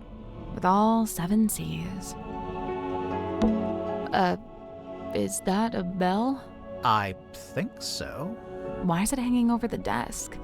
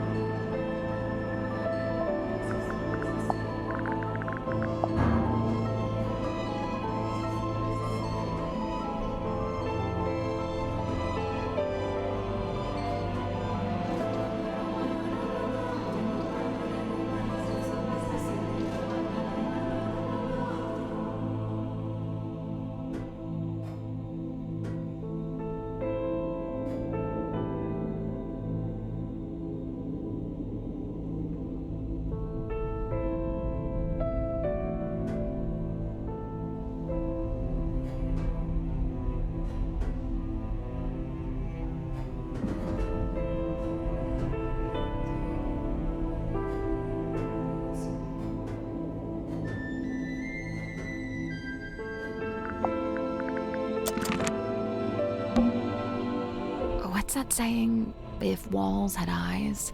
Something like that. Storage boxes. Why keep them in here, I wonder? Where else would they be? A storage room? It's a painting. It's beautiful. Probably haunted, but beautiful.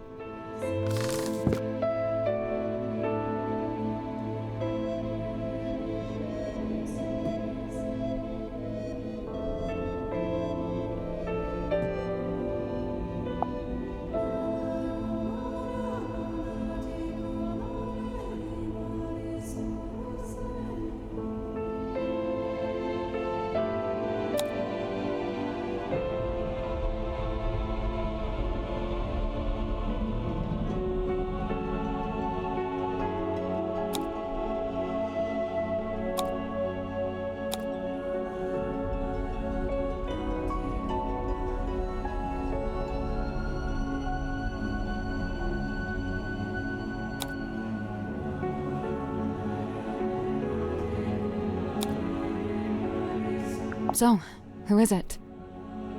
Grimoire. Let's make sure to ask everyone about this. Everyone.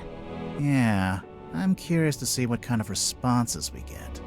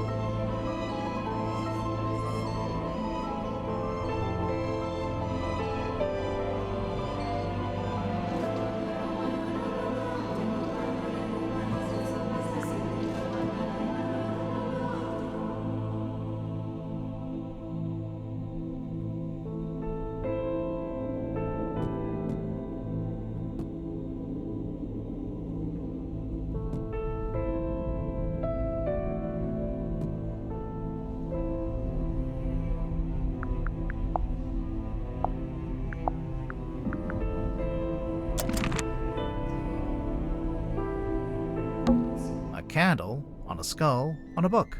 So was Mortuga a pirate or what? I don't think he actually did any pirating.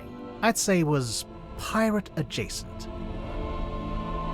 A candle, So- I'd say was Mortuga's desk. Anything in the drawers? Just dust. It's a ship in a bottle. Really? What ship is it?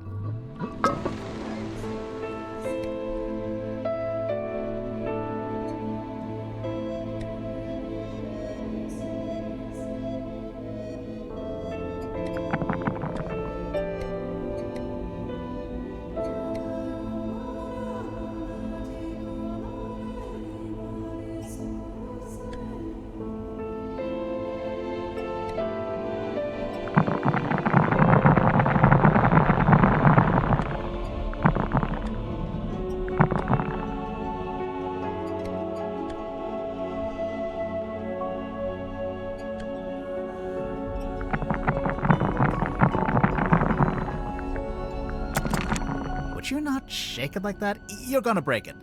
I think it already is broken. Listen. Something got loose on the inside.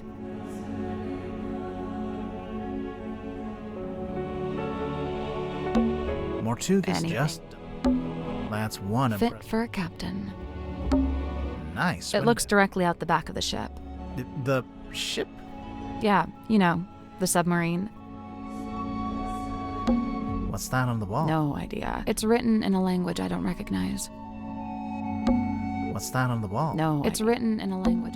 It's Mortuga's A book. lot of these aren't books. Scroll shelf. It's Mortuga's bookshelf. lot of- Scroll shelf.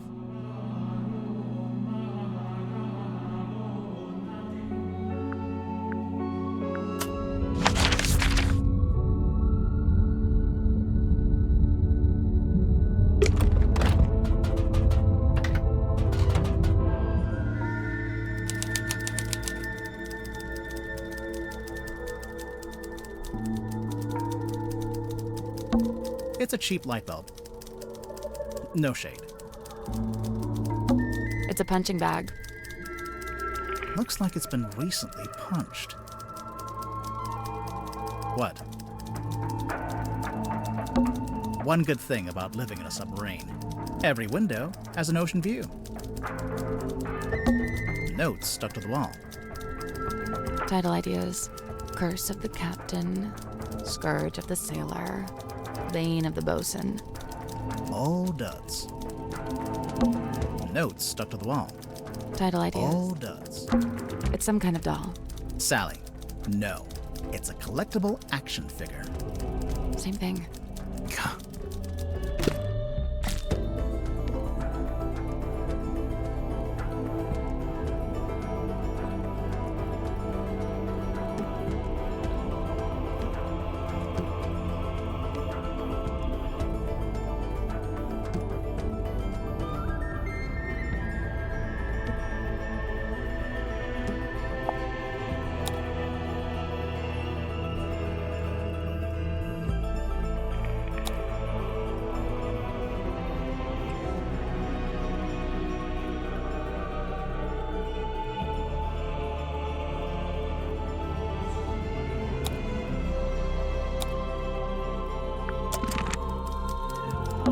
It's a suitcase.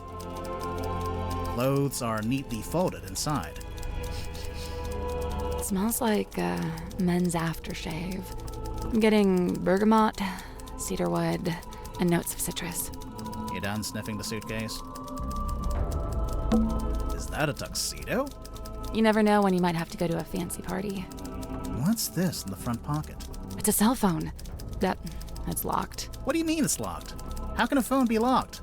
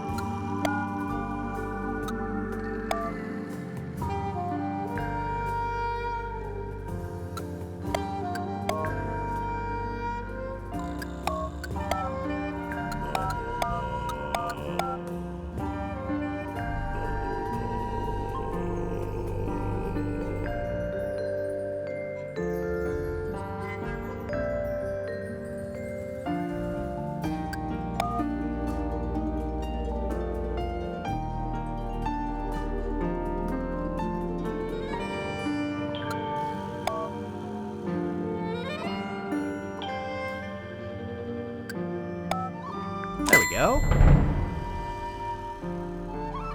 Nice. It's unlocked. So now we can look at it?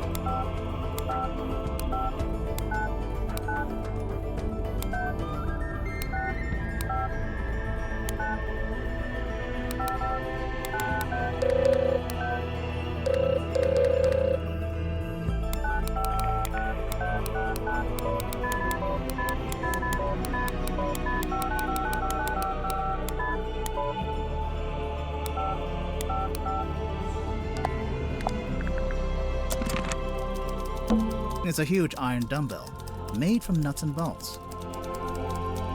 So, you gonna pick it up? Might be a clue. I doubt it. Big, blunt object like that could be a weapon.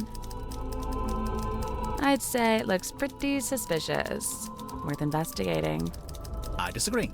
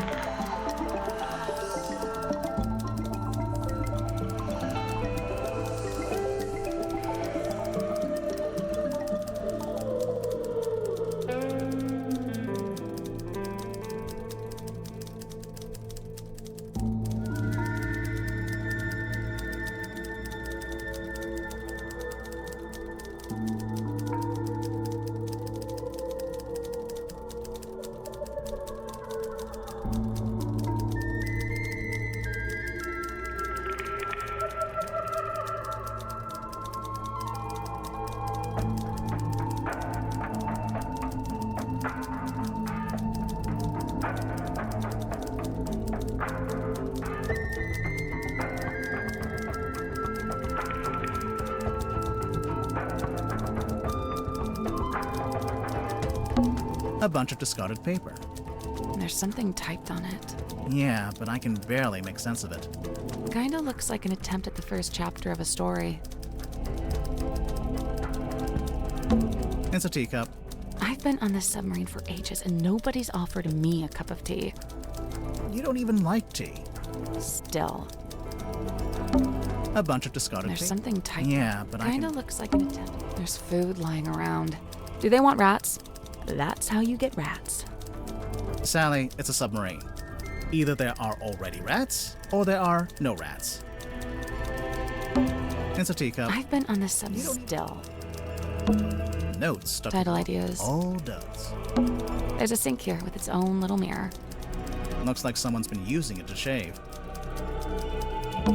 There's a sink here. Looks like someone's been using. There's a sink here. Looks like someone's been using.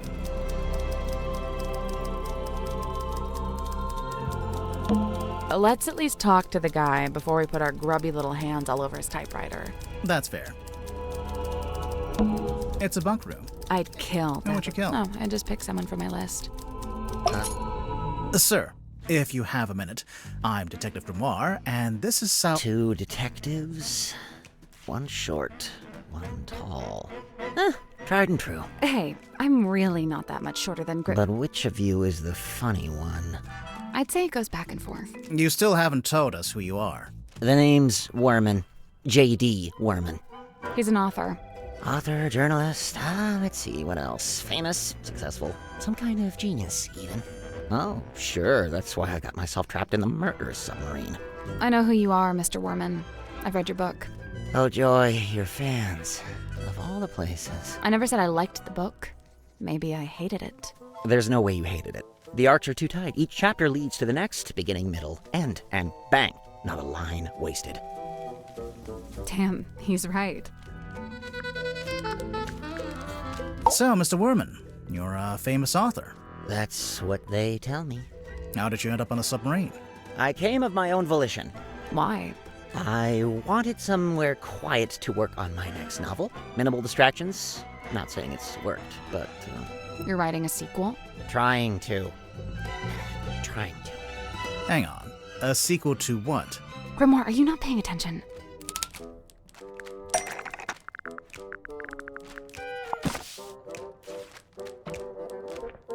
Ah, there she is. Benefactor and burden both. Sally, how did you know to bring the book with you? Because Mr. Werman's local to the area. It says so right here. Hailing from a small fishing town named Silkworm-on-Sea, J.D. Werman moved to the big city to write his first novel. My publisher wrote that. It's quite true, but she made it sound so saccharine. So you're from the town, you moved away, and then you came back. Now, see, you've gone too far in the other direction. That's too utilitarian. I get going back to your hometown for peace and quiet, but then to end up on the submarine? How did you even find out about it? Did you already know Mortuga? Oh, I knew of him. He's a figure of some infamy, submarine included. In fact, it was good to finally put a face to the name after all those years. So, how'd you like living on the Mortuga submarine? I will say, as a writer, it's a boon to be aboard this thing. And the whole place is dripping with human narrative, stories practically leaking out of the walls. It's also a lot noisier than I thought it'd be. I couldn't have guessed Mortuga would basically be running a bed and breakfast down here. It was already busy when you arrived? Mm-hmm. Before the arrival of Mariana Moon, Dirk and I were the last two to join the gang. It's kind of surprising there was still a bunk room free at that point. Well, I wouldn't look a gift horse in the mouth. What's it like sharing a room with Dirk? Oh, we get on like a house on fire, 2 peas in a pod, that's us. And what about everyone else? It's a fascinating little microcosm, utterly discordant and yet somehow harmonious. At least that's how it felt before the captain was murdered. Night rolls around and I can't sleep, as usual. I say night. I'm referring to the indistinctive block of time we on the submarine have agreed to collectively refer to as night. Anyway, I'm wide awake, so I stay up to get some writing done. I don't want to deprive Dirk of his beauty sleep, so I took my typewriter out into the mess hall. Was anyone else in there? Godric came up a few minutes later, brought some kind of busy work with him. So there we were, whiling away until I look up and see this woman, Mariana Moon, apparently. Good name. Probably fake, but good. She got straight to work trying to extract my entire life story, but then Mortuga shows up and we all go quiet. The guy looked miserable, and he passed straight through the room like a ghost. But before he leaves, he asks us to show Mariana around the submarine. I really didn't have the energy, so I made an excuse and left. I slept for barely an hour before a big jerk wakes me up. I'm not talking about Dirk. I mean, the submarine, it moved, tilted. Anyway, I tried to get back to sleep, but no. Now there's a scream. Dirk and I follow the sound all the way down the corridor. Symmetry's frozen in place in the doorway at the end. And behind her, Mortuga, dead, laying in front of some ancient stone cauldron. The lid of the thing flung open, like something had just burst out of it. The whole scene was otherworldly, like a painting. Then Madame Tadpole arrived, with just about everyone else trailing behind her. Tadpole brought everyone with her, so she already knew about the murder. From what I gather, she discovered the body and then left to go get everybody else. And you know, I really didn't want to get in her way, so I returned to my room to await further instruction. Did you go back to sleep? No, I couldn't. I went back to work. Figured I'd be better off keeping busy, you know.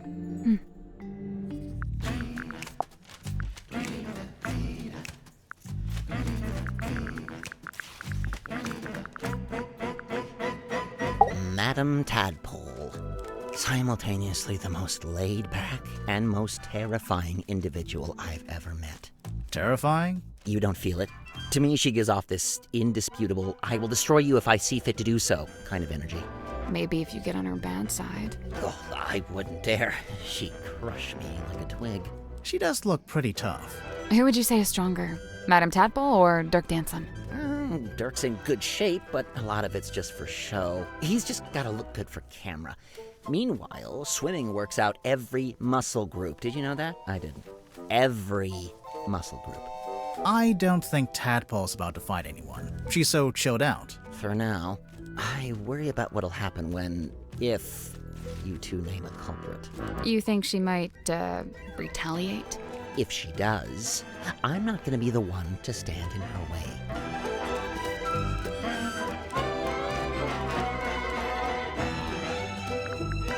So what made you want to become a writer? That's all I've ever done. I was given a job writing for a newspaper when I was pretty young. Given a job? Yeah, friends in high places, you know. Like who? My father was the mayor. Ah, that'll do it. Did you enjoy writing for the newspaper? Sometimes. Other times it was painfully dull. I've got a tendency to lean towards hyperbole, and the everyday goings-on in Silkworm weren't always enough to satiate me. For every rumor of a cursed man disappearing into the ocean, you'd have 10 elderly couple file complaint over garbage collection. Rumor of a cursed man? Wait, you wrote an article about Mortuga? Oh no, I quit before that. I left town and went off to the city to be an author. And the result? Hex of the Helmsman. 50 national bestseller lists. As we speak, it's being translated into 8 more languages. Must be nice. Your first book, and it's a big hit. I'm not complaining. I can see why you'd be writing a sequel. I really don't have a choice, do I? This is how things go. If you get a success, you have to keep it going.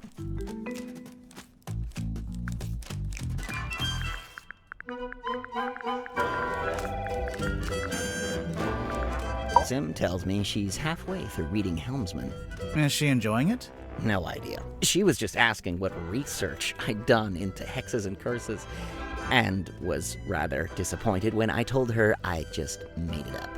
I guess Sim's into that kind of stuff. I thought she was supposed to be an illusionist. Oh yeah, she was asking about that too. What do you mean? She wanted to know what I liked about her old magic show, the one she had in the theater. You saw her old show?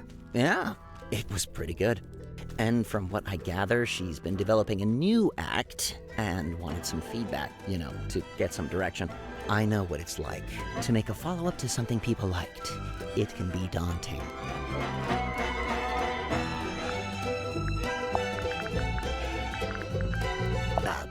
What? Do you know what this is? Well, it's a bottle, isn't it? Where did you find it? Madam Tadpole's room. She likes to collect stuff she finds in the ocean. Does she now? What fun, what fun. Mr. Warman, do you know what this bottle is? Nope. No idea.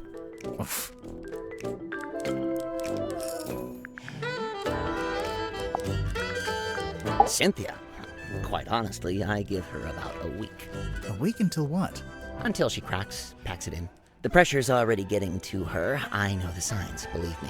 You think Cynthia's gonna quit being captain? It's only a matter of time. And you know what? Good. She deserves her freedom. She's still young. No need to take on a burden like that. Nobody's even paying her, for goodness sake. But then who'll be the captain of the submarine? Nobody! Let it float loose like a piece of driftwood, that's what I say. It's not like we were going anywhere anyway, even when Mortuga was in charge. Maybe Cynthia does want to take the submarine somewhere. If she does, she's never mentioned it. Seemed to me that she wanted to be captain just to be captain, Moon's your lead suspect, I presume. No. Why would she be? Well, the timeline. She shows up, and bang, Mortuga murdered. Maybe it's just a coincidence. I'm just saying, nobody even knows why she's here. I'm not sure we know why you're here. I already told you, didn't I? Genuinely, I can't remember. Cuts quite a figure, doesn't he? Like something from myth.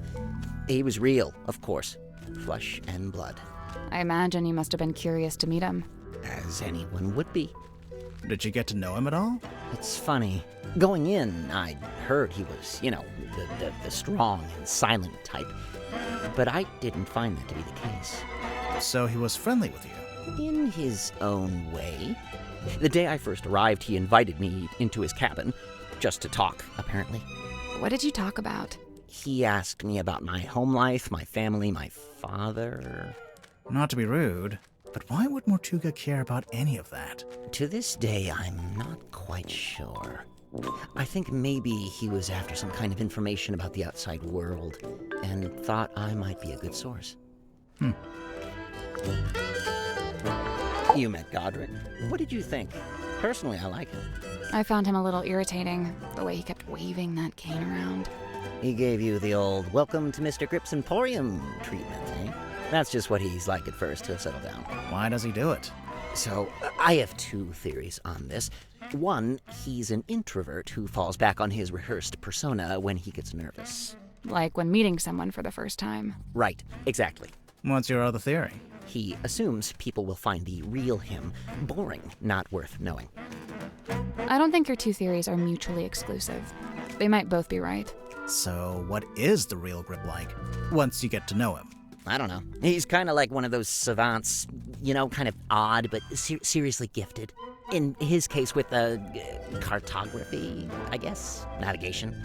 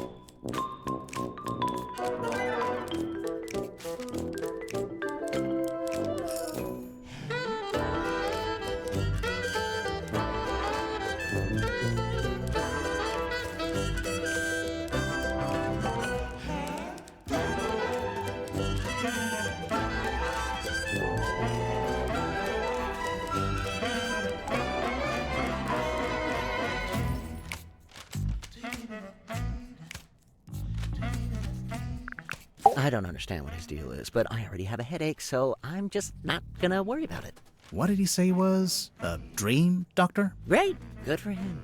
He's researching spirit energy, I think. Lovely. More power to him. And he was the first person to join Mortuga's submarine, because they knew each other from before. Wonderful. I don't... Wait, really? Huh. Zephyr's not from Silkworm, though, is he? I don't think so. Interesting. Well, thanks a lot. Now I have yet another thing to think about. Have fun.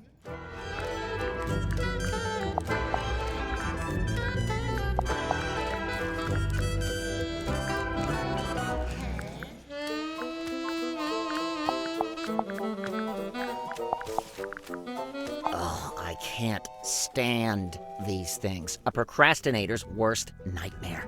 It's why I use the old typewriter. No distractions. Does Dirk spend a lot of time on his cell phone? Not in here. He goes up on deck to do it. Why? Who knows? It's not my business. I noticed on the back of the box it says, Series 2 coming soon. Look out for Hex of the Helmsman 2, only in theaters. Kinda presumptuous, isn't it? Considering you haven't even written the book yet. Thank you. That's what I said. I raised a fuss about it at the time. My objections fell on deaf ears, as usual. Why are they so keen to make a second movie, anyway? What else? Money.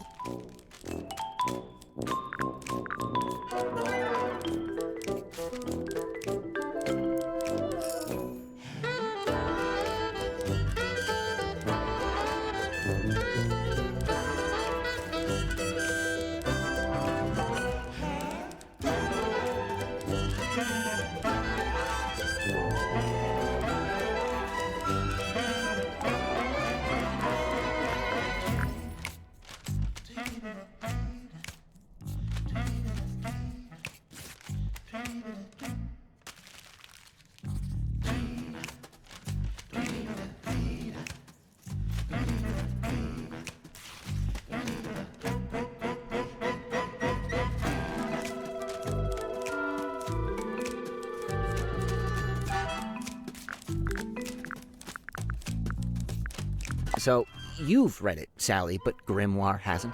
Nope. What's it about? I'd really rather not reduce it to a single sentence. It's about a guy named Marcus Mordoom looking for something called the Devil of the Deep. And does he find it? I just think it'd be better if you took the time. Yeah, kind of. It gets a little abstract towards the end. So what, it's just Marcus Mordoom on a ship, and that's it? We're talking about several themes carefully laid on top of each other. It's also a love story. Marcus is in love with a woman named Belicia. She's his captain. I don't see her on the cover. Really, all the nuance is lost if we just... No, she's there. Kinda. Like I said, it gets abstract. I'll take your word for it. If you'd like to read it, I have a spare copy you could... Nah, that's okay. No time. Let's have a look. Murder victim locked himself in a room, body discovered, no weapon found, cauldron open for the first time. Yeah, nice. Just enough information to hook you without giving too much away. Cynthia knows what she's doing. Great pull quotes. That's some strong marketing for a small-town theater. Did you ever see the show? Yeah, I did, as part of my old newspaper job. Why is it called Lady of the Looking Glass? The central trick was Symmetry talking to herself in a mirror, only sometimes the reflection didn't move with her. How did she do it? My guess is the mirror can switch between being reflective and being see-through glass. You know, looking through to a second Symmetry on the other side. An identical twin, maybe? Probably just a very good dummy. It's a strong image. The ancient cauldron opened for the very first time.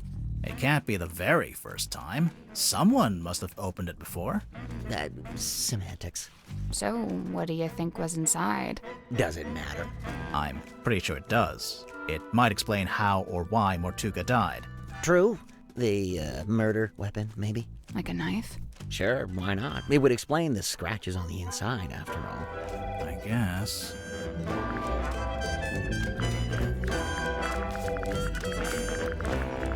You look like someone who might smoke. Grimoire, don't say that. Hey, no, he's right. Look at me. Mariana Moon, on the other hand, doesn't touch the stuff, seeing as how her only pipe is actually a dictaphone. You already knew? Oh, you can literally hear the tape spinning when she's recording. It's not as subtle as she likes to think.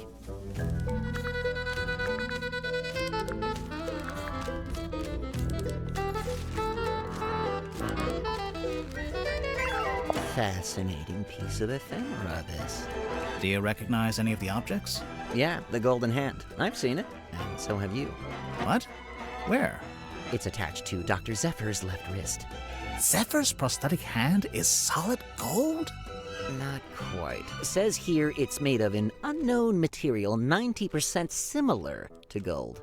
Now, it also says it's able to touch ghosts, so best take it with a grain of salt. I couldn't believe it when I saw this in Mortuga's cabin. Had you seen it before? Yeah, this painting used to be in my house. What? In my father's study. It hung there for at least a year. Why? Where'd he get it from? I believe he bought it from the town's governor, a man named Fellow. So how'd Mortuga end up with it? I couldn't say. Have you ever seen this painting before? Before the submarine, I mean. Yeah, it used to hang in the Stone Top Inn, for a little while, at least. Really? Seems like it would scare away all the customers. Nah, the old sailor types love stuff like this. It's a conversation piece, isn't it?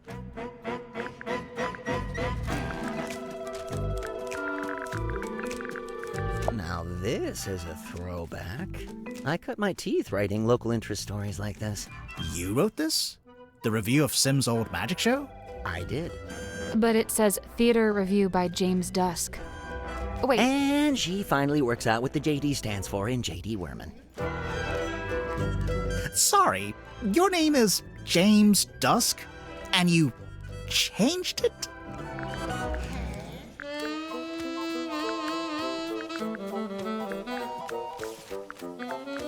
So, I noticed Mortuga's contract has been typed. Yeah, he clearly used my typewriter to make it. Did you give him permission? No. So how did he know how to use it? It's a typewriter. Mortuga might have been, outdoorsy, but he wasn't an idiot.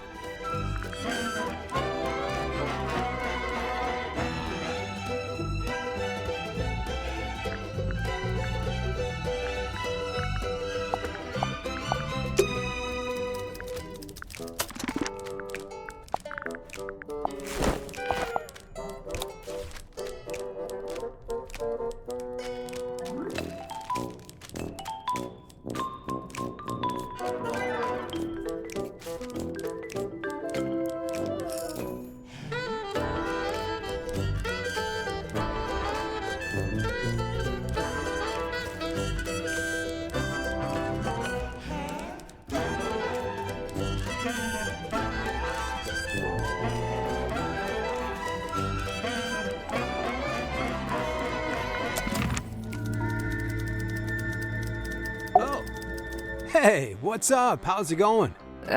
It's going good, I think. Awesome, yeah. I'm Dirk, by the way. Who are you guys? I'm Grimoire, and this is Sally. Oh, cool. So you're the detectives? Yeah, we're here to investigate the murder of Magnus Mortuga. Oh, yeah, it's a major bummer, honestly. He was a pretty stand-up guy. I mean, sure, kind of an oddball, but like in a good way, I mean, he was Dirk, you didn't tell us your surname. Oh, right. Sorry. Dirk Dansom, actor. So, yeah, anyway, hi, and what can I do for you folks? He's adorable. Can we keep him? No, you'd forget to feed him. I would, yeah. So, Dirk, you're an actor. What kind? Oh, well, so for ages, I just did commercials, and then about a year ago, I finally got cast in a movie. Nice. Anything I've seen? Well, it's called Hex of the Helmsman. I played the helmsman. Marcus Mordoom? Oh, you've seen it? No, but I read the book. Oh man, the book is gnarly. I mean, I'm not usually one for reading, but I actually finished it. Yeah, the whole thing. Congrats. The author's a stand-up dude, too. JD Werman. You know him? Well, yeah, he's sitting right over there. You should go talk to him. Super friendly, loves meeting new people. I bet. Was your movie a success, Dirk? Yeah, man, it's making megabucks. Are you going to make a sequel? Well, they want to move on that ASAP, but, we're not ready to start filming yet. And what? You're taking your vacation on a submarine while you wait? No, I'm just tagging along here with Werman. Yeah, he wanted to take a trip out here, and I figure, the more the merrier. What do you make of the Mortuga submarine? Man, this place is wild. It's like something out of a weird old book. Nobody back home is gonna believe any of it.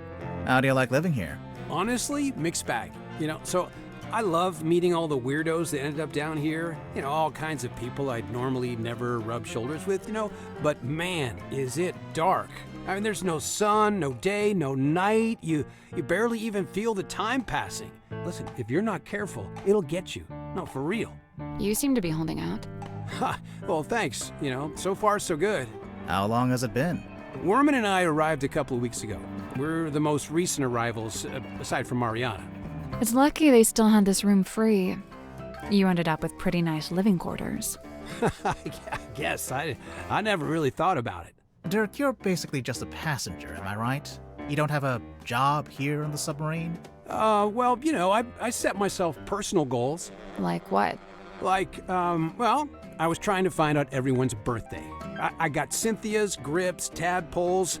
Oh man, that one took some doing. Yeah, she does not like to share personal info, let me tell you. Mortuga, though? Brick wall. He would not give me the goods. I got woken up when the submarine did a weird kind of movement, like a sudden tilt. It woke Worman up too. So yeah, we were both sitting there, awake, not sure what's going on. At some point, I got curious what time it was, so I looked at my watch. But, as I was looking at it, it freaked out. Or the hands moving all over. And like they were trying to point in all directions at once, if that makes any sense. Anyway, I didn't have any more time to think about it since then we heard this scream. Yeah, Worman and I left our room, went through the mess hall and towards the storeroom at the end. It was unlocked. Sim was standing in the doorway. Mortuga was on the floor, totally dead. I tried to help Sim, pull her away. Worman, though, he just stood there, staring. Like, didn't look away once. It was like he was trying to commit it to memory or something. Although, I don't think he noticed the person outside. Sorry, what? Outside the submarine. Yeah, I saw someone swim down past the window. I couldn't tell who it was, though. Okay. What did you do next? I wasn't sure what to do, to be honest. Luckily, Tadpole showed up a short while later, and she kind of took charge. Grip and Cynthia showed up next, then Mariana, then Zephyr. Tadpole wanted to know what had happened, but nobody had any answers for her. It was bad vibes all around. Sim and Cynthia left first, then Worman, then me and Mariana. We left around the same time. So, yeah, I went back to my room. Worman was there already. He'd gone straight back to work. And, that's all I got. Can I stop talking now? Tadpole? Oh, she's awesome. Got all kinds of stories. It takes some work to get them out of her, but it's totally worth it. Like, get this. I found out she used to be a rescue diver, but they banned her for being too good. How can you be too good at that? I don't know. She'd go too deep, stay under too long, break all the guidelines, Huh. I gotta say, no disrespect to Cynthia, but I'm disappointed Tadpole didn't become the new captain. What, did Tadpole say she wanted to be captain? No, I just think she'd be really good at it. I mean, she's smart, brave, plus she knows all about the ocean. I mean, come on.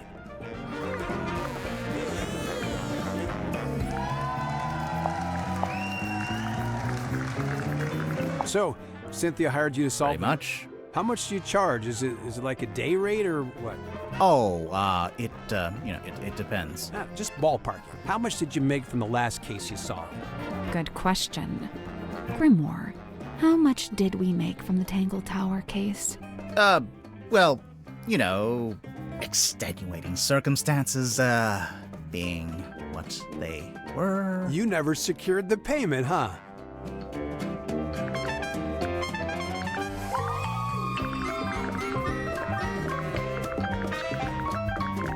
What's that? It belongs to Madame Tadpole, but it's locked. Oh, a combination lock. Let me try. Yep, got it. How did you know the code? Easy. It was her birthday. Huh.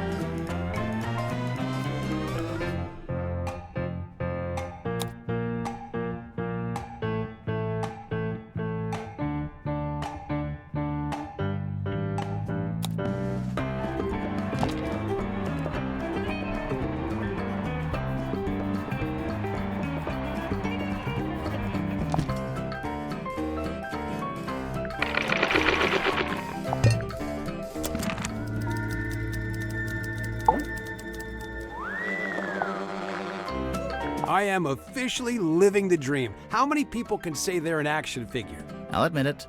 I'm jealous. You carry this thing around everywhere you go, Dirk. Of course, but I'm super duper careful to keep it in mint condition. Mint condition?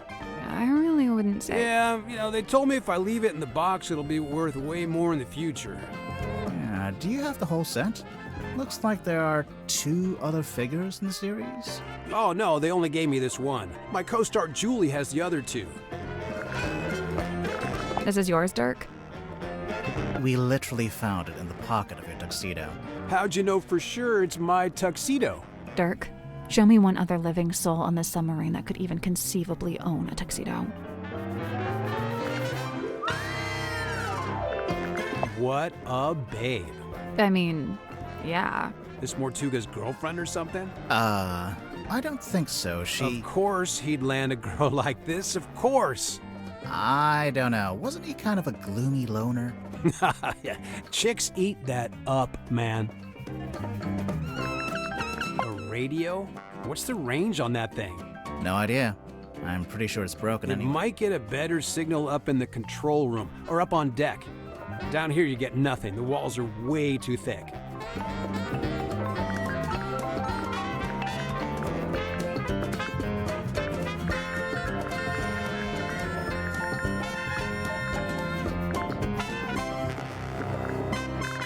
Whoa, this is a first dish. Yeah, whose is this?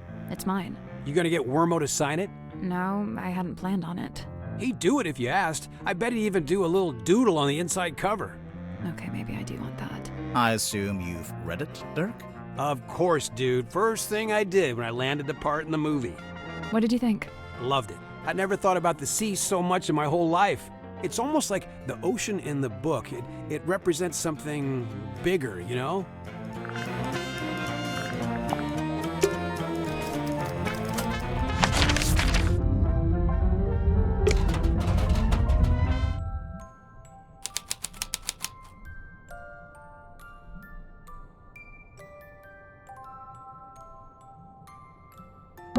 It's a pig. It's a safe. In the shape of a pig.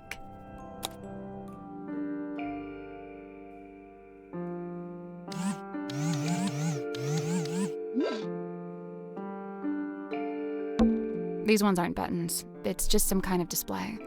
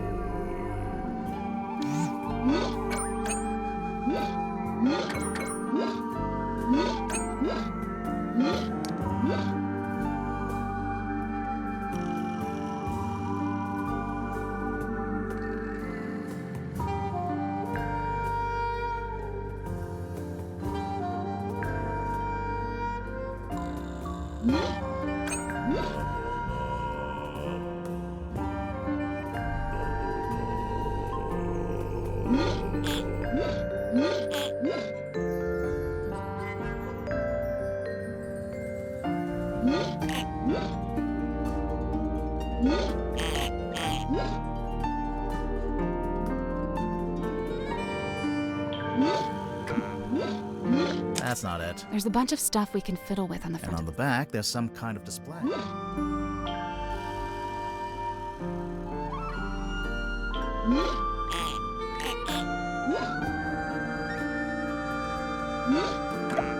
Oh, that was it. Nice work. What's inside?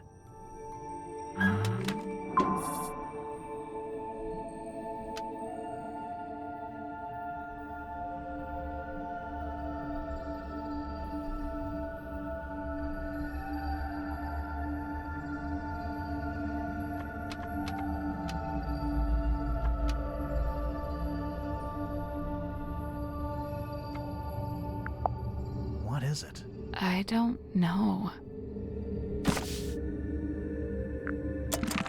Well, I guess we can start by asking Sim and Cynthia about it.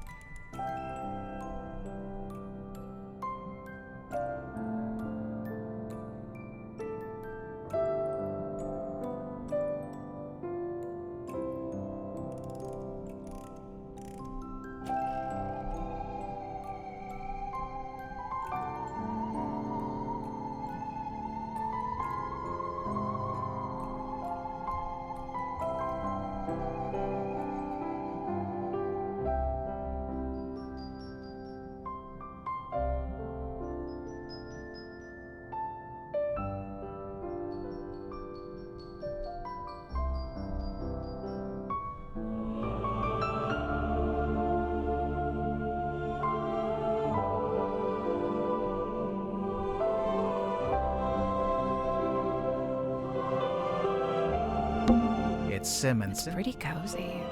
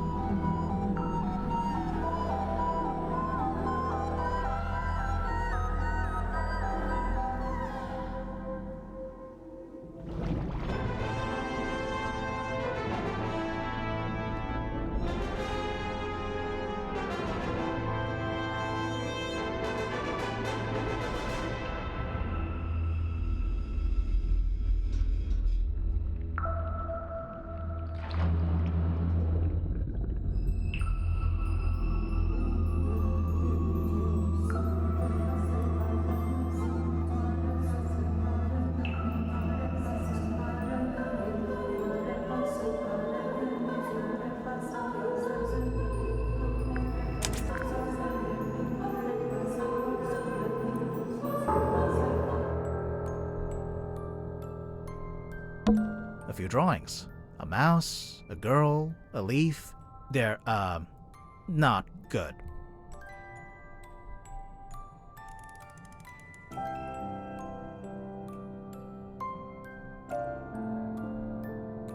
You're right. They're great.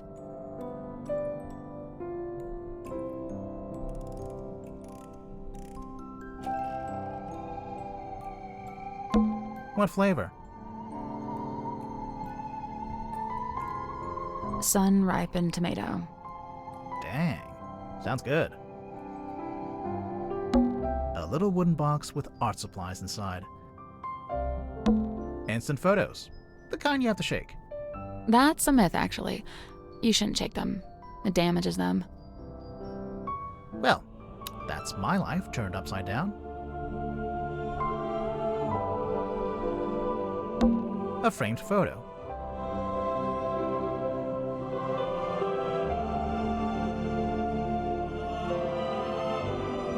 It's been hung from the pipe, so you can see it from the bed.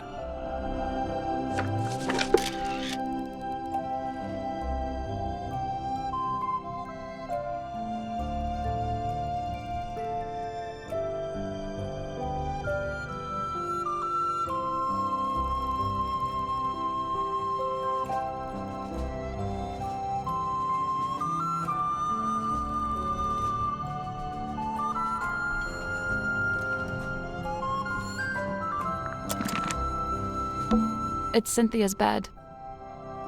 How can you tell it's hers? Process of elimination. Look at that little wooden house. Oh. Looks like it'd be a nice place to live. Old books. Mostly fairy tales for young children. They've been stacked up into a little tower. Oh, cool. A board game. Want to play? We don't know the rules. You don't normally let that stop you. It's a magazine. Hey, this is pretty recent.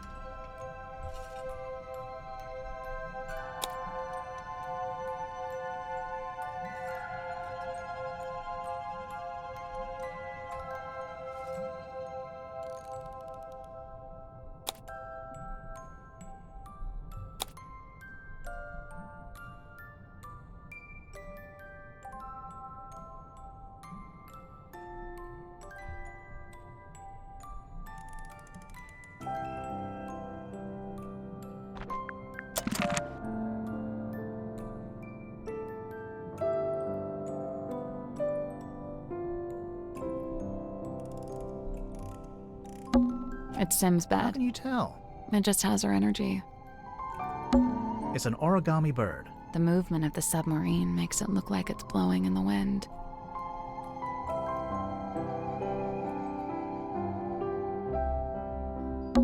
It's a mirror.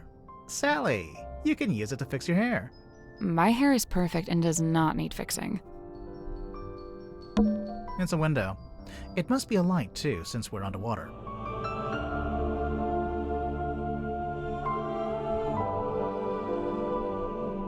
They've taped yellow paper to it. So? I think they want it to look like the sun.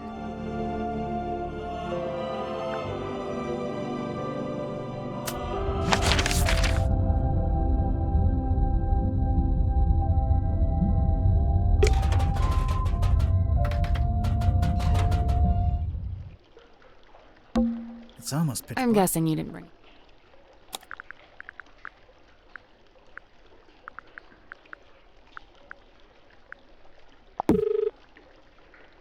We can use Dirk's cell phone. Do you think he'll mind? Probably not. Point it here. Here.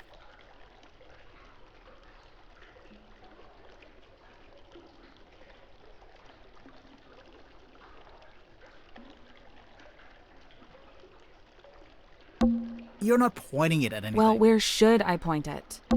No, not there. Like Over this?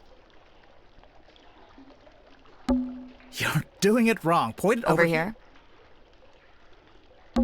A switch. See? I knew what I was Dumb doing. luck. It looks like some kind of dial.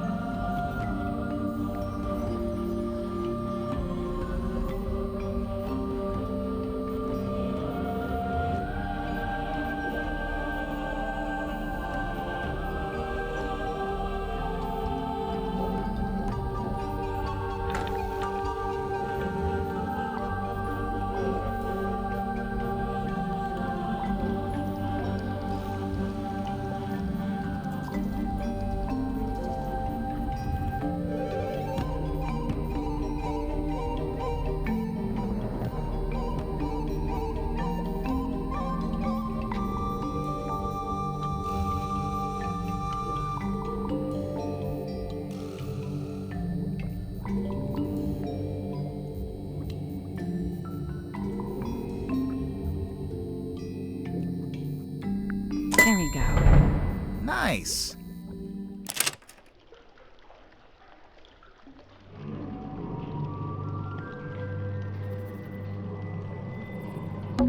What is that?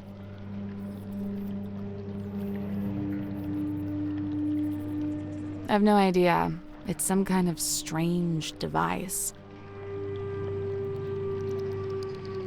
What should we call it?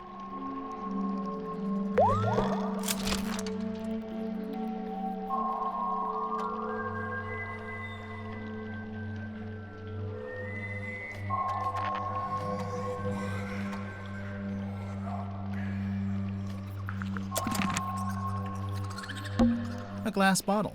That's just trash. And don't be so quick to dismiss it. One man's trash is another man's... Oh, yeah, no, it's just trash.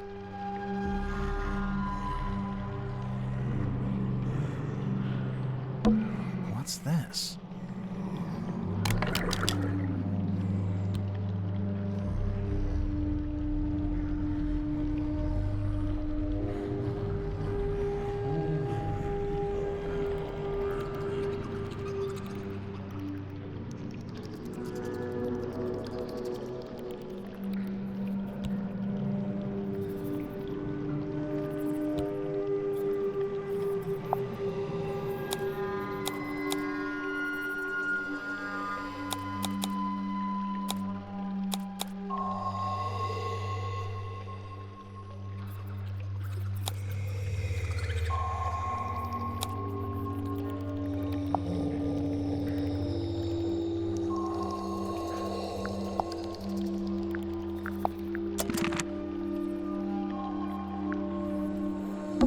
Yeah, this room smells... I kinda like I it. knew you were gonna say... You always like the worst smells.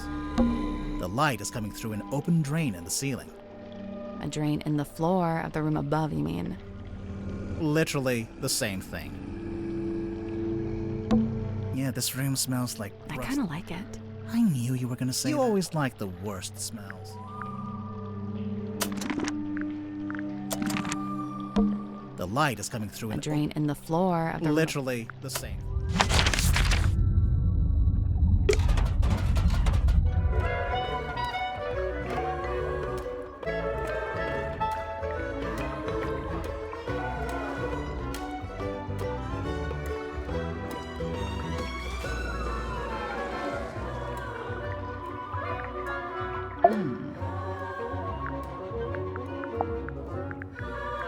Hey, where did you, Does this belong to you?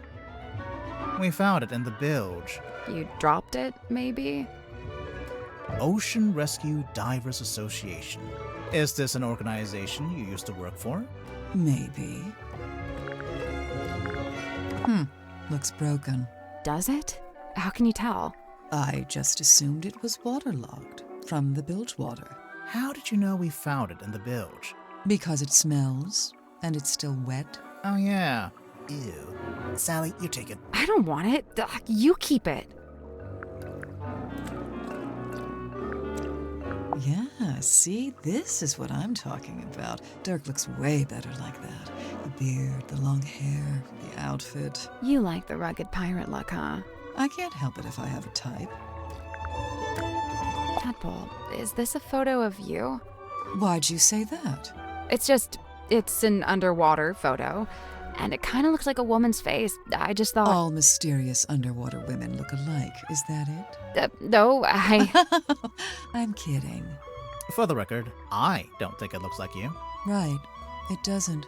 In fact, it doesn't look like anyone. You know, I think this painting is the answer. To what? Everything. Magnus Mortuga, what he was doing, what he was thinking, even maybe how and why he died.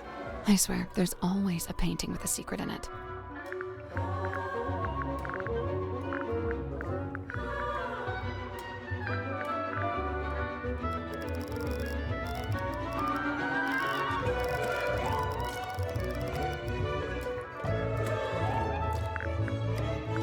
It's a radio, dressed up like a little doll. Do you know who it's supposed to be? Is it not Cynthia? I don't think so.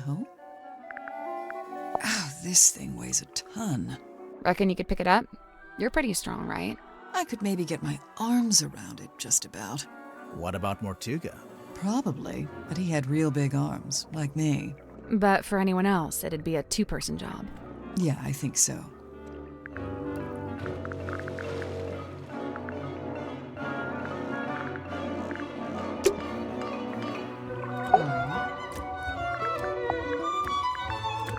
Hands off. It's mine. What's this symbol on the front? None of your business. How do you get it open? You don't. You don't know the code? Oh, but you do. Is it your phone number? Your birth? Name of your childhood pet? Sally, it's a yeah.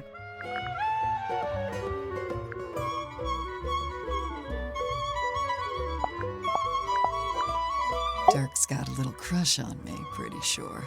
Cute. He's a good egg, but he's not my type. I don't go in for the Boy Scout look. Now, if you grew a beard, then I'd be open for negotiation.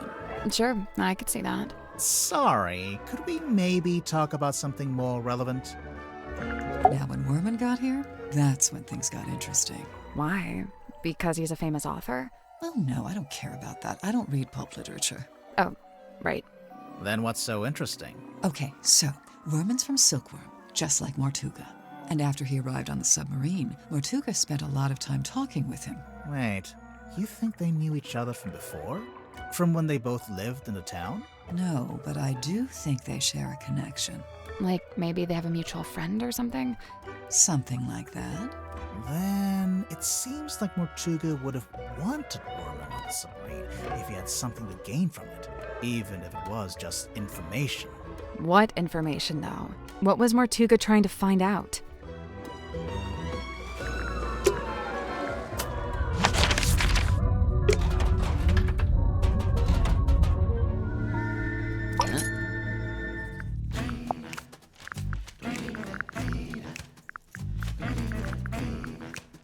Okay, let's see. The symbol on the top left, next to Governor's Manor, that's the fellow emblem. Oh, you knew that already? Kinda, but keep going. Oh, that's my father's emblem on the top right, the one next to Town Hall. D for Dusk. Mayor Dusk. Your dad was the mayor and you grew up in the town hall? Must have been nice. Yeah, sure. Hang on. Your dad is listed on the back here, on the family tree. And there's a line between him and Felicia Stonetop, see? It's a stretch to call this a family tree. More like a tree of speculative conjecture.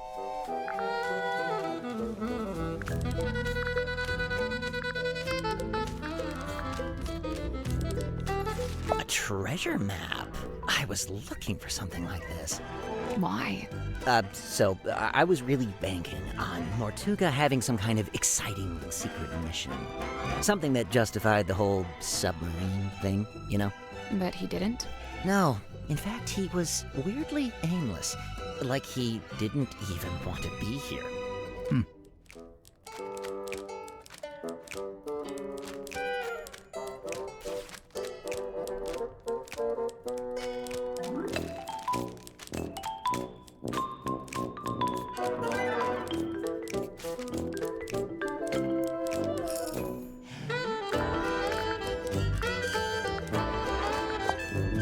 It's broken. Or possessed by an evil spirit. One of the two.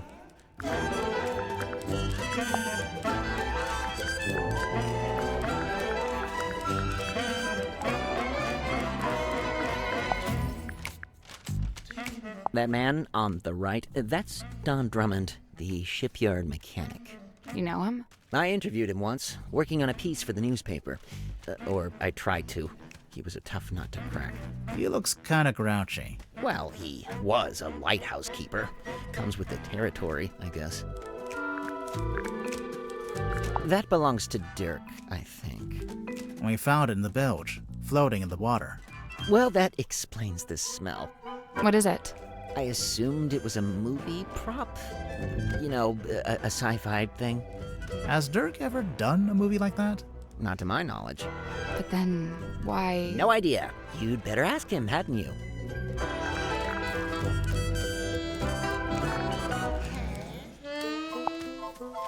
Look, buddy, I got enough going on, all right? I don't think I have the...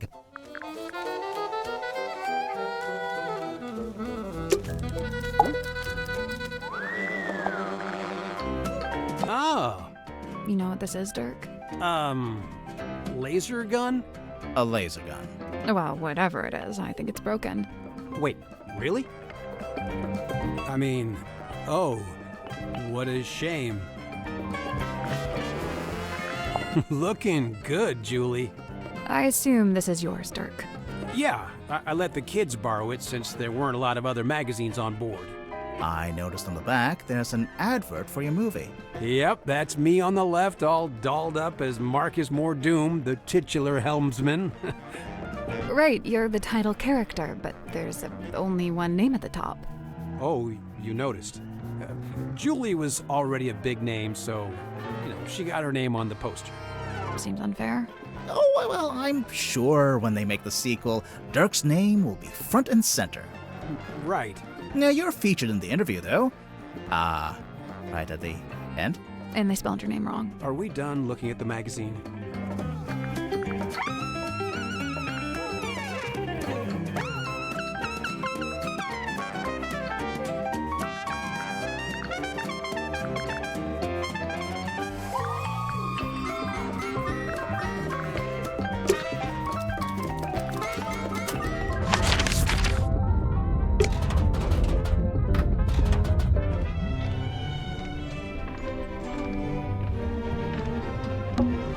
See out into the ocean. Anything out there? Uh-huh. What is it? Whole lot of water.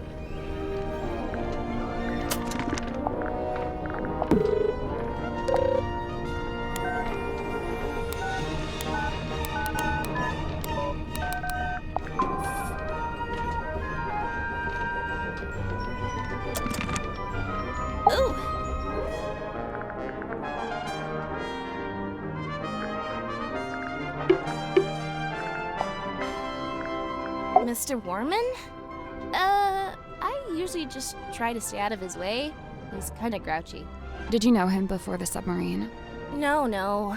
He did grow up in Silkworm, but he lived uptown in a big fancy house. And I, didn't. Born with a silver spoon in his mouth, huh? Come to think of it, I don't actually think Warman was born in Silkworm. And, I think he might have mentioned something about disclaiming his inheritance. I guess he wanted to make his own money. Which, by all accounts, is exactly what he did after he left town and wrote that book. So why would he need to come back? He just really wanted to meet him, I guess. Meet who? Who else? Captain Mortuga. Madame Tadpole's so cool. She's super strong and she can swim super fast. I bet. She knows all about the different kinds of fish. Wow. And she can hold her breath underwater for like ages. Of course. Also, she's traveled the world, she's had all these different jobs, met all these different people. I haven't done any of that stuff. Well, she's a bit older than you. Yeah, I guess. Dirk's okay, I guess. I've not got a lot in common with him. He grew up in a big sunny city. I grew up in a little gray fishing town where it literally never stops raining. I guess he's pretty wealthy now, too. From his movie. I don't know. I heard he didn't get paid that much at all. Really? Something about his contract, his agent. I'll get my violin out. I'm sure he's doing just fine. Let's change the subject. I prefer to not speak ill of my crew behind their backs. I think Cynthia just remembered she's supposed to be the captain.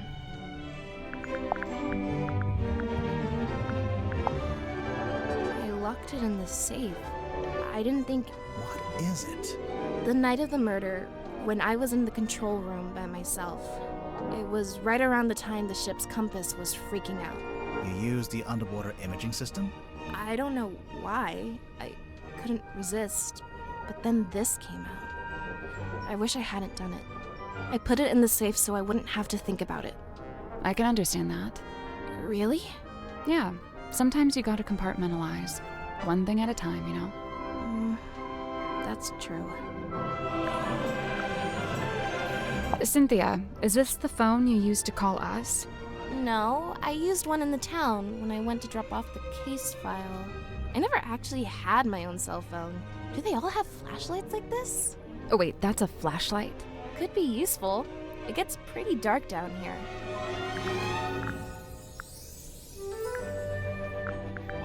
I know this ship. I used to look out my bedroom window and see it sitting in the harbor. Does it have a name? Something Selena? Precious Selena?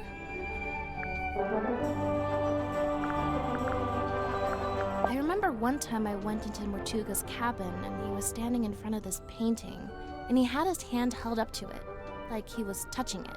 Maybe it got knocked and he was straightening it. No, he wasn't touching the frame, he was touching the painting itself.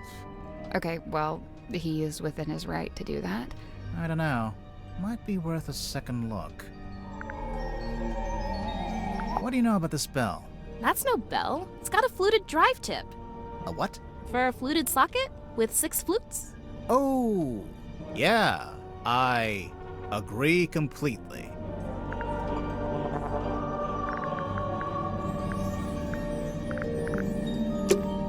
Let's go look at that painting again.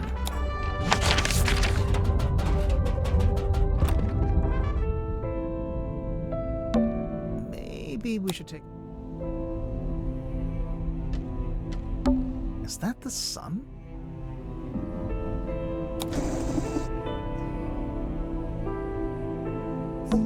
The sun was... Do you hear something?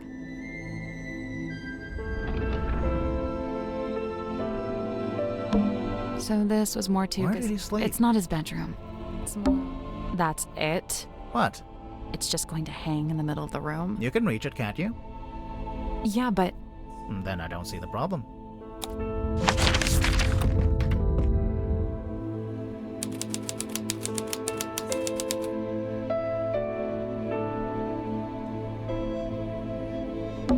So this was Mortuga's bedroom. Technically, if it's the captain's quarters, whoever is currently captain would get this room.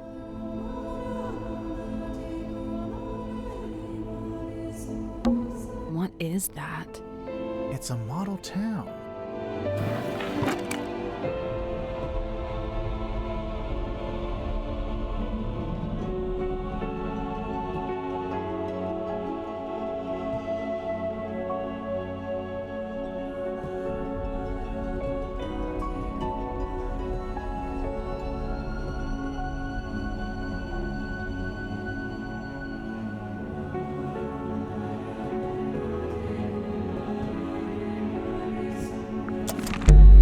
There's a panel at the front, and it slides out. I guess that's the ocean. You can put the little model boats on it. Huh.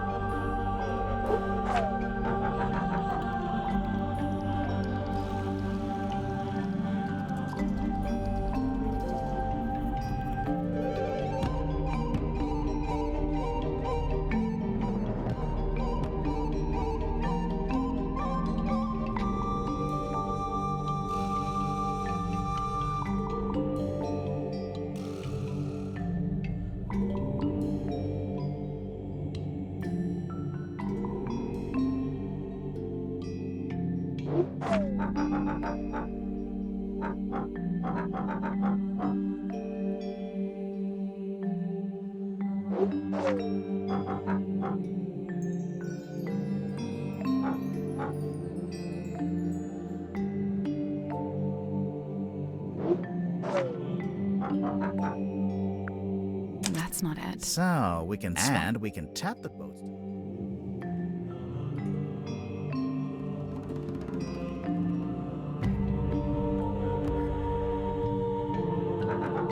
I did it. Good job.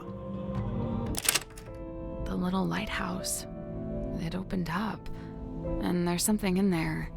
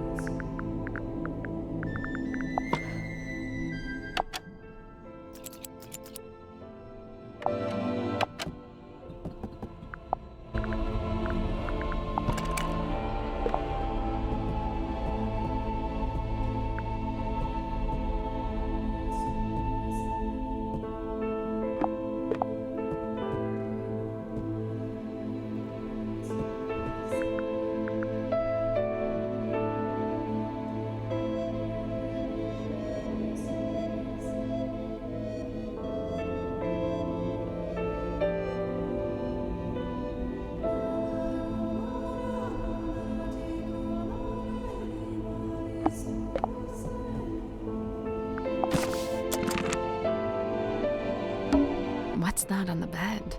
Some kind of box. Can you get it open?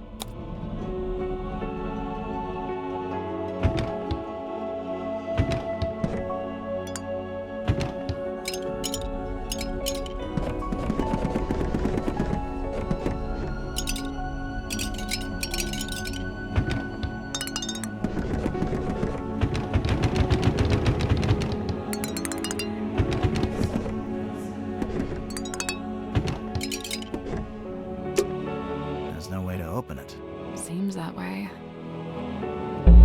Well, that was disappointing.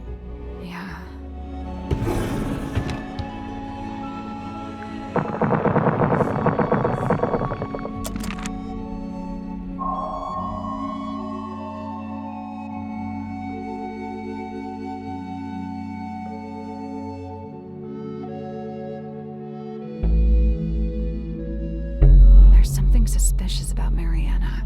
Let's go talk to her. Candles. They're caked in dust. A lantern. It's been a while since it was lit. There's an old curtain hanging up here. Want to take a look behind it? Most of the room is made of wood, but this door is made of thick metal. Caution. Pressure seal. I mean, that's a good thing, right? Yeah. The submarine must be pressurized on the inside to offset the external water pressure. And what would happen if it had the wrong pressure? The door would burst open? Well, I imagine the glass would break at least. I can see an old wooden deck. It looks a bit like a pirate ship. Yeah, I bet.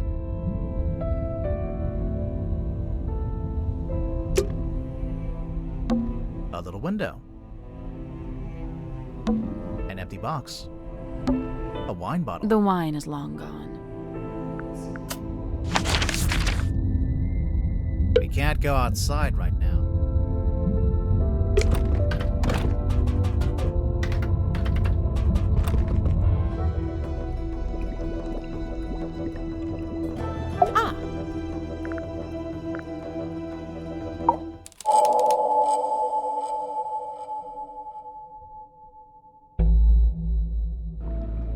Mariana, you arrived in the submarine shortly before Mortuga was killed.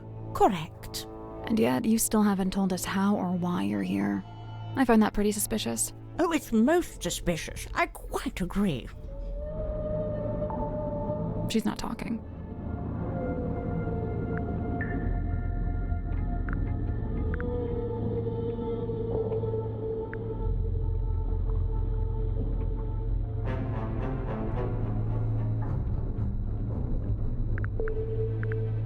Somebody asked you to come onto the submarine. And how, may I ask, would somebody do such a thing?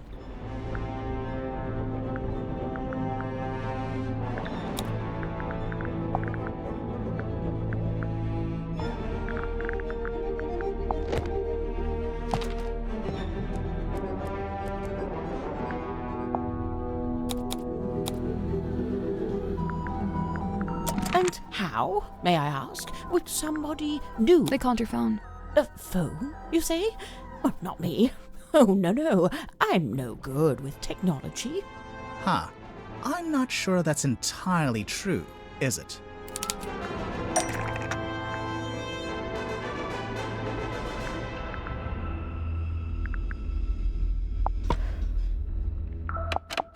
It didn't escape our notice that your pipe is a fairly sophisticated dictaphone. I'm pretty sure that counts as technology.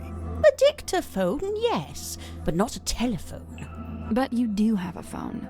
Or at least you did at one point.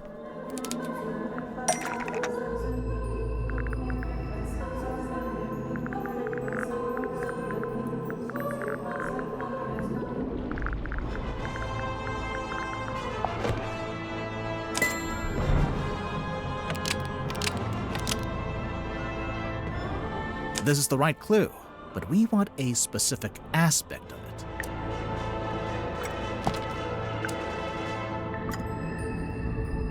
For whatever reason, there's a photo of you in this pocketbook, and beneath it, a phone number. I assume it's your number. Of course it is. But you... Are you watching? I'm only going to show you this once. Ready? Moon phone. Nice, isn't it? Had it custom made. Can we look? No, you can't look at it. The battery's perished. I haven't used it in several days. But if your number is written down in the pocketbook, then anyone on the submarine could have called you, back when you still had battery. They'd have the number, but how would they call me from the submarine?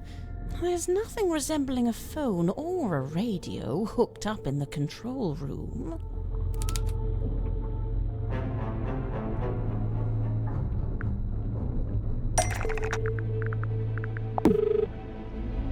Dirk wouldn't need to use the ship's phone. Much like you, he's got his own. What's more, there were 2 outgoing calls to your number. Oh, dear me, someone doesn't know how to clear their call record. So, you admit it was Dirk who called you? Absolutely not. But we just... It wasn't Dirk.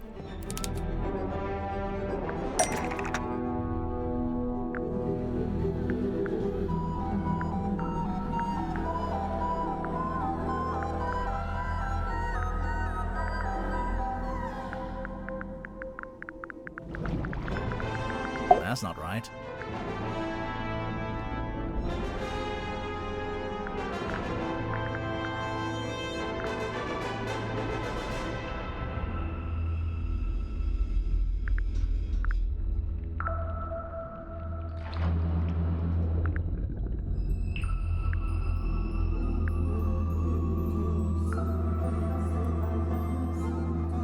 I'm willing to bet it was Mortuga. Do you deny it? No.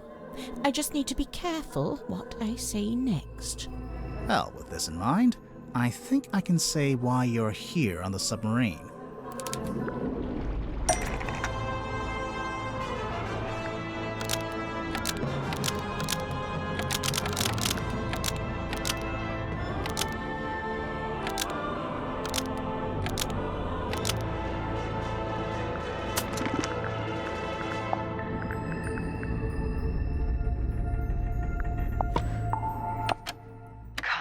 Give it up. Just let me take it. I'm sorry, Tanya. I cannot. But why'd you even need... I've told you before.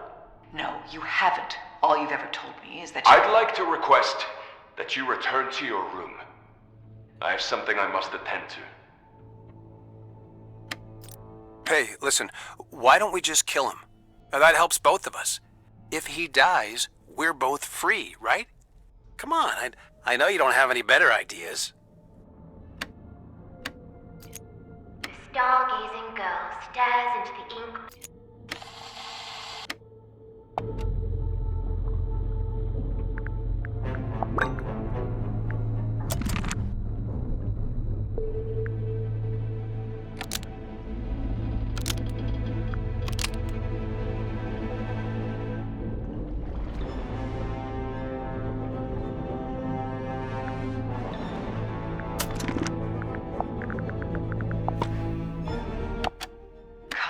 Give it up. Just let me take it. I'm sorry, Tanya. I cannot. But why'd you even need... I've told you before. No, you haven't. All you've ever told me is that you... I'd like to request that you...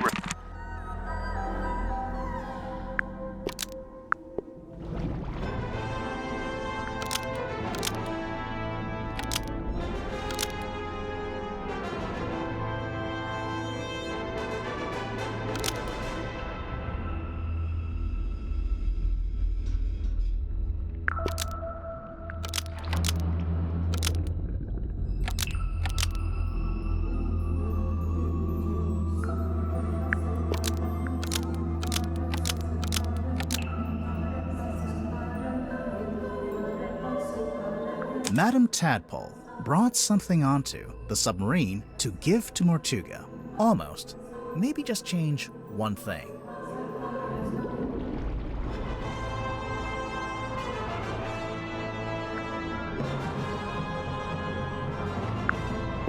Mariana Moon brought something onto the submarine to give to Mortuga.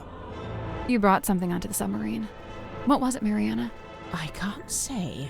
I made a deal with Mortuga, and I intend to stick to it. I can't talk about any of this.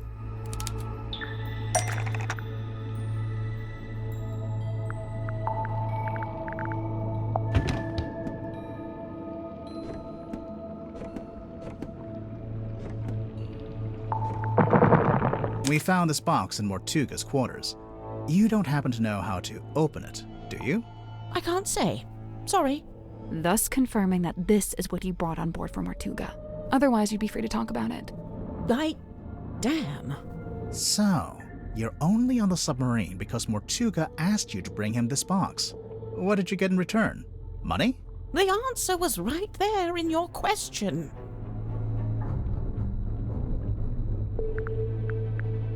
In return, Mortuga gave you access to the submarine. Couldn't believe my luck. I'd been looking for the Mortuga submarine for some time, unsuccessfully, of course. Why? For a lifelong purveyor of local legends and urban folklore, this place is the Holy Grail. So, I'm guessing you won't tell us what's in the box? Correct. I shan't be doing that. Or where it came from? Or that. No. So don't even ask. Actually, just by looking at it, I think we could work out where the box came from. We need a clue to compare with the black box. Something we can use to work out where it came from.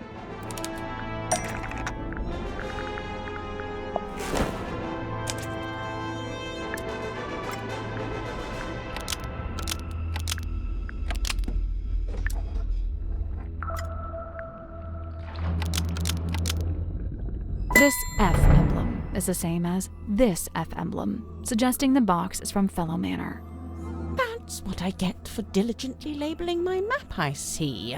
Lovely. Wait, so Mortuga called you up and asked you to get this box from Fellow Manor. What did he... No, he didn't mention the box. Then what? He did ask me to go to Fellow Manor, but what he wanted was information. Oh wait, why couldn't he go himself? An excellent question. I'm still pondering that one myself. So what kind of information did he ask you to get? Can't tell you. Sorry. But the information Mortuga wanted, whatever it was in the box. I believe so. How would you know? Did you open it? She must have done.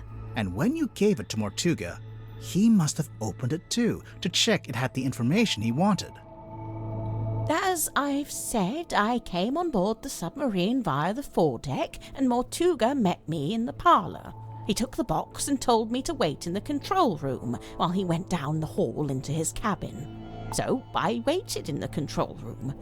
I was the only one in there, but, What?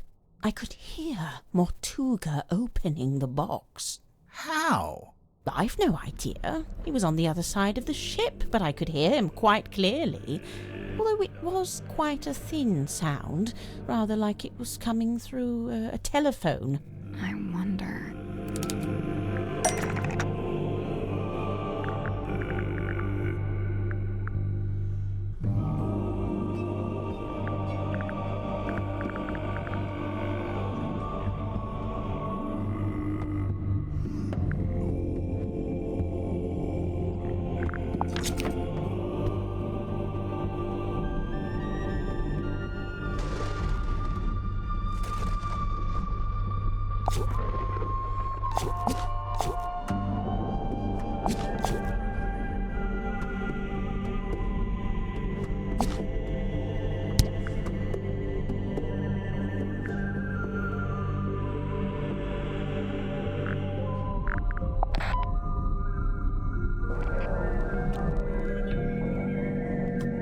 We found this radio hidden in Mortuga's cabin.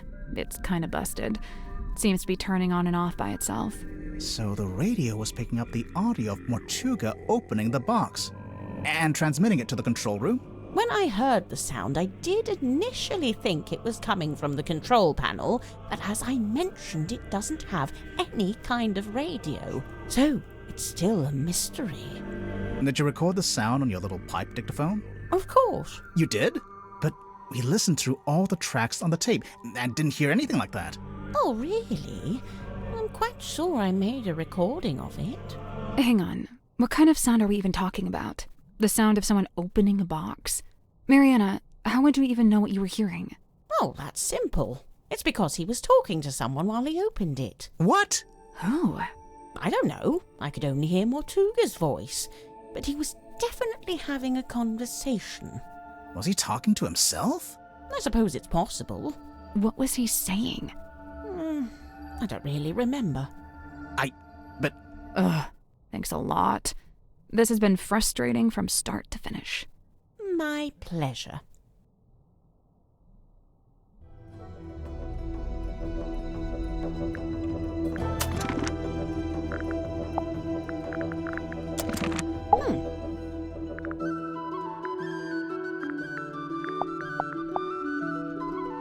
I first met Tadpole when she was on the road, travelling with a group of performers. She had longer hair back then, of course. Did you see her perform? I got to see a rehearsal, but that was it. After that, I joined their camp for the night. Tadpole and I shared some stories, you know. I told her how I'd just been on a research trip to a town on the coast called Silkworm-on-Sea. She told me how their group went around performing in local theatres and town halls and whatnot. I mentioned that Silkworm actually had a little theatre that might be a good fit. How come you didn't stay with them longer? Their leader was a real bad apple. I was rather keen to be shot of him.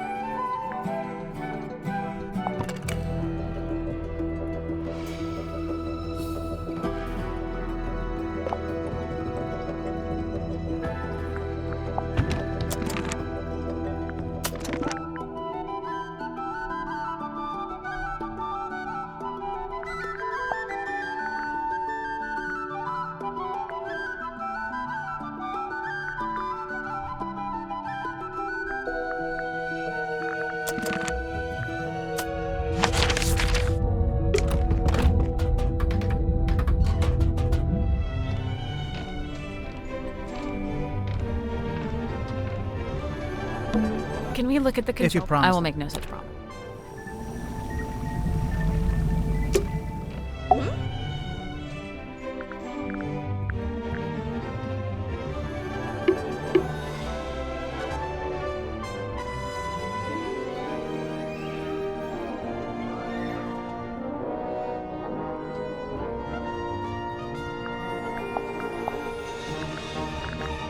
Cynthia, this radio looks kinda like you.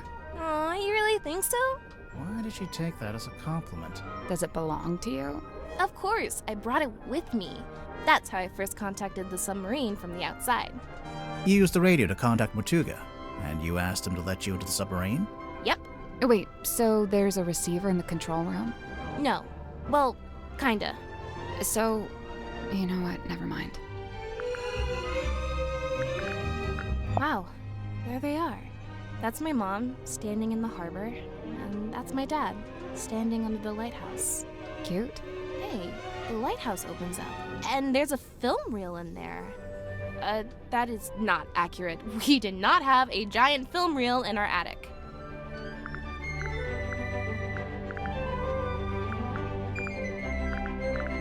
I don't like it. You don't want to know what's inside? I do, and I don't. What if it's bad? Bad like how? Like, what if it's something we didn't want to see? I think I'd still rather know.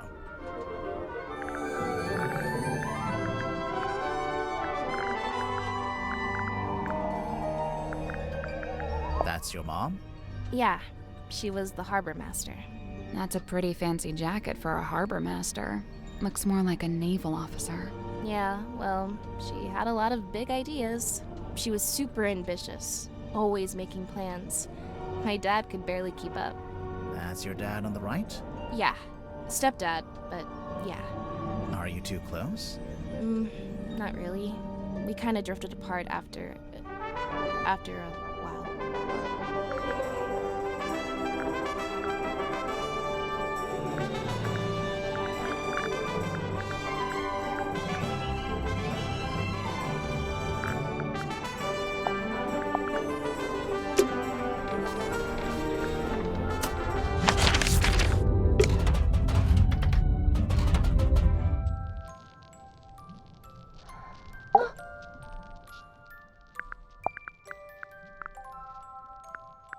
Fair Cynthia, O truest friend, my steadfast fealties won. You're both from Silkworm, and you're the same age.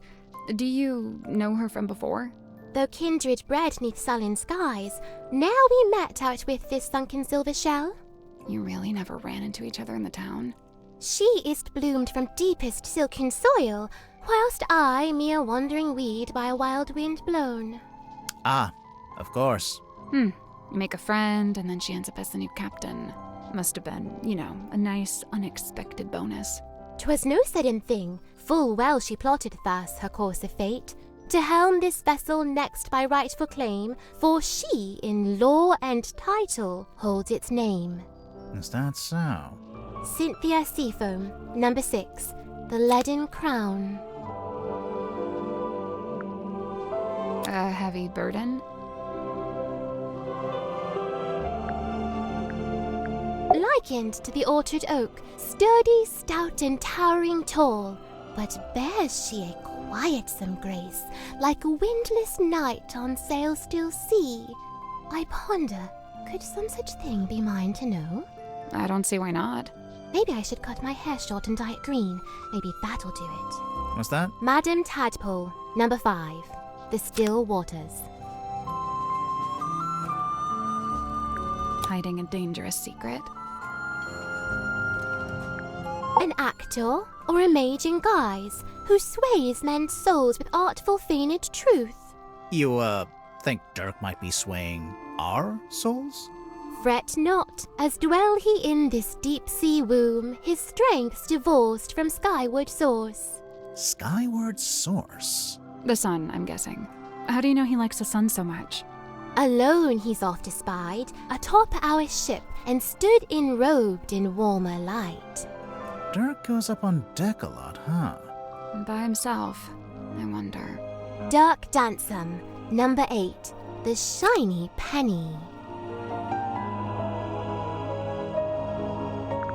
Capitalist greed?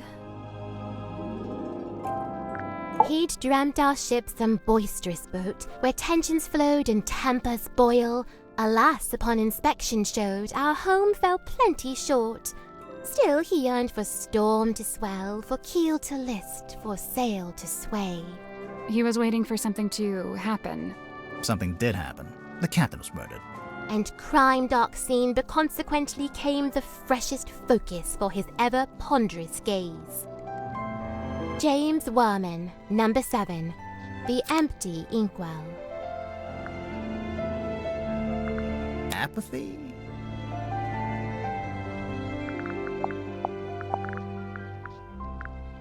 Like jagged fate is broad, doomed. Magnus Mortuga. Taking control?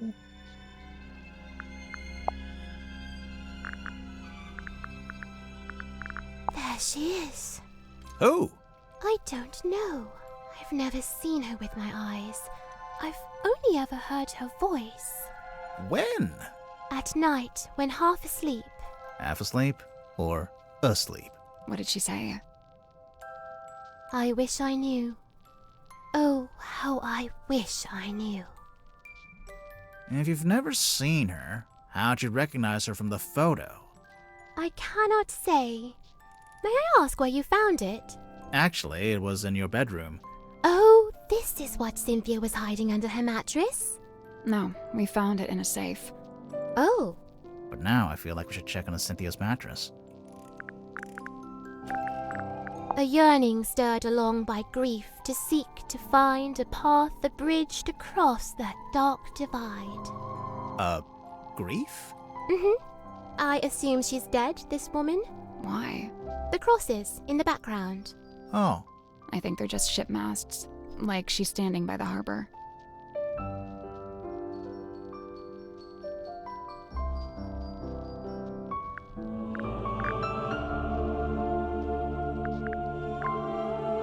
Do you know anything about Mortuga's model ship? Yet another weight upon his ever-troubled mind. Although, given that it's sealed in glass, I imagine it's now very hard to fix. What are you talking about? It's broken. Some part of its innards has come loose.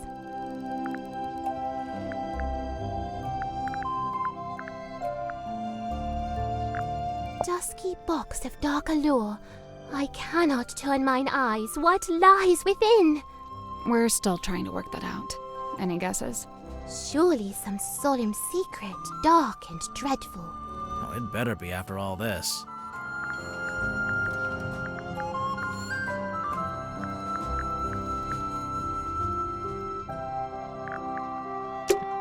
I guess we should go look under Cynthia's mattress.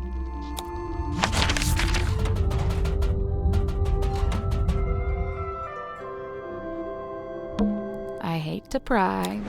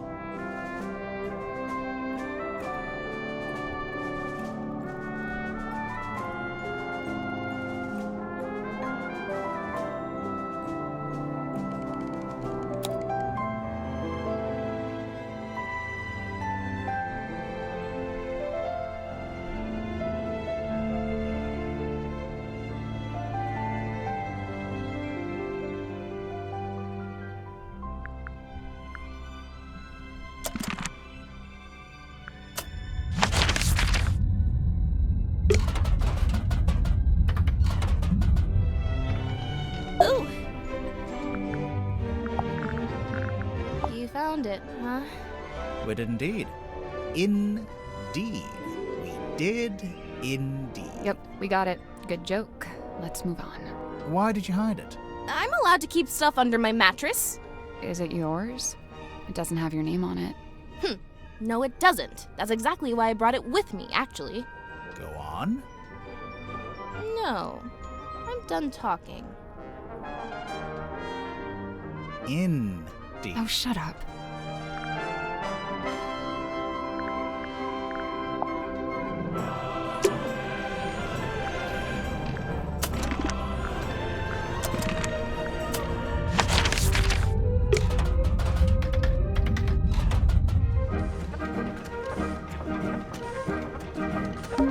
Sail on. Can I buy something? We don't get paid until the What if we don't solve it?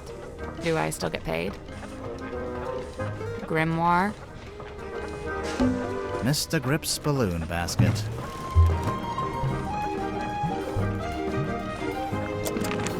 Yes?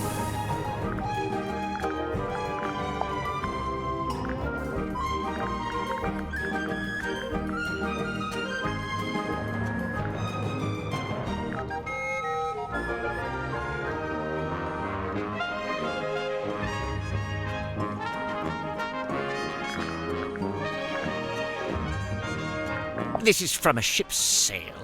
I think so. Did you sell sails in your shop? No, ship parts like that fell within the remit of the Drummond Shipyard, a few doors down.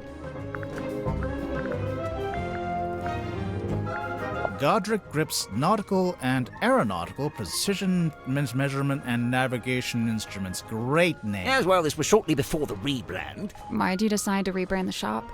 You see, the news about the Silkworm Serpent put the town in a particular sort of mood. Interest in all things nautical adventure was on the rise, you know. They put up that statue, we get tourists even. So you capitalized on the zeitgeist. Look at you, using the vocabulary.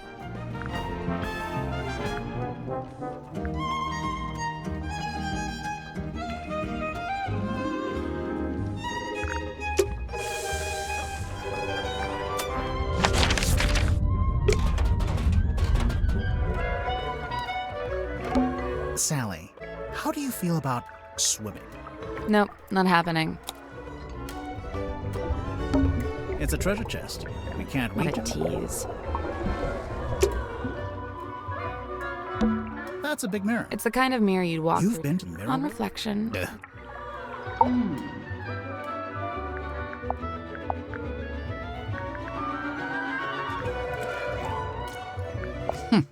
Do you know what's inside?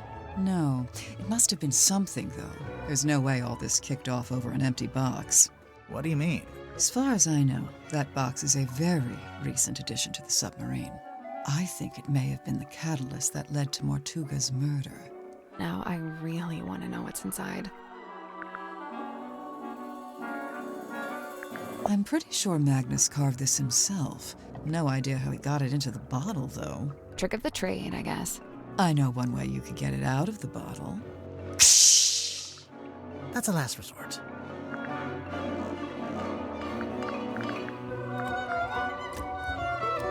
Mariana's like a little mole digging around for worms, except the worms are other people's secrets. Well, I can't imagine what she'd get on me. I don't have any secrets. What about your first name? What about your second name? Let's change the subject.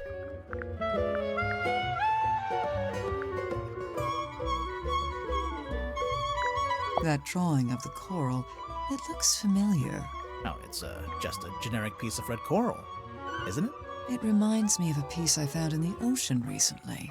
Can I see it? Do you still have it? No. Great. Silkworm on sea. Let's see. Magnus, Grip, Worman, Cynthia. Oh, and Sim. Those 5 are from the town. Or they lived there for a while at least. You think they all knew each other from before the submarine? Magnus and Grip knew each other, I think. They lived opposite, see? Oh, yeah.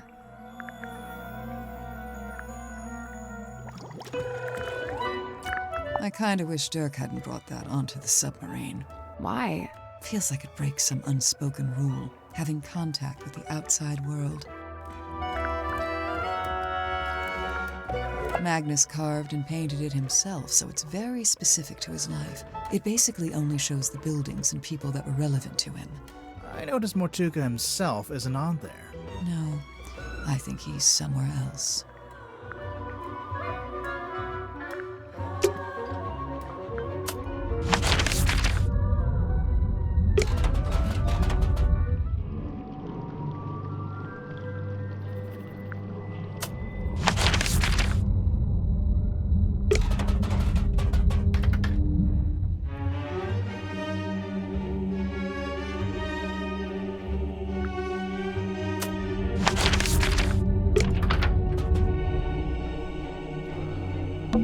I guess this is what lights up the room. I wonder what they burned to make it pink. There's an old-fashioned The kind of music. I hear it. But the vampires are all wearing masks. Sally. Hmm? We can't go outside right now.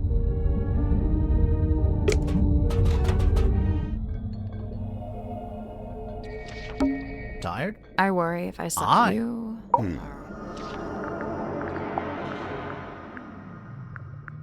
I first learned about Symmetry from a newspaper article detailing her residency at the Fortuna Hall Theater.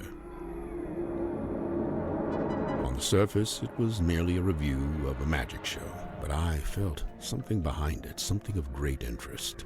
To me, it spoke of someone with a close connection to the ethereal plane. Taking an excursion from the submarine, I attended the performance. Afterward, I requested an audience with Miss Silkmoth herself. And speaking with her for a scant few minutes, I learned two things.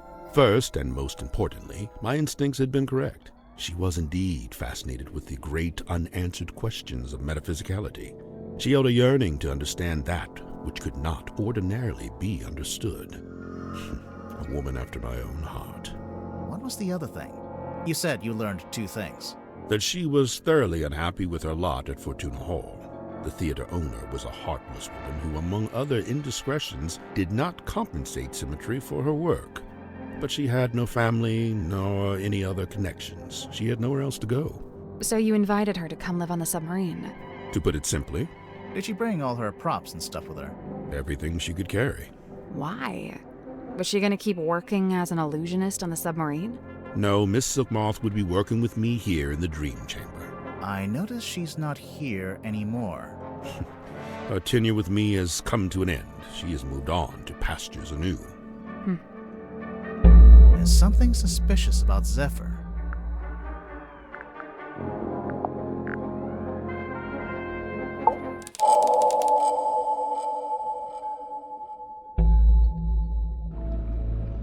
Zephyr, can you tell us more about the work you do as a dream doctor? I'm looking for specifics here. I've told you all I think you could understand. To be blunt, it's not a line of inquiry that should concern you.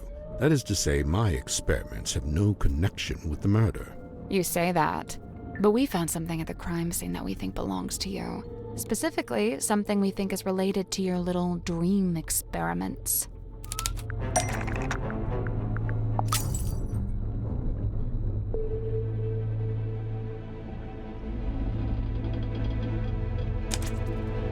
That has nothing to do with my research. What makes you so sure it even belongs to me?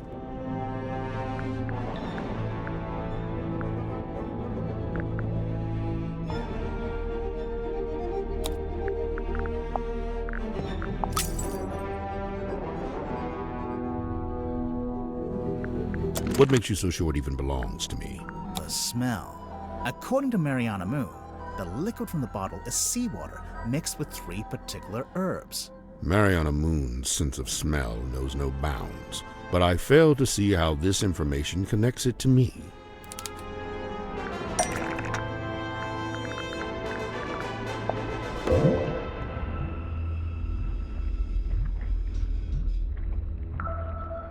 The liquid in your Hex bottle has the exact same 4 ingredients. Irrelevant. The Hex bottle isn't anything to do with my dream experiments either. So what is it? What's in the bottle?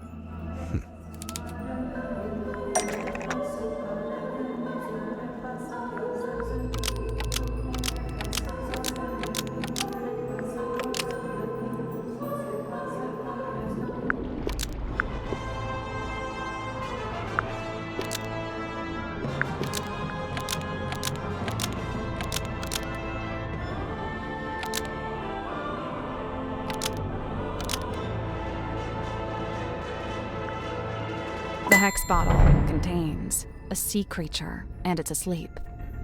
A sea creature?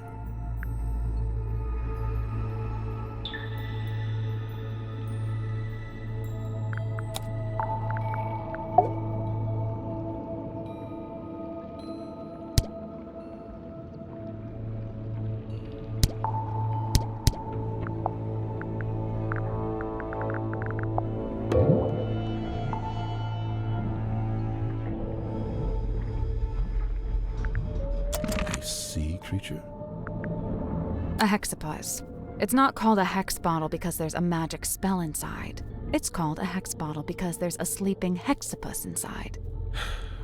His name is Hex. I've had him since I was a young boy. Not to be rude, but that must have been quite some time ago. A normal octopus would live only a couple years, wouldn't it? Hex is a singular specimen with a number of special properties. Do you ever let him out of that little bottle? Of course I do. Hex swims freely in the ocean at night, and during the day he returns to me and sleeps in the bottle. So he's asleep right now. I knew he was related to your dream experiments. Who said anything about dreams? Nobody. But just looking at him, I think I know one of Hex's special properties, and it would explain why you'd be interested in the first place.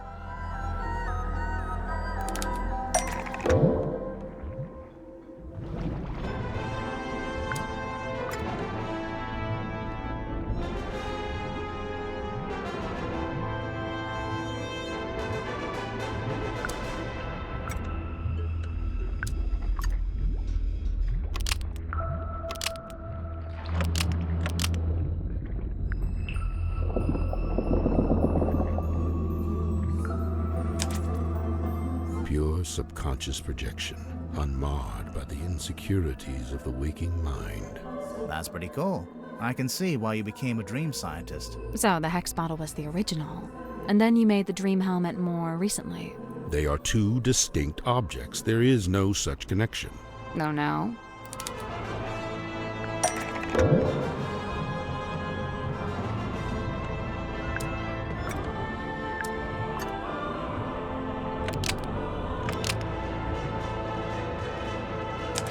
Right. The dream helmet's clearly just a scaled-up version of the hex bottle, specifically scaled up to human size. That's not right.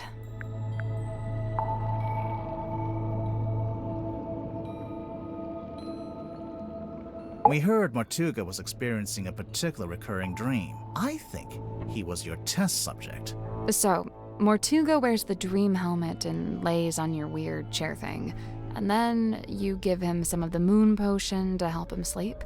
And as he dreams, the dream helmet collects the spirit energy and sends it to...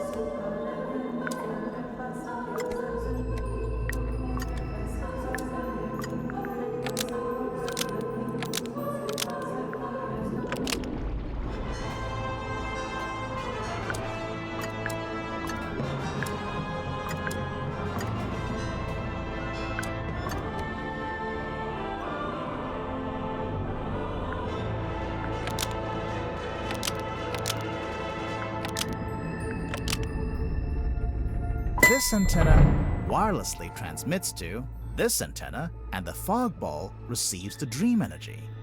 Do not think I cannot hear your mocking tone. It may surprise you to learn that I have indeed had some success in this area. I did once successfully filter something into the fog ball, and I witnessed a face inside the glass, however briefly. A face? No doubt the visage of someone from beyond the veil. Unfortunately, I have been unable to consistently replicate it. Did you make a record of it? I thought I did, but I can't remember where.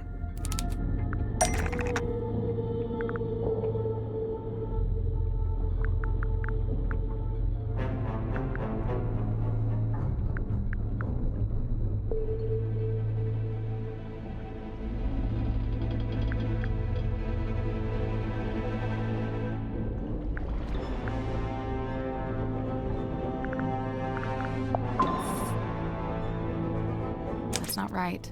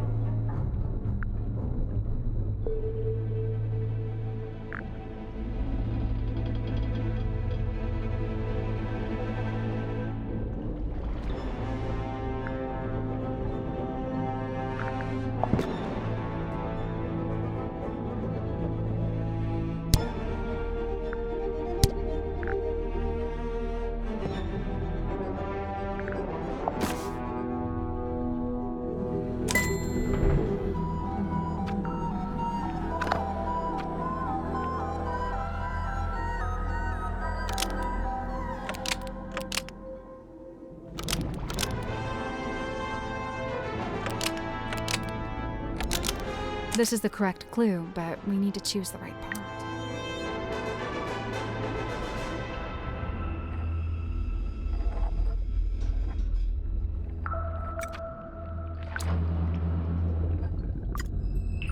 There it is, irrefutable evidence. Sorry to burst your bubble, Zephyr, but,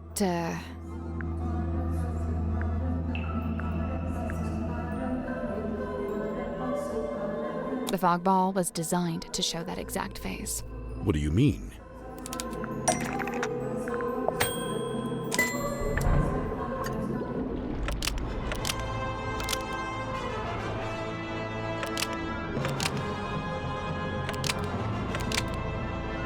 What's the connection?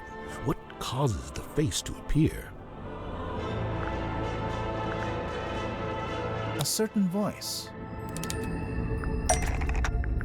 fog ball's designed to show the face when it hears Sim's voice. That's how the original trick worked anyway. See how in the photograph she's talking to it through the telephone? I demand that we test this theory. Send for symmetry at once. Wait, we don't have to.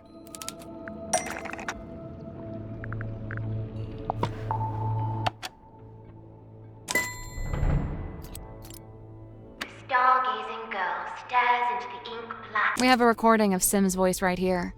Stargazing girl stares into the ink black void. Upon her trembling lips, a question born. I don't say this to be cruel, but it seems like your dream experiments are, inconclusive. I'm just glad to have some clarity about what they actually are. And as far as I can tell, it all seems pretty harmless. Right, and the moon potion. As you said, merely an herbal tincture. But then why was it found at the crime scene? That I do not know. Do you know if Mortuga had any on him? Did he ever borrow a bottle from you? It's a possibility.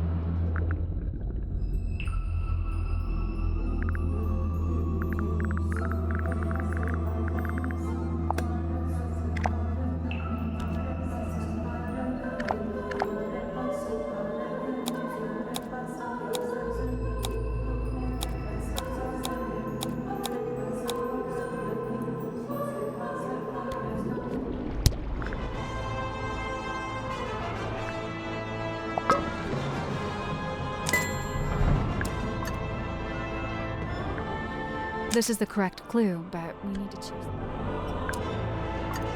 If Mortuga had the dropper, I'm assuming he had the rest of the moon vial somewhere nearby. Curious. Where exactly did you find this? It was on his desk, in the captain's cabin. And yet, the moon vial was discovered at the scene of the crime, one floor below.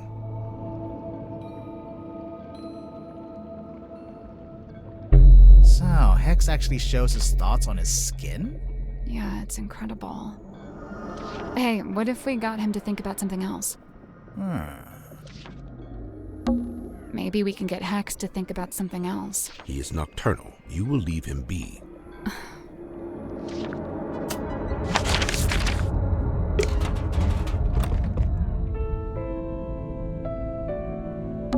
So this was Where did he sleep? It's not his bedroom.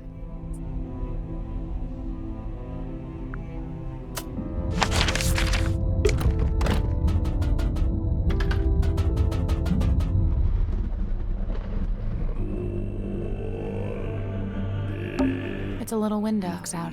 What? I don't know.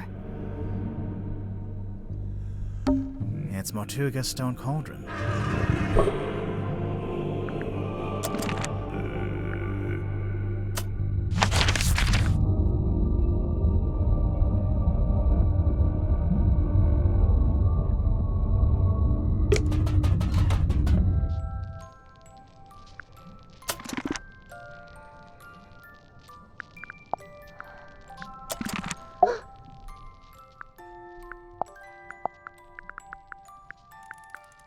"'Twas Cynthia who had it when first she came aboard. Something in it holds great weight, for her at least it seems. But you don't know what exactly? With certain mind I cannot say. How it blinks and flickers so, It's just broken. I think it's turning itself on and off. as if it sought to speak with kin. It's a radio. I'm not sure it has kin.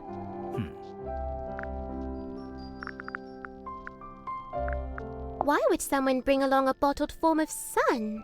Sunlight's good for you.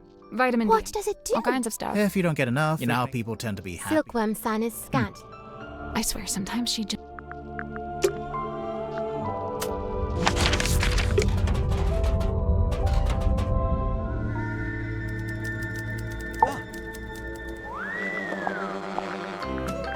Oh, you found my tablets. What are they? Vitamin D, all 3 types. That's the one you get from sunlight. Yeah, I gotta take it while I'm down here, since I'm not getting natural light, How come you left them in the mess hall? I figured the others might benefit from them. Not sure I had any takers, though. Someone dropped their perfume? Bummer, that stuff can get expensive.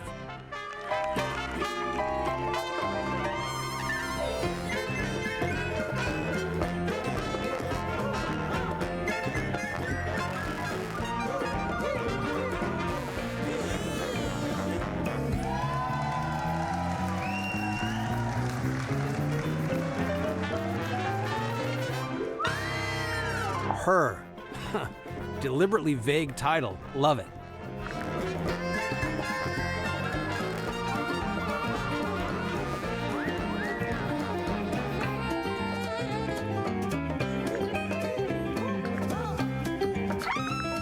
Hey, wow. Did Tadpole give you that? No, we found it in the bilge. Do you think it belongs to her? It would make sense. Although the woman in the photo looks a little different. No, it's gotta be hers. You're right about the photo, though. Her hair is brown here.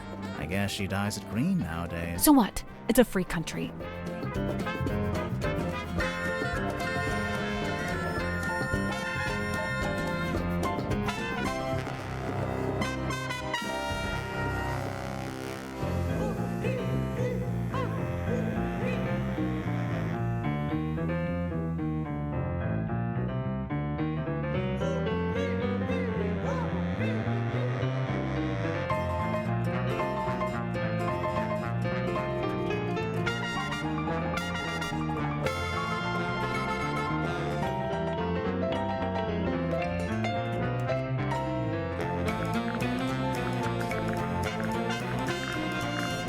What's that? You've never seen it before? Nope. Is it Mortuga's? Good guess. Yeah, it has his vibes for sure. Oh, let me guess. It's locked and you can't work out how to open it. Right again. Ha! Classic. Okay, but for real, you gotta let me know when you get it open, because now I'm super curious.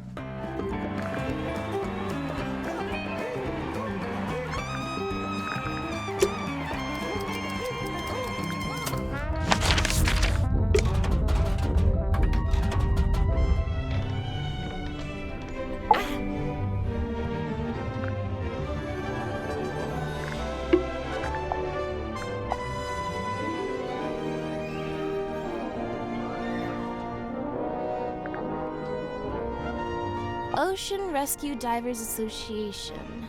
Ugh, they'd never let me in. I can barely even swim. But you live right by the sea. Pardon me for not swimming in the deep, freezing ocean. Sim let you see her locket? Do you know what's inside? Did she ever show you? No, and I didn't ask. She's allowed to have secrets. Wait, you didn't open it, did you? Yeah. Was it okay? There wasn't anything bad in there? It's fine. Okay, fine. Good.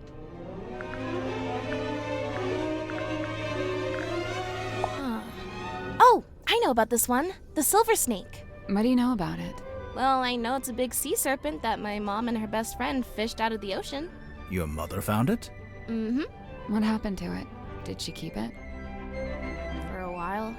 Eventually, some men came and took it away. Where is it now? I don't know.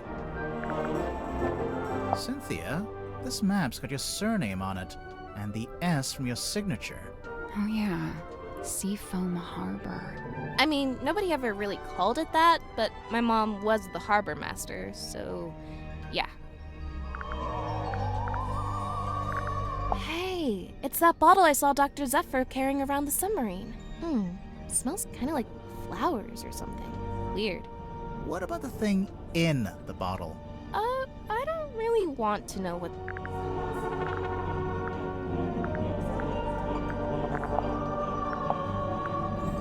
Hey, there's a document in there. It's a piece of paper. I don't know if I'd call it a document. It's been typed. Apart from the title, which is drawn by hand. Oh yeah, it almost looks like a logo for something. That's one drapey book. Wait, are those initials? M? You're looking at it upside down. Am I? My parents used to shop here from time to time. They'd complain that Mr. Grip would charge them full price, even though they were locals. Heh, Grip's not one to give out discounts, huh? What's with that wheel? It looks kind of like a shield. Does he have that in the movie? He has a wheel in the book, but it mostly stays attached to his ship, apart from one time it breaks off in a big storm.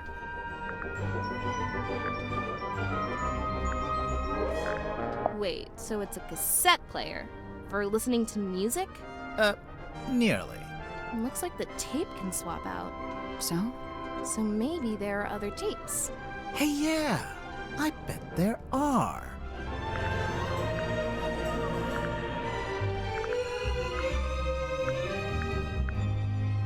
Give us your professional opinion. Laser gun? Shrek ray? Intergalactic hair dryer? It's an antenna. A really weird antenna, but yeah. Also, it's damaged. It's starting to rust, and there's sediment on the joints. Seawater can really do a number on electronics. You gotta be careful. You know, this article's kind of unfair to Dirk. It barely mentions him. Probably because it was written before the movie came out, so he wasn't famous yet. Oh yeah, true. The movie was a hit, right? So Dirk's famous now? I guess he must be. He told me he's getting all kinds of offers from other studios. Lucky him. He must be thrilled.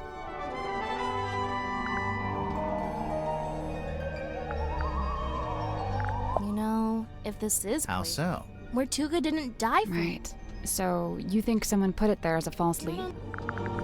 Oh, Sims, what's this weird little... Is that not just part of it?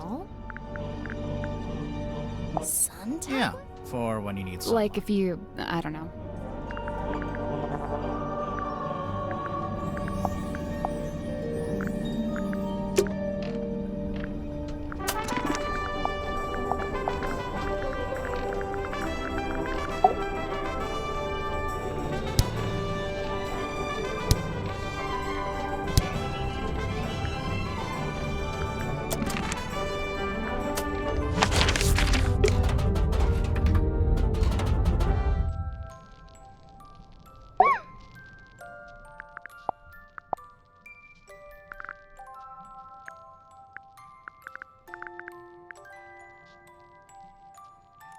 What would you say that is?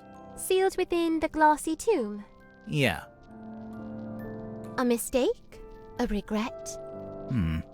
I thought it was a piece of paper. Shows what I know.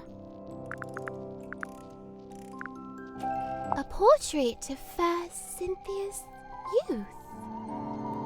Sim? What's wrong? Mine eye is drawn against my will to she that lingers far from frame. The ship, in the background. What about it? A sorry, sorrowed tale has she, for never fully wrought. Left to rust in stillborn state, the dream forever gone undreamt.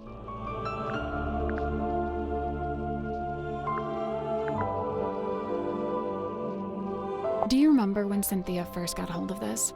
I saw her running from the bridge, all pages clasped in hand. Where was she taking it? In a hurried hurry haste she was bedchamber bound. Wait, all pages clasped in hand? Yeah.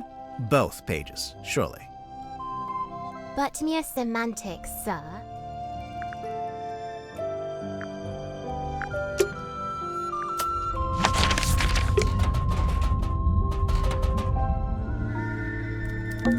It's Werman's typewriter.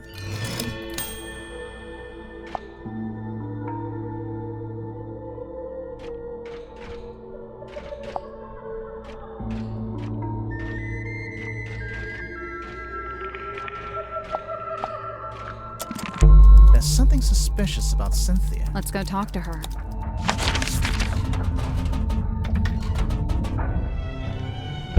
There's something strange about this typewriter. Did you notice the weird mechanism on the back?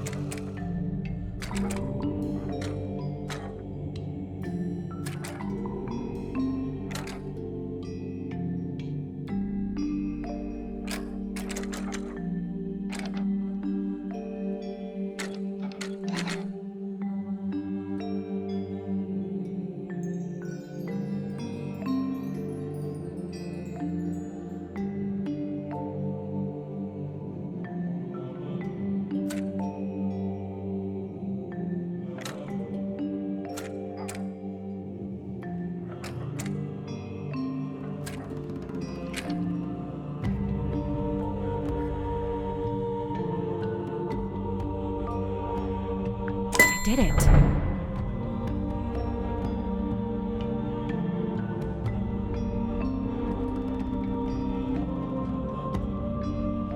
Good job. The little hatch opened. What's this? A letter?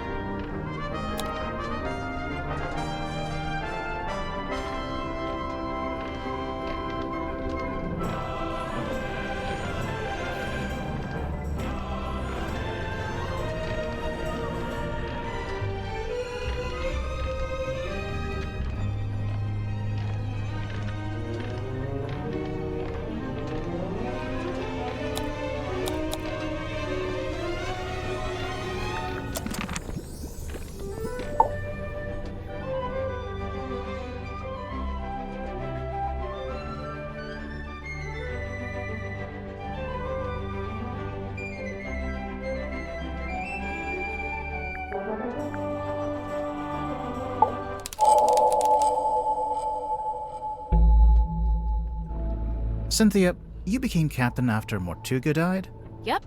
It's just the way it's meant to be. Just the way it's meant to be. Right. We got it. But, there was something you used to claim the captaincy? A document? Correct. Okay, but you have to admit, the wording on this thing is kind of vague. It doesn't actually say, "Hi everyone, Mortuga here. Cynthia gets to be captain if I die." Let's review, shall we? This contract represents an agreement between the two individuals in contention over the ownership and command of the Mortuga submarine. The two individuals. That's you and Mortuga? Indeed. But you're not actually named, by name. If I may continue, for their own safety and privacy, these two people shall only be referred to as Party A and Party B. See, Mortuga was quite a private person. He was just being considerate. You call it considerate. I call it convenient. So Mortuga is Party A. Correct. Previously, Party A has been considered the legal owner of the Mortuga submarine, and thus its rightful commander.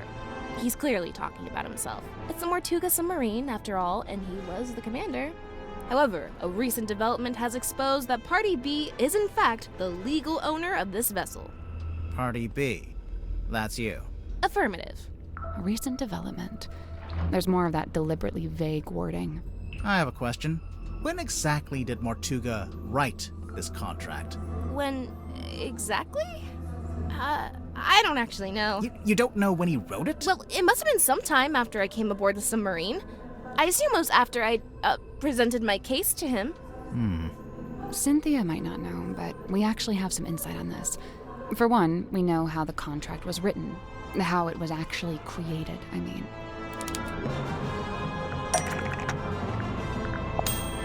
It was typed on Warman's typewriter, so it was made sometime after Warman arrived. And Warman and Dirk arrived after I did, so this gets me off the hook.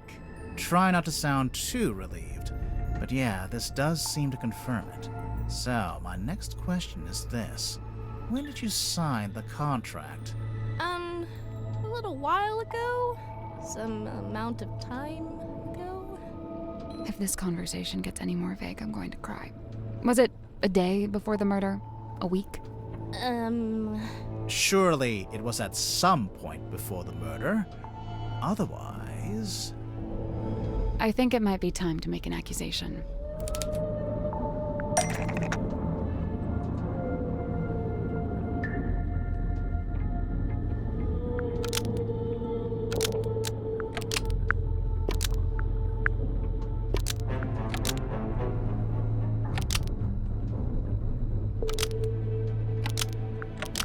Cynthia Seafoam signed the contract after Mortuga's murder and forged Mortuga's signature.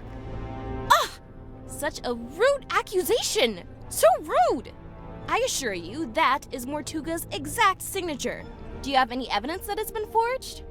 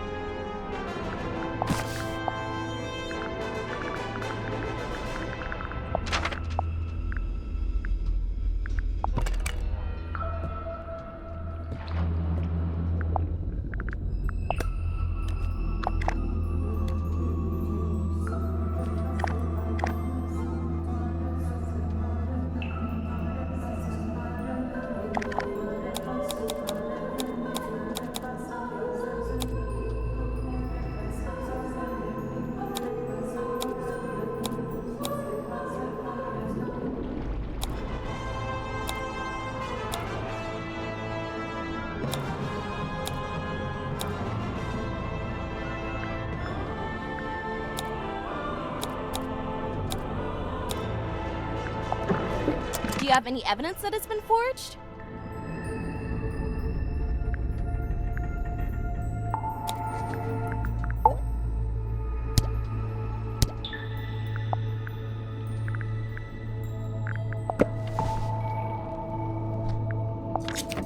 Do you have any evidence that it's been forged?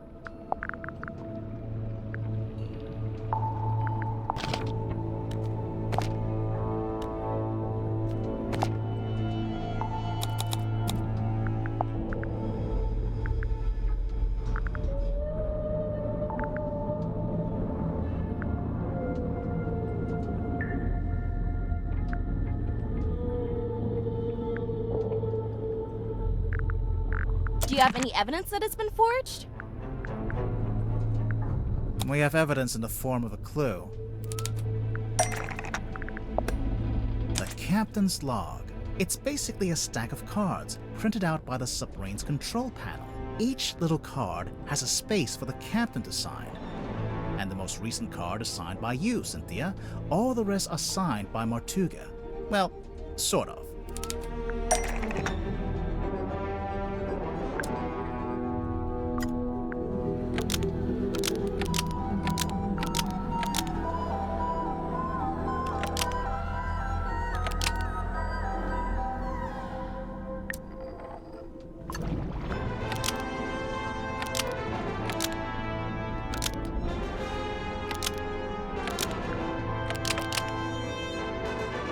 Mortuga's signature on the contract is an exact match of Mortuga's signature on this card, but it doesn't match any of the other cards.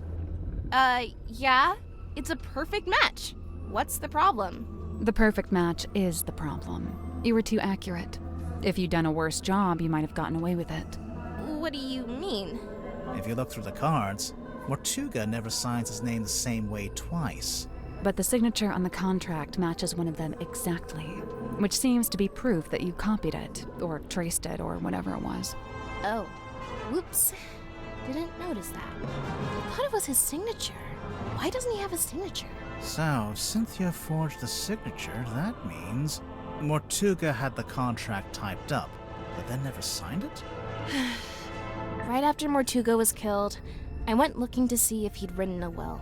That's when I found it, laying inside the little hatch in the control panel. I grabbed it and hurried back to my room to read it. After reading it, I could come to only one conclusion, that he wrote it about me, but never got a chance to show it to me. Remind me why you were so sure it was written about you? A recent development has exposed that Party B is in fact the legal owner of this vessel. You're really the legal owner of the Mortuga submarine?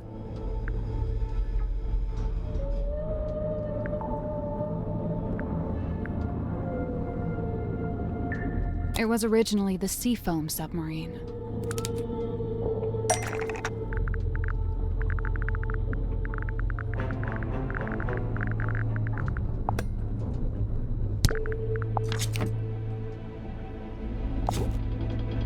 We'll talk about that in a minute.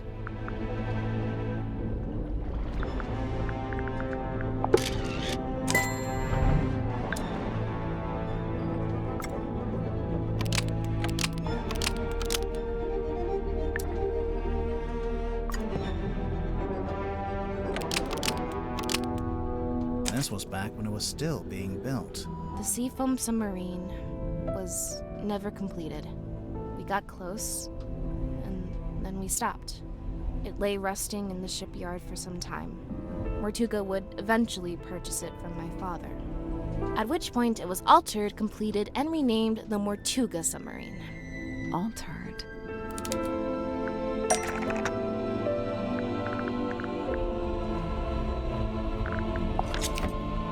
Yeah, the blueprints from my mother's original design. But as I said, that version was never completed. I've been trying to update it to show how the submarine looks now. The design changed a bit after Mortuga bought it. Wait, if Mortuga bought it, then he did own it. It wasn't a legitimate purchase. It wasn't my father's to sell. So, the recent development mentioned in the contract, that was me, informing Mortuga that his ownership of the submarine was based on an illegitimate purchase. My intention was to refund his payment and undo the transaction, placing the submarine back into my ownership. Wow, I bet he loved that. Refund the payment? You tried to give him his money back? Not money, something else.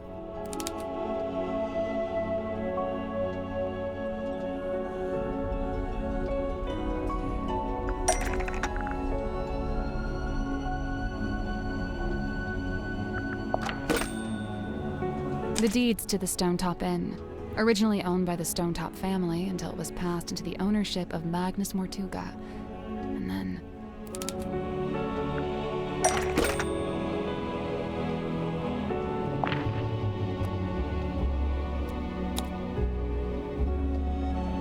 deeds passed from Mortuga to Donovan Drummond, Cynthia's stepfather. So that's how Mortuga paid for the submarine. He sold his house, basically. I came aboard with the intention of giving the Stonetop Inn back to Mortuga in exchange for my mother's submarine. And that's exactly what I did. But did Mortuga actually accept your offer? When I first made the proposal, he didn't give me an answer either way. He looked at the inn deeds very closely, read the whole thing, front and back. Then he handed them back and told me he'd need some time. Before I heard anything else about it, he was killed. Obviously, I thought I'd never find out what his decision was, but then I found the command contract. It seemed like he decided to accept my proposal after all, and just not had a chance to tell me.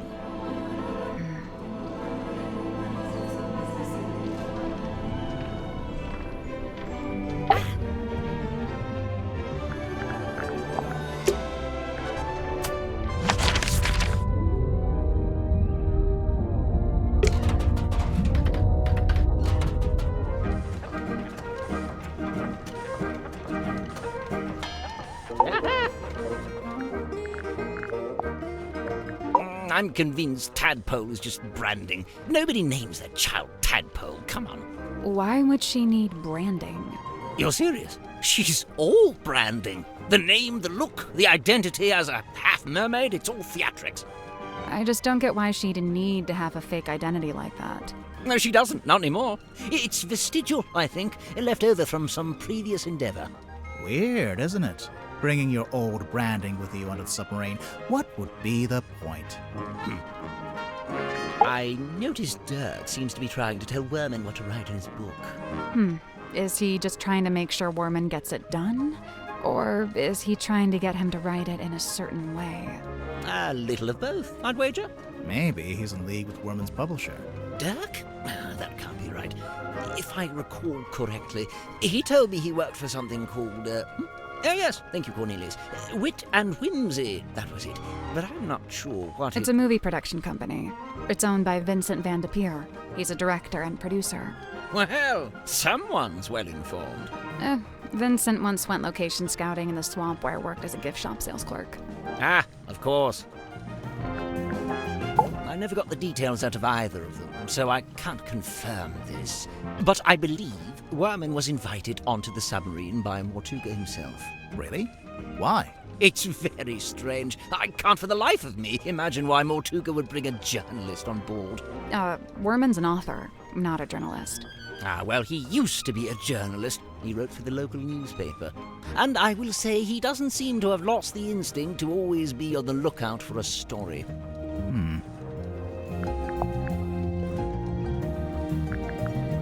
Inked on the back of this letter on code, it's detailing how Wendland vowed to find the Maltuga submarine.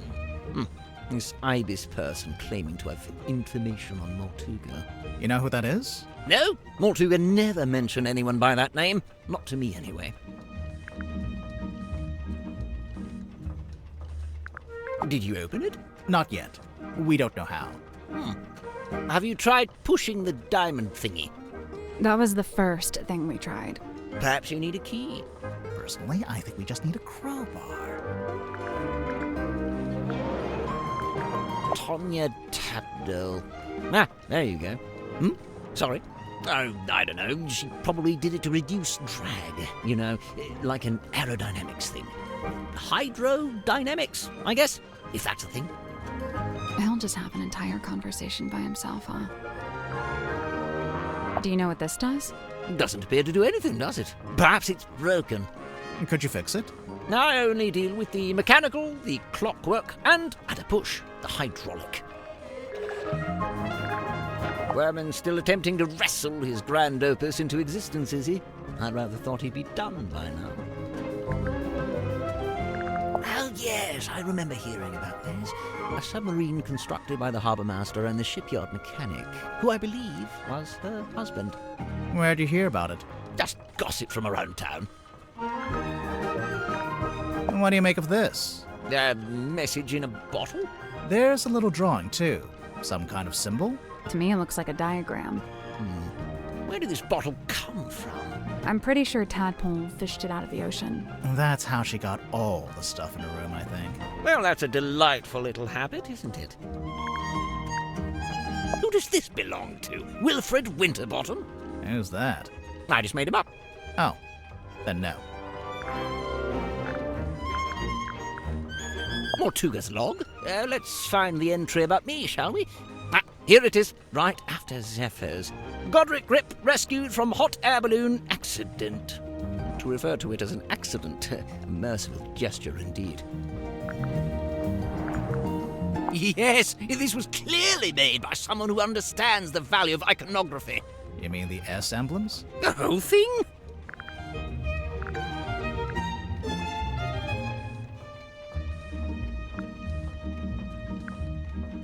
Undeniably forlorn, isn't it?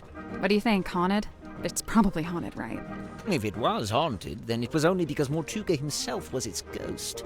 He seemed drawn to it, entranced, always held within its orbit, unable to drift away. Could this be Cynthia's attempt to get our submarine up to code and finally install a radio?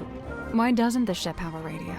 1, Maltuga didn't like to use technology if he could avoid it. And 2, he didn't like to communicate with the outside world if he could avoid it. I'm not sure I agree with that second one. There's no way all these people showed up on the submarine if Maltuga wasn't contacting the outside world. You know, there may be something to that. Oh yes, Maltuga's little model ship. He always kept it on his desk. Although I'd wager it's more than just a paperweight. Is it based on a real ship? It's likely. Maltuga did have a ship, or rather he worked on board one. I very much doubt he was the owner. Do you know what this is? Oh, I'm not sure. Maybe something left over from when it was painted? I don't really deal in anything post-industrial revolution.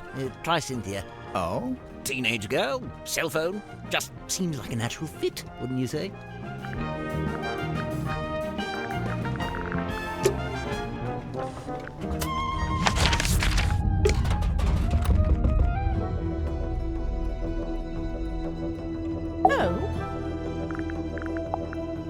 I saw Dirk wandering the halls this morning, like he was looking for something. I asked him what it was he'd lost, and he said he couldn't really describe it, but it looked a bit like a gun. What? So, something that looks like a gun, but isn't actually a gun. I can't imagine what he was talking about. Werman, I know he once worked as a newspaper journalist. Oh, that's before he changed his name, of course. Have you read his book, Hex of the Helmsman? I leafed through it. I must say he's got some good research skills. I'd love to know what his sources were. What do you mean? The book is very clearly a loose retelling of the real-life story of one Magnus Mortuga. Cynthia Seafoam, the daughter of Harbour Master Sylvia Seafoam, and the stepdaughter of Donovan Drummond, the shipyard owner. That's a pretty solid nautical heritage. By all accounts, Sylvia Seafoam was an ambitious and outgoing sailor, but I believe they raised Cynthia to be a mechanic. Still, sounds like Cynthia actually does have the expertise to be captain. Who said she doesn't? So, Mariana, what do you make of him? Godric, I mean. I will say, for someone with such a novel outfit, he's ever so quiet. Quiet? You disagree? I thought his whole thing was to be deliberately obnoxious. He wasn't like that with you? Not at all. Whilst showing me around the submarine, he was mostly subdued. Didn't say an awful lot. Maybe you make him nervous. Maybe you make him nervous. Symmetry was the only person I didn't see on my tour of the submarine. I realized later that she'd been with Mortuga at the time. In the Illusion Theater? You know what's funny? Nobody else calls it that. They all just call it the storeroom. I'm led to believe Illusion Theatre is a name Miss Silkmoth came up with herself. Rather like how she came up with the name Symmetry Silkmoth. That's not her real name? It's not her birth name, no.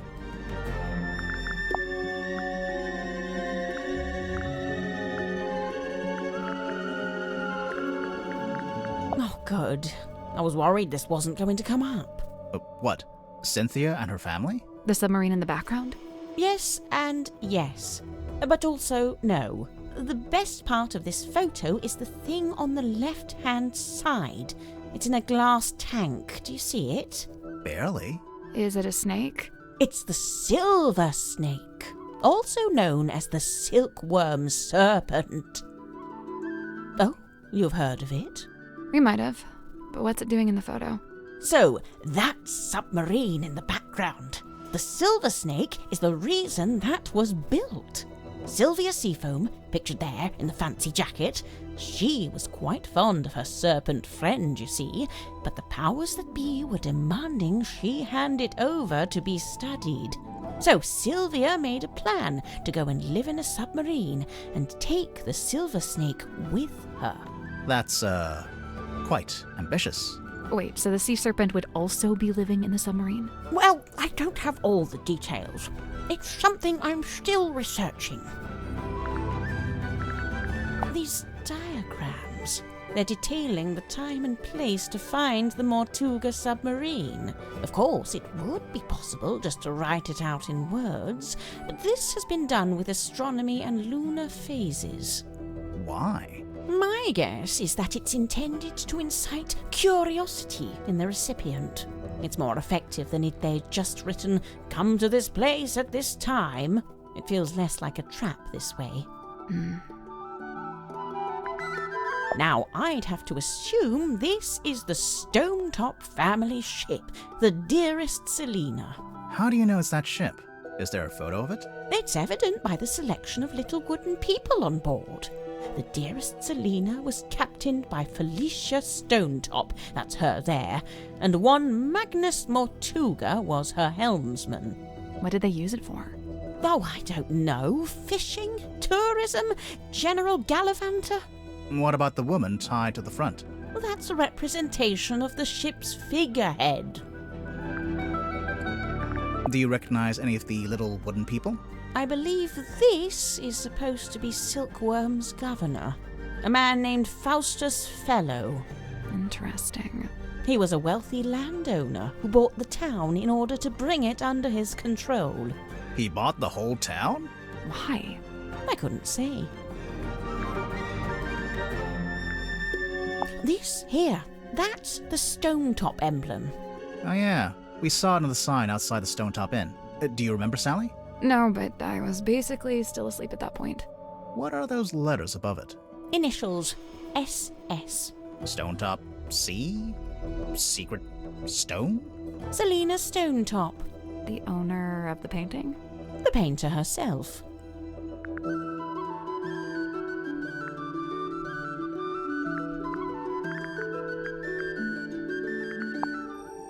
Well, that has to be a face, but it's not. It doesn't look like anyone. When was this taken? Pretty recently, I think. I see. So she's probably still out there. Listen, don't worry about it, seriously. Mr. Werman's typewriter. It's got a good example of the fellow emblem there on the back, see?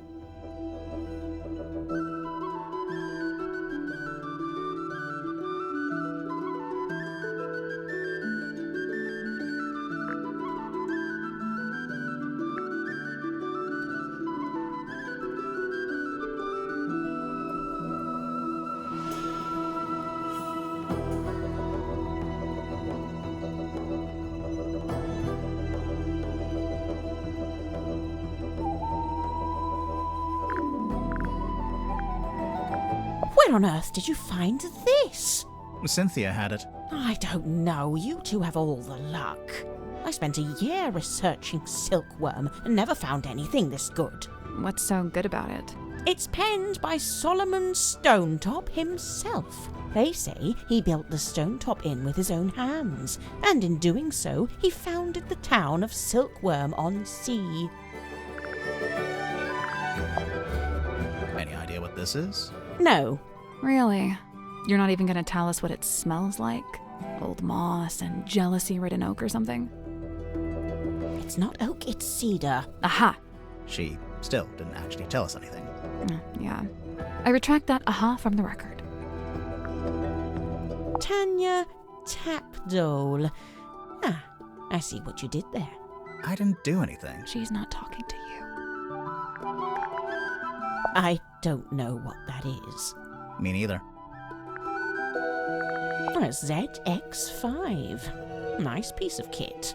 Polycarbonate shell, tactile interface, unusually good battery life. I mean, it's a cell phone. Whose is it? Dirk Danson. I suppose that makes the most sense. After all, Mortuga really didn't seem like the cell phone type.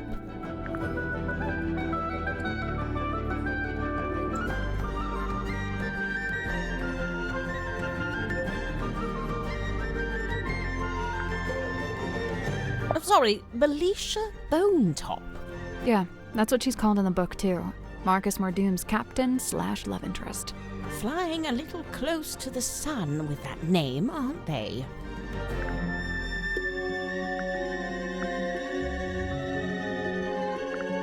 It has the smell and feel of something that's been in the ocean for quite some time. Only there's no evidence of it on the surface. No barnacles, no algae. Maybe it's a type of metal that resists that kind of stuff. Or maybe someone just cleaned it. You know, if and when I make a mysterious observation, I'm not necessarily looking for immediate logical explanations. Sorry. Where'd you get that? A dentist's waiting room? There's a poster on the back cover. It's for Dirk's movie. Oh, yes, look at that. They've given her the wrong type of necklace. The sword looks about right, though. What's that? Just thinking out loud. I thought the submarine didn't have a radio. I don't think it does. This is more like a child's walkie-talkie. Oh, yes, you're quite right. Probably has a short range, too. If it's a walkie-talkie, then what happened to the other one? Good question.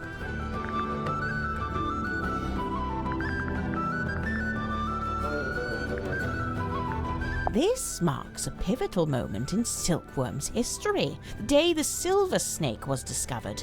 It also shows the two women who found it, Felicia Stonetop, that's her on the left, and Sylvia Seafoam on the right.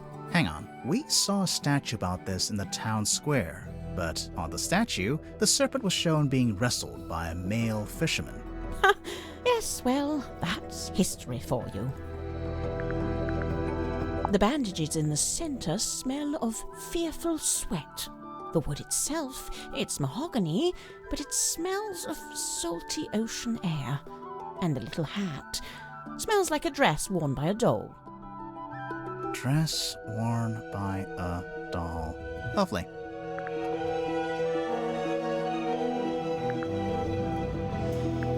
Emblazoned with the Seafoam S, I see.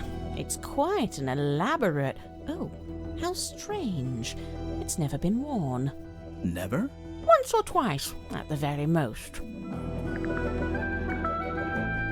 I'd love to know where Cynthia got the diagram of the wooden ship. I thought it was supposed to be a submarine. No, the yellowish parts. They're from an old drawing of a sailing ship. Looks like it might be from the original, too. I just wonder where she got it.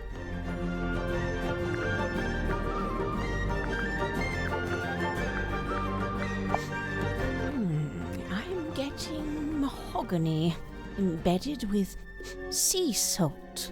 Maybe from when Grip crashed his balloon into the ocean? No, the basket is made from wicker and carbon fibre.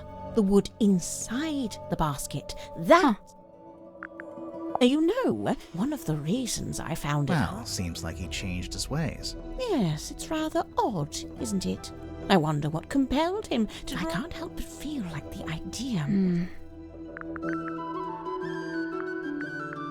I'd heard Mortuga wasn't one for... But this... He made a record of every time a new person joined the submarine. Except for when you joined, Mariana. Well, I suppose he'd never had the chance. Let's... The thicker wood, the thinner wood... Somebody's...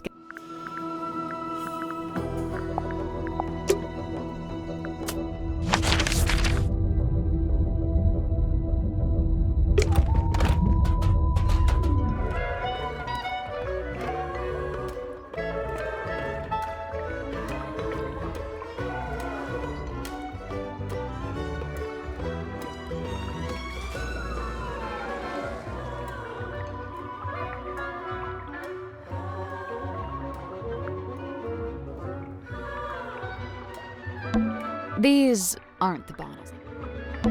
These aren't the bottles. I think it's the lid that fits over there. So there's no lid? What if it floats? Let me drown. As long as we're aligned on that.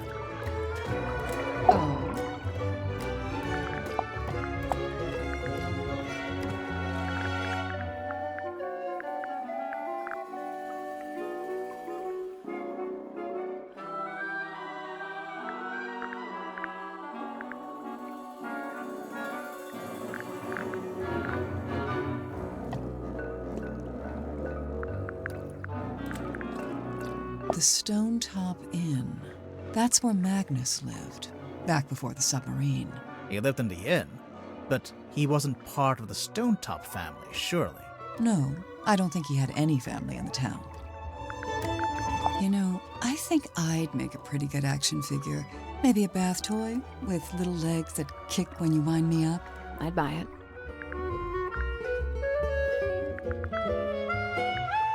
I'm pretty sure Magnus kept this in the storeroom. He had it covering the cauldron, I guess? It seems likely. Just to protect it from dust? Or maybe he was specifically keeping it hidden. This was on the floor of the crime scene. Do you know what it is? Poison, maybe? We don't know that. We don't know Doesn't what... make any sense. Magnus was killed with a blade. Right. But there wasn't anything like that at the crime. Well, then it must be somewhere else. It's custom made. See the S emblem on the epaulets? And on the back? S for what? Seafoam, obviously. So why isn't Cynthia wearing it? I guess she'd rather keep it preserved.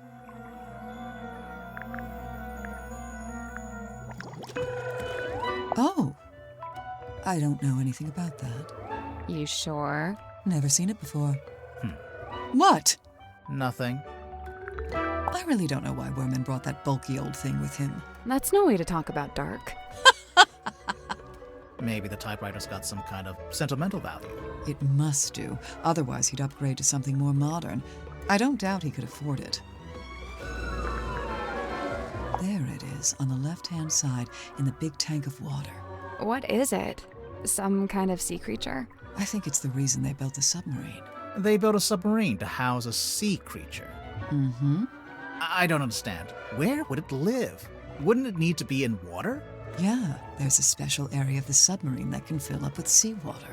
Where? You're standing on top of it right this second. I guess now that Cynthia's captain, she wants an up-to-date blueprint of the submarine. Why was there an out-of-date blueprint? The ship has kind of a complex history. She's been through a few different phases, lived through a few rough patches. Magnus used to let me steer. He even taught me how to do it. Sounds like he was setting you up to be the next captain. I don't know about that.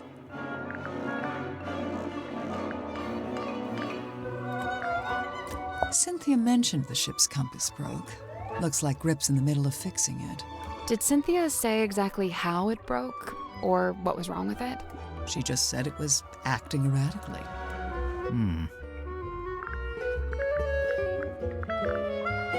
Turk tried to get me to take these. He's convinced we've all got a vitamin D deficiency. He said that's why everyone on the submarine is, in his words, moody and weird. If you watch him closely, Grip holds this tighter whenever he gets sad or nervous, and only lets go of it when he's totally at ease. Sounds like you've really been staring at him. Yeah, well, you can learn a lot watching. Okay, do me. You're tired, achy. You only got an hour of sleep on a hard surface. Wow, I feel so seen. Where did you find this? Symmetry had it. Does it not belong to her? No, it belongs to Magnus. Just the front page? Or did he have the whole newspaper? Just this one page. Why is he so interested in Sim's old magic act? He's not.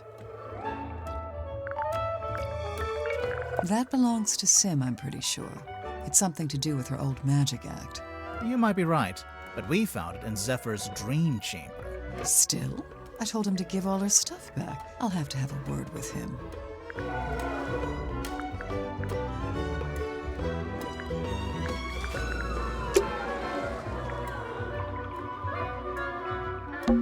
Looks like a jellyfish. It's 2 glass bowls and some seashells. Right, but what does it look like? Jellyfish.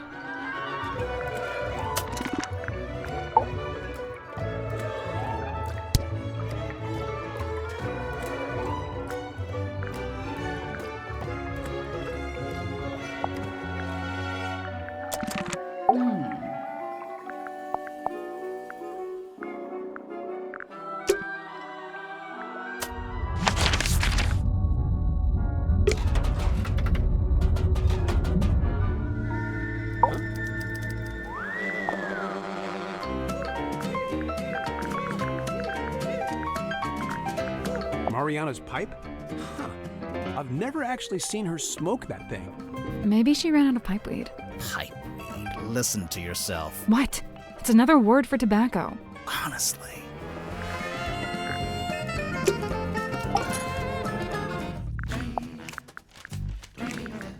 It's mine, as you are well aware, seeing as how you just fished it out of the back of my typewriter.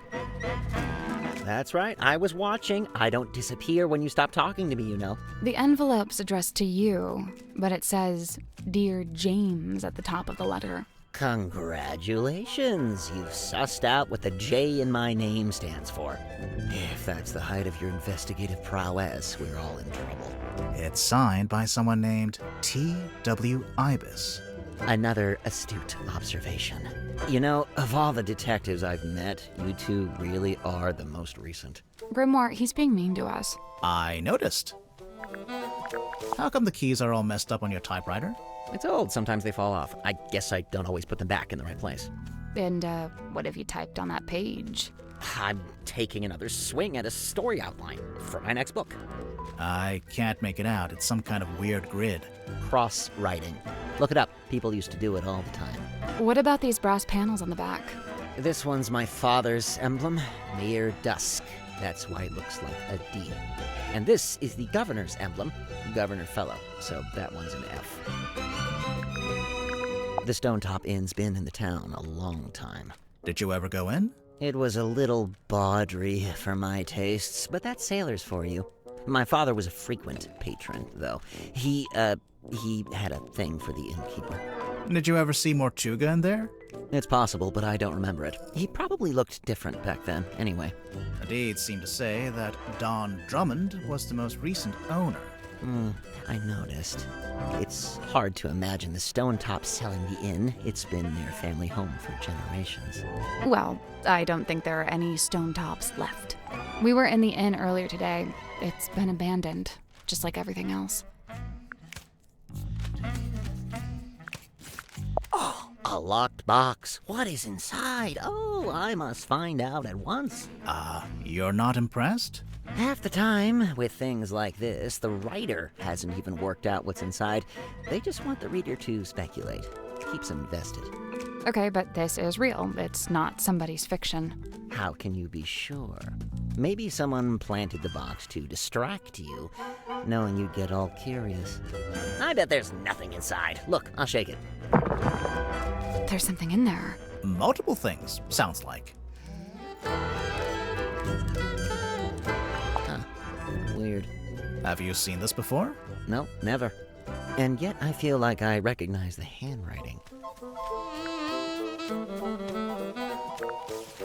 So, these are the two main characters in the movie? The helmsman, Marcus Mordoom, and his captain, Belicia Bonetop. Ostensibly, yes.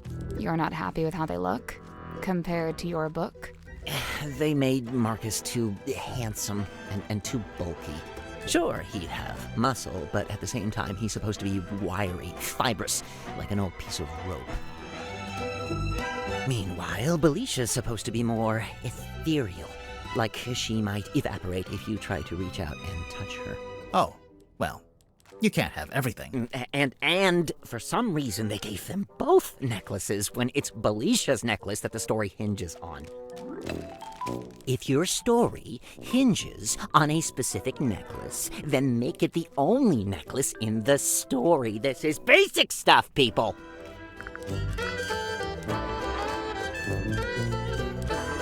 What's that? A book? Yeah, I think so. Let's see. Nope, not a book. Why not? Listen. Books don't rattle. This is supposed to be silkworm, is it? Is it not accurate? Far from it. I don't think it's trying to be accurate. It's more about Mortuga's specific... Hang on. Is that my father? Which one? This guy. He's got the right look, and he's standing outside the building that would be the town hall if it wasn't just a wooden cube. Huh. I'll make a note of it. What was your father's name? Damien. Damien Warman. No, Damien Dusk. Charming, isn't it? Is it based on a real ship? I'd assume so. Mortuga did work as a sailor of sorts back before the submarine. He had his own ship? Oh no, it was a stone-top ship he worked on. The same people that owned the inn. It looks like the little Mortuga standing by the wheel. So that'd make him the helmsman. Yeah, that's right.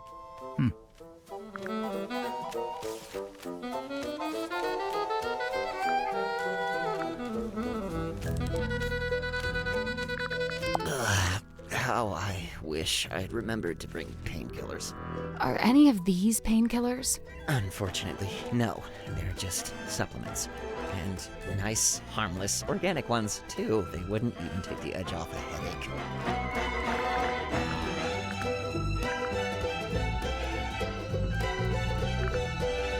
Ah, yes. Godric's little mascot sidekick thing. It's a wooden stick. With a face. To you, to him, it may be a wooden stick of great, thunderous importance. You never found yourself attached to an inanimate object? Something that gained special meaning? Well, I did used to have this hat. There we go. We're all guilty of it. Chart the unchartable, plot the unplottable, and measure the unmeasurable. Nice tagline. I think it's a little much. For a shop that sells compasses? It's not about the compasses. The thing he's really selling is wanderlust.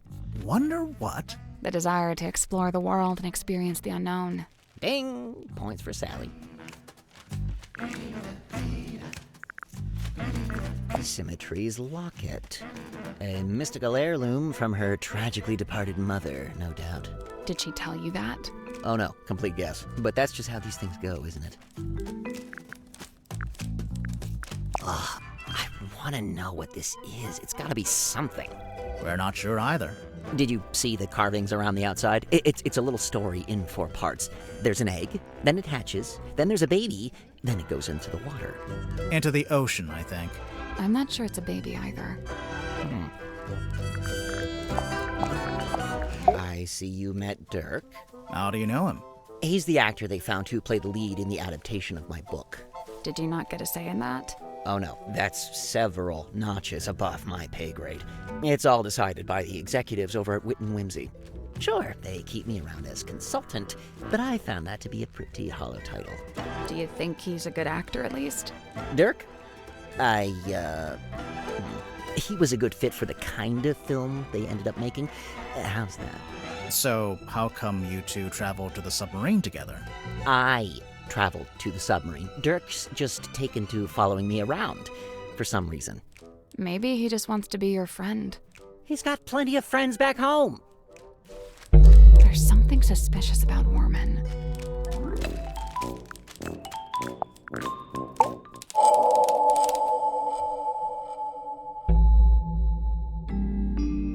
Worman, you're from Silkworm-on-Sea, is that right?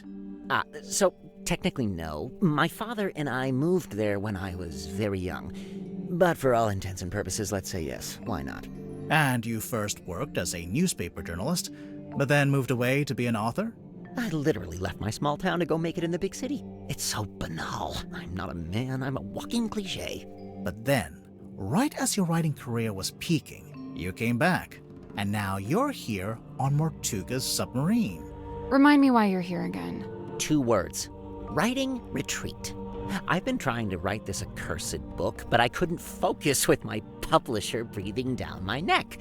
That kind of pressure is not conducive to one's creative process. Surely there is something specific that made you come back to the town and seek out the submarine. Something specific?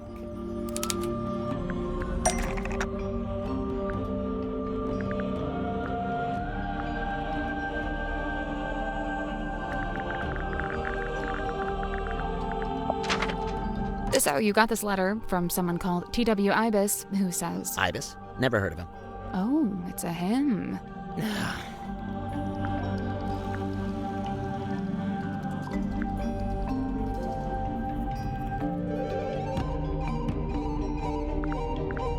T.W. Ibis is Worman's book publisher. Sure about that? Not so really. You got this letter from someone called T.W. Ibis, who says... Ibis? Never heard of him. Oh, it's a him. T.W. Ibis is Worman's... And, what gives you that idea?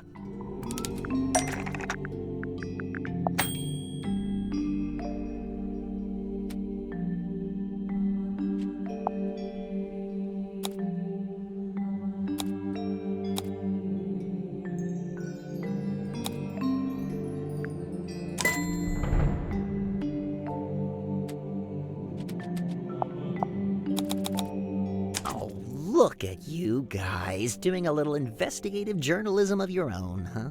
So this Ibis guy, this is someone you really looked up to, like a mentor. Steady now. He was just my boss. Let's not get all schmaltzy with this.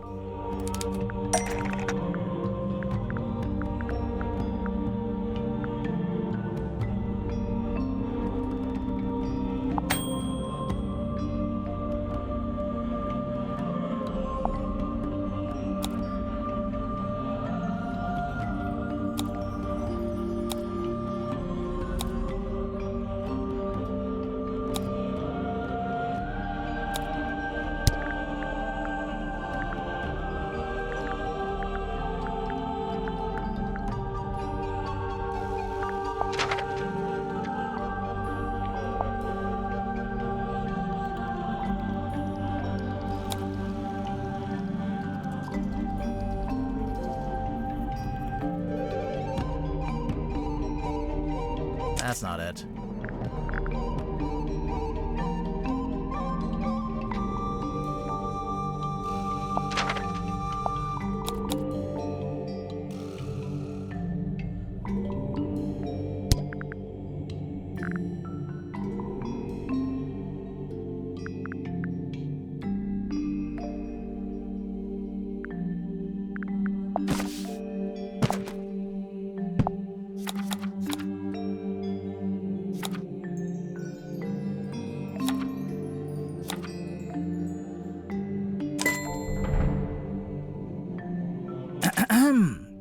for T.W. Ibis, who imparted upon me what it is to love the art of I'm aware of what it says, all right? Can we just settle down? Guys, there's something bothering me. The letter has a diagram on the back showing you how, when, and where to find the Mortuga submarine. Of course. How else do you think I managed to find it? Magnus Mortuga's submarine is the stuff of urban myth. It's not exactly public knowledge. But that's my problem. How would Ibis know about it? He's not on board, is he? No, and as far as I know, he never was. He's not even living in the town anymore. But then how— Yeah, no, I have no idea. FYI, I've officially decided not to worry about it. Looking at the actual letter, he first insults your integrity as an author, and then presents a solution, basically offering you the chance to get onto the submarine and find Mortuga yourself. A chance to meet Mortuga. So that's what convinced you to come back here.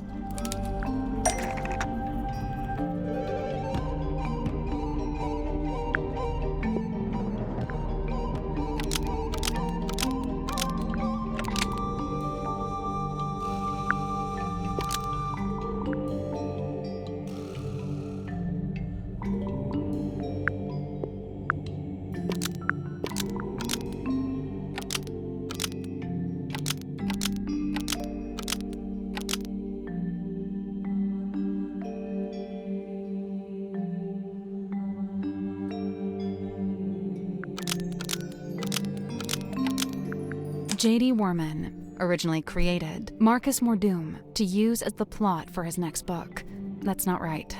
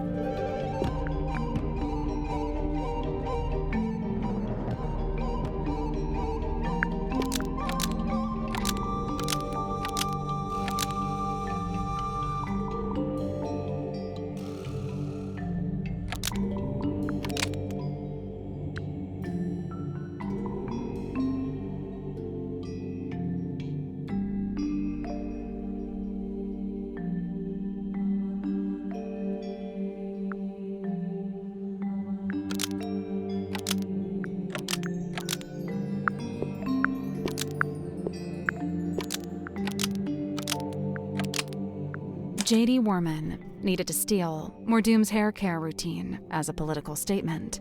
That's not right either.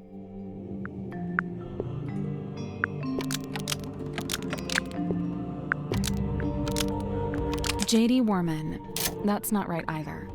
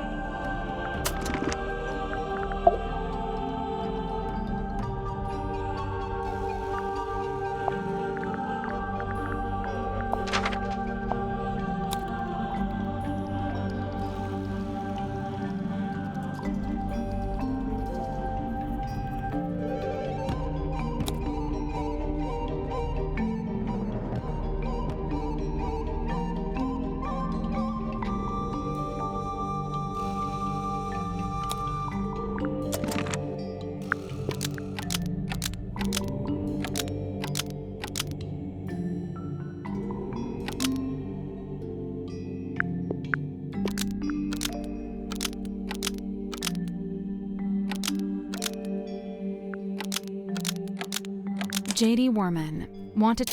Almost. But maybe... J.D. Worman needed to steal Mortuga's real-life story to use as the plot for his next book. I noticed you went straight for my sense of self-worth there. The main character of your book, Marcus Mordoom, he's based on Mortuga, isn't he? Loosely inspired by. That's an important legal distinction. And you're currently in the process of writing a sequel. I've said as much. And how's that going? Look, I don't plan on stealing Mortuga's real-life story any more than I have already. I assure you, I am working on my own book, on my own terms, with my own ideas. But you came back to... Other than the fact that I happen to be on his submarine, do you have any evidence that I'm stealing Mortuga's real story for my next book?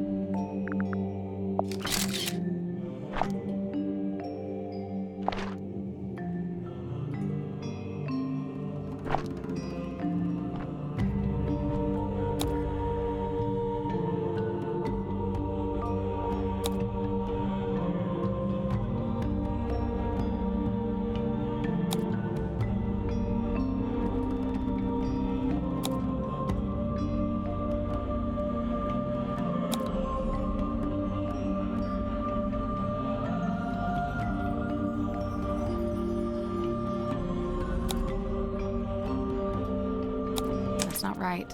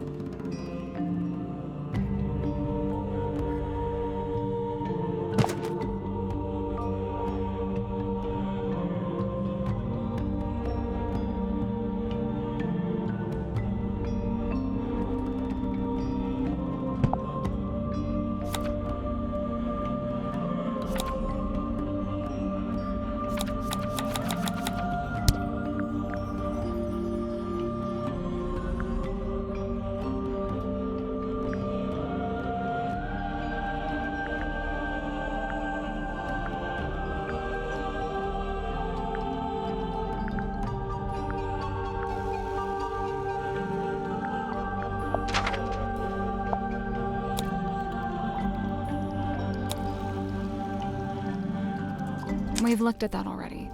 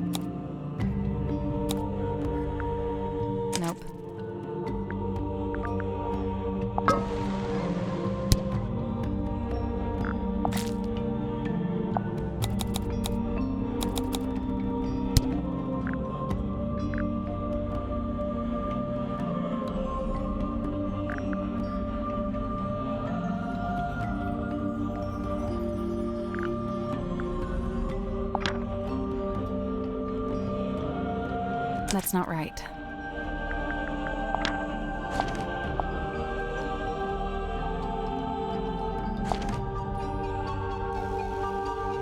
Nope.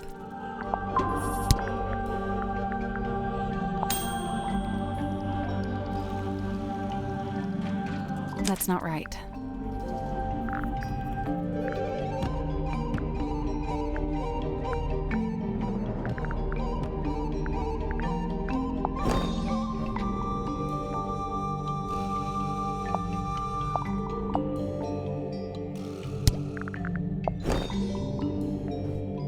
Nope.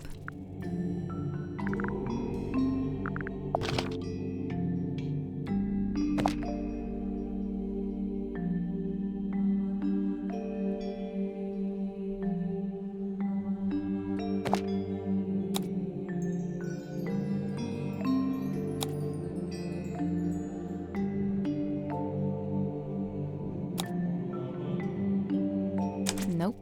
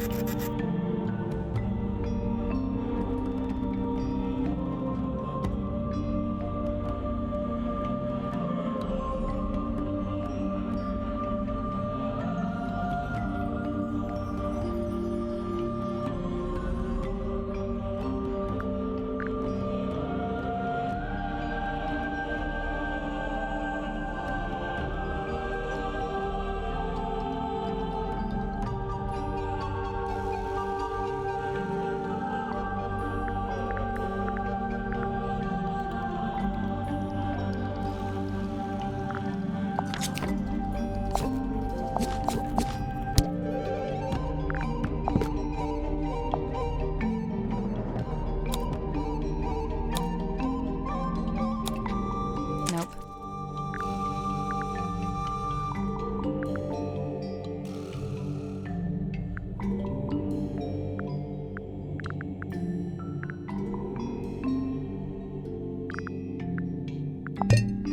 There's a piece of paper in this bottle with something written on it. In fact, it's a little typed story that details the circumstances of Mortuga's real-life, death. A story? I don't know. It reads more like an arcane incantation. Why don't you ask Symmetry about it, or Zephyr? Just look at that symbol. What is that? Some kind of sacred geometry? Really not my wheelhouse at all. It's a drawing of a room on the submarine. It's a diagram of the crime scene. There's the window, the cauldron, and Mortuga's body laying on the ground. Where did you find this bottle? Madame Tadpole had it. She found it floating in the ocean. Sealed in a bottle and found in the ocean, but you think I typed it.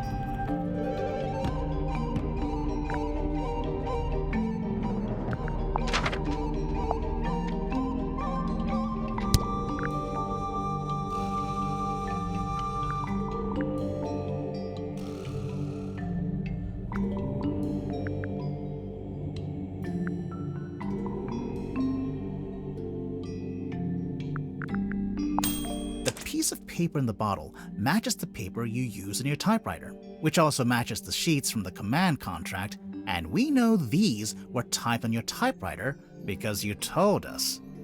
Well, you've really done your homework, kids. I'm impressed. You admit you typed the story? It's not a story, it's just record keeping. After Mortuga died, I thought someone should write an account of what happened. Nice try. But just looking at it, I can tell it's supposed to be a plan for your next novel. We need a clue to compare with the message in the bottle. something to prove it's a story outline for Werman's next novel.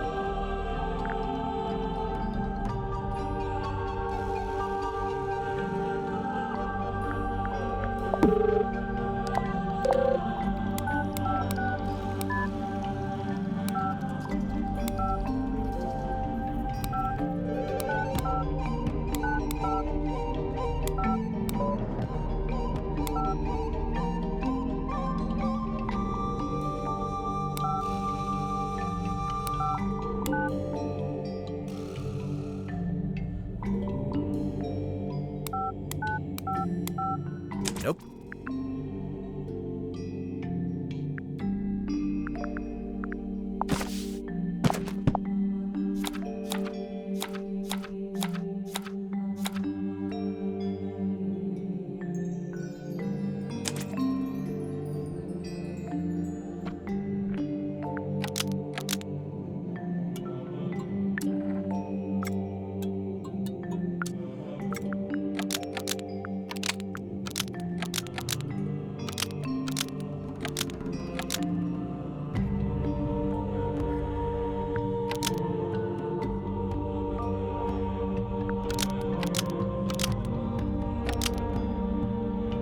Curse in the Cauldron title is drawn in the same style as the Hex of the Helmsman title because it's a plan for the next book. Oh, now you're using graphic design against me, a little below the belt, don't you think? It really does seem like you took the events of Mortuga's death and turned them into a story outline for your book. Yeah, all right, don't lecture me. I'm not exactly proud of it. I'm fully aware that this is, murky moral ground. Why was it in a bottle in the ocean? As soon as I typed it, I regretted it. Stealing Mortuga's story all over again? For what? Just some book? I wanted to destroy it, but I couldn't bring myself to do it. So instead, I sealed it in a bottle and threw it into the ocean. It goes without saying that I never expected it to make its way back onto the submarine. So what are you going to do now? You know what I'd like to do? Give up. Call my publisher, tell her I tried, but I quit. I'm not going to write the book. Why don't you? It's just not that simple. There's a lot of money riding on this, people's jobs. Throwing in the towel now would be pretty selfish. And you already tried coming up with your own ideas for the story? Tried and failed. Repeatedly. I've come to the conclusion that I must have just got lucky the first time and that I'm not actually any good at this. It's funny, I'd already decided that Mordoom was going to be killed off. That was the one idea I'd actually had. But I couldn't think of an interesting way for him to go. What's the hook? What's the setup? And then Magnus Mortuga is killed. Tragic, obviously, but at the same time, it was perfect. The locked room, the empty cauldron. I couldn't resist it.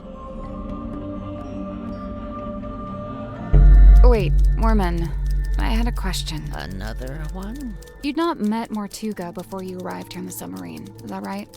Yeah, never met him. That's why the offer in the letter was so tempting. Right.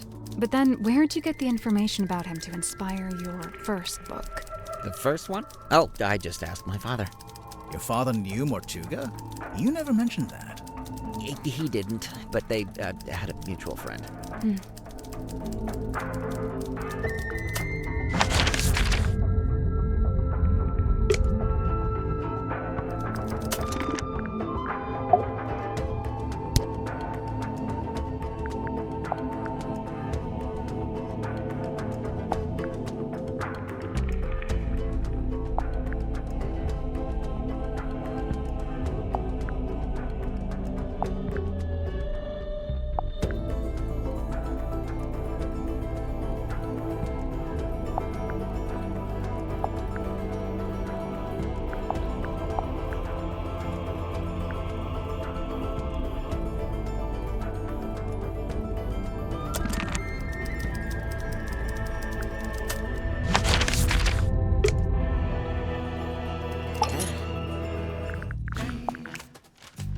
Stargazing Girl.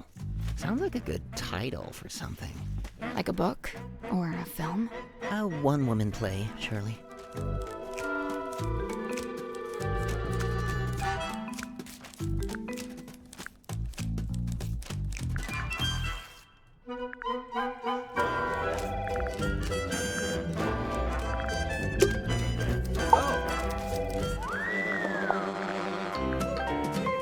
Huh. Who's that little Grim Reaper guy in the drawing? I'm not sure. You recognize it?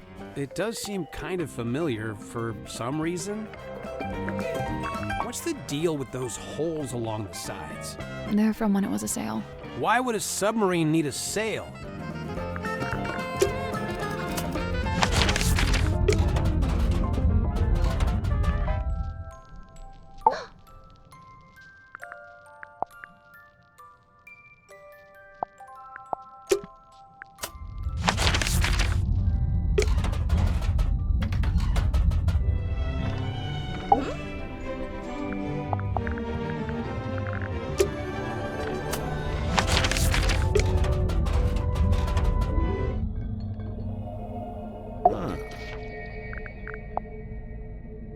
Mariana Moon's tobacco pipe.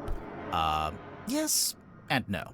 It's actually a dictaphone, like a little tape recorder. Curious. Is Miss Moon some sort of covert operative? Who knows? Maybe. I think she's just nosy.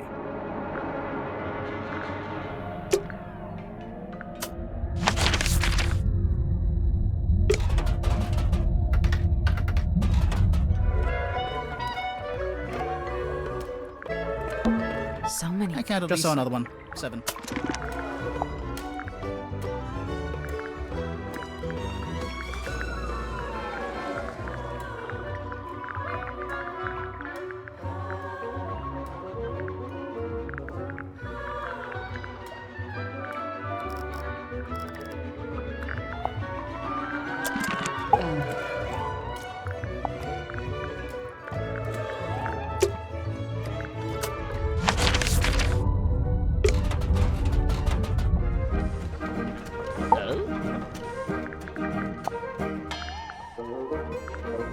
Wonderful, isn't it? Cornelius thinks it might be his great-grandmother. For all I know, he may be right. It belonged to Mortuga, I assume? Yes, and to me it sits right alongside that iron bell in his office and that stone cauldron in the storeroom. Together, they form Mortuga's collection of inexplicably cursed-looking nautical artifacts. Maybe they do form a set.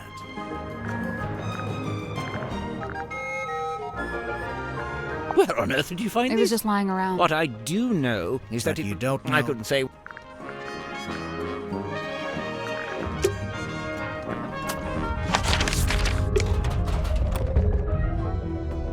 Oh?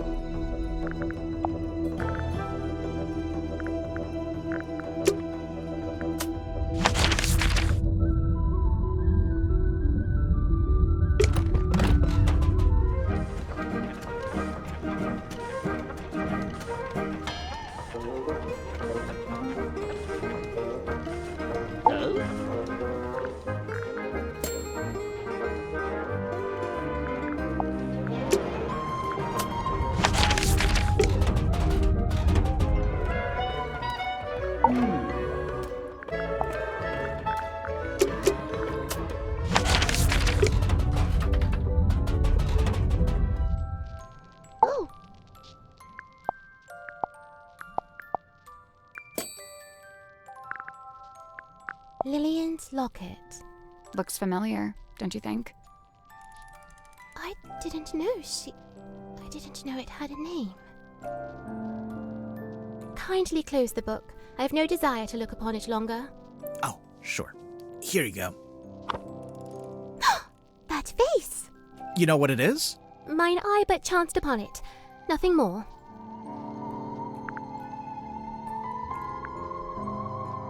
The compass lies on deathbed dark, its many pointed bones askew. Hush! It now endures a surgeon's steady hand. You'll pull through, little compass. The fate awaiting guilty hearts once they are condemned. What? You get turned into a weird little wooden goblin head? Nay, bound in chains upon the deck and pulled along beside the ship. Oh, jeez. She's not serious. I don't think. A book adorned by bloody stain? Might be. Might not. It might not be a book. No, no. I meant the blood stain.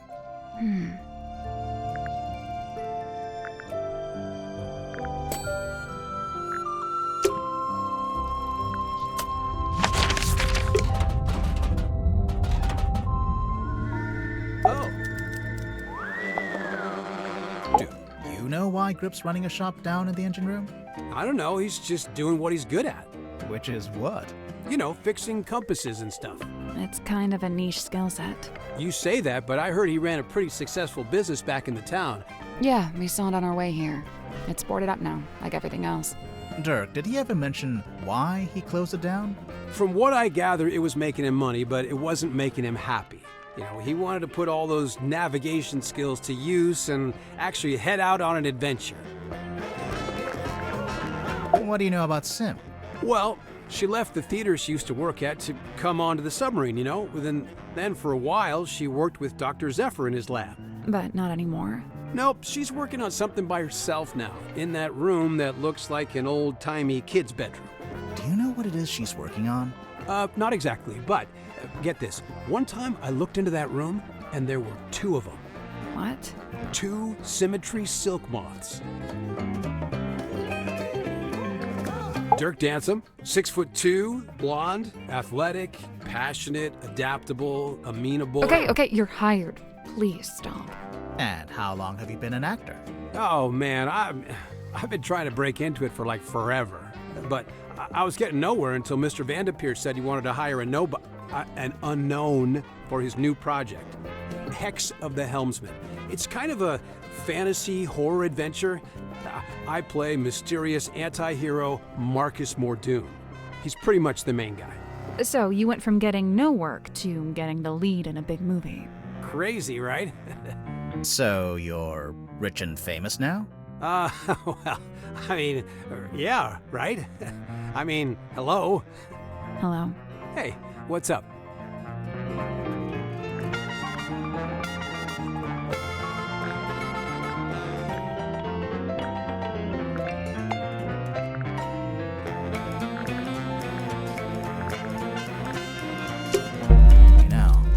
Sim's hiding something on the submarine. A certain piece of equipment she uses in magic tricks. That's the one.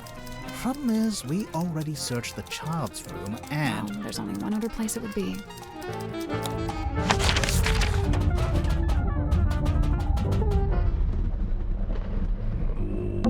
This wooden panel, surely. Hello? It's a little set of tiles.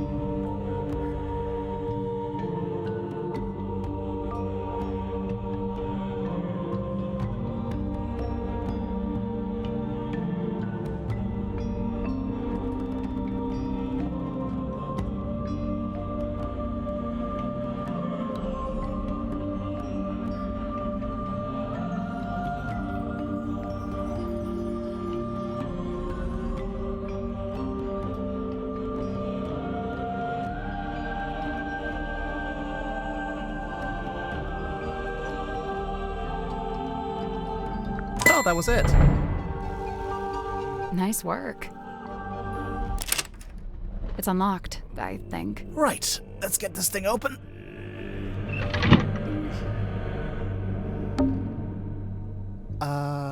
There's a girl in there.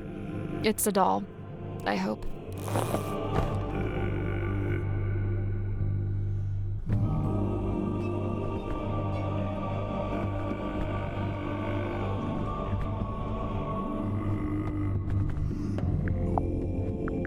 So it's a life-size doll that looks like Symmetry. Well, yeah, but I think there's more to it than that.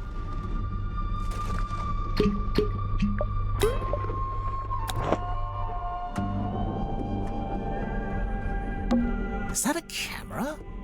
No, I think it's a projector.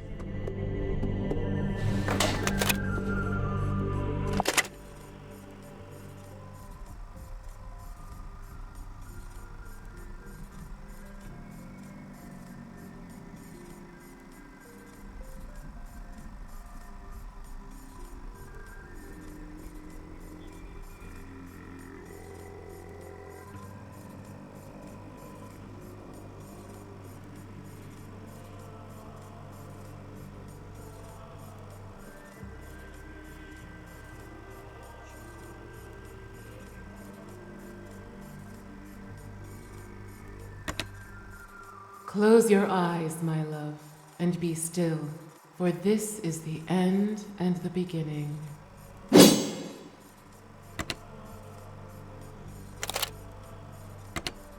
You really want to turn back after you got the map sussed out and everything? There's no wind. It's an ill omen. Oh my god, Magnus, you're so dramatic. All I need you to do is steer, all right? I'll handle the scary stuff. Felicia, You can't change my mind. Sorry. I spent too long planning this. Anyway, we'll be there in a few hours. beware. Exactly. Right. I didn't really explain it yet, huh? I've asked several times. You always wriggle out of it. Well, I've got nowhere to wriggle now, do I?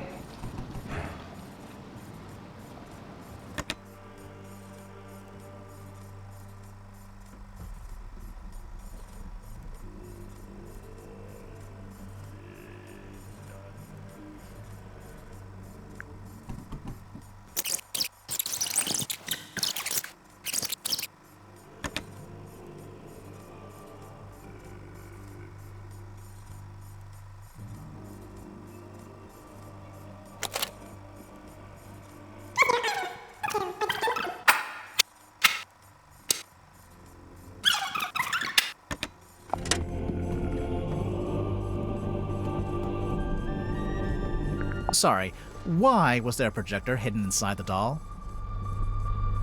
Safekeeping?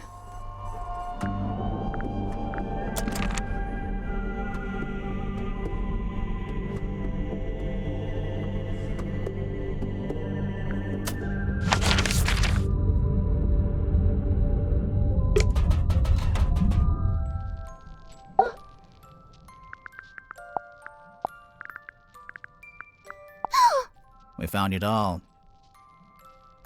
She's not talking. You didn't ask her anything. All right, fine. What's up with the doll? Okay, now she's not talking. Speaking of, Sim, can the doll talk? Like, does it have a little speaker inside? She is ever silent. I speak for us both. I just thought, there's a string on the back. I thought it was like a pull string. It is a pull string. Oh, then how does it work? You pull it. Is this yours? No, not mine. Merely borrowed from Magnus Mortuga. Mortuga owned a projector? What for? Projecting a film, I guess? Not this film. What did you want it for? Projecting this film. There's something suspicious about Symmetry.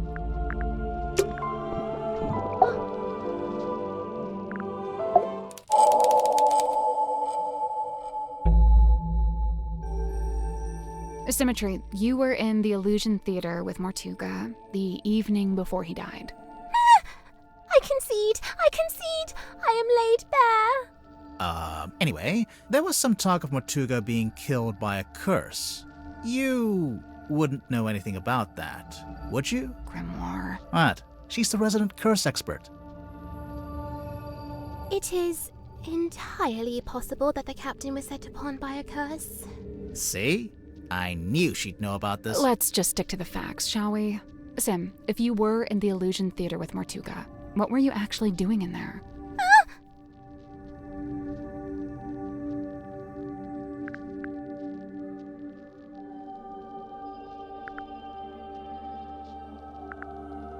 A performance. Like a magic act? A foolish act. A callous indulgence through and through. I don't understand. Did it go wrong? I performed it perfectly. Then what's the problem? She's gone quiet. It's okay, we don't need to force it out of her.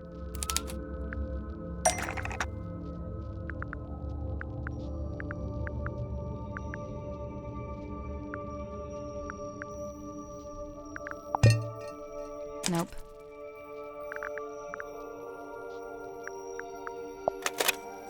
That's not right.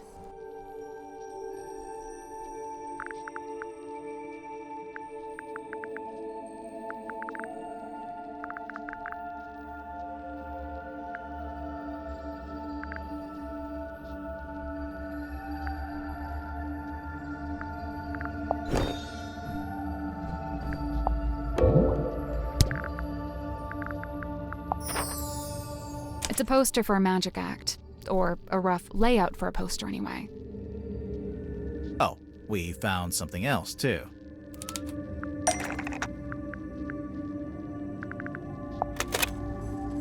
I'm pretty sure we'll circle around to that later. Ah! Sweet sister inanimate, I implore you, leave her be. Her hands are clean. The doll is a prop used in magic tricks. What kind of magic trick would need a life-size doll? Any trick where you need a double, obviously.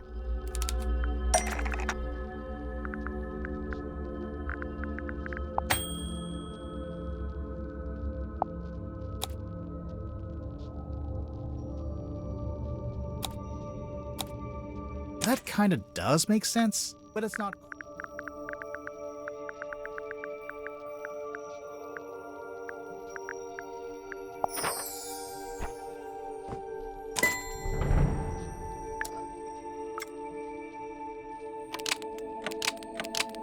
Your magic act, Lady of the Looking Glass.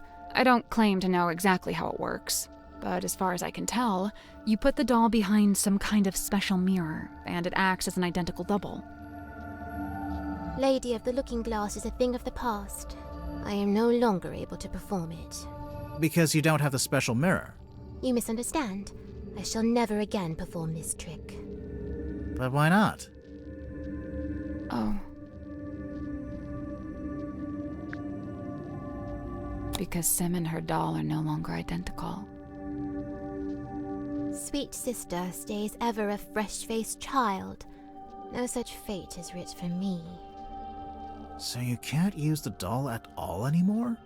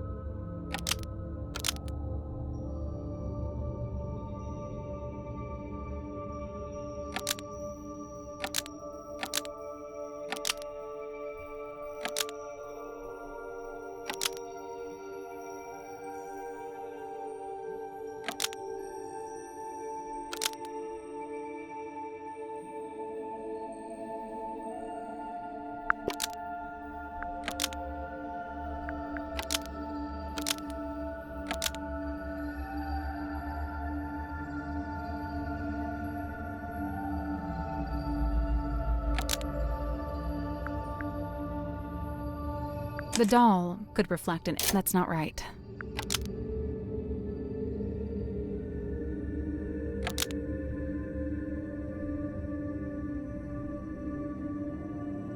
The doll... Almost.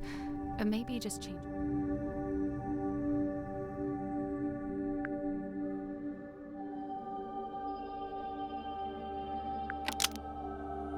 The doll could still work as a double for symmetry if it was facing away from the audience. Facing away? Oh, like the sketch on the poster. Right. I wonder why she needed a double, though. This isn't a mirror trick like before. It would help if we knew more about the trick itself. True. We don't even know what it's called.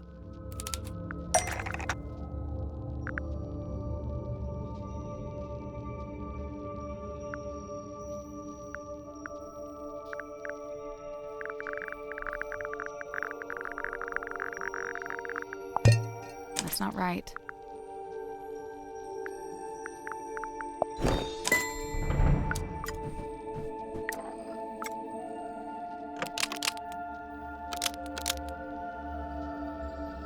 The Stargazing Girl. Says it right there. Besmirched by my own penmanship. Truly the folly of man. Why would the title be written on the sailcloth? I'm pretty sure she used it during the magic act.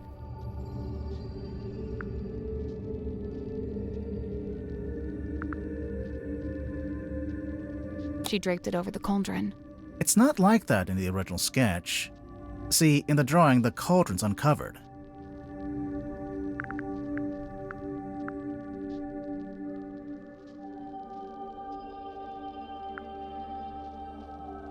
Mortuga asked her to keep the cauldron covered up. Before the captain assented to me using that room, he'd been using it for storage. When I was first let inside, the sailcloth was indeed draped over the cauldron. I hadn't realized he did not wish me to remove it. When he saw my design for the poster, he had but one request. Symmetry. All I ask is that you keep the sailcloth on the cauldron. And given that you had to keep it, you made use of it as a kind of banner. So what's the Stargazing Girl about? What happens in it? I do not wish to speak on it. No? Well, we actually know quite a bit about it already.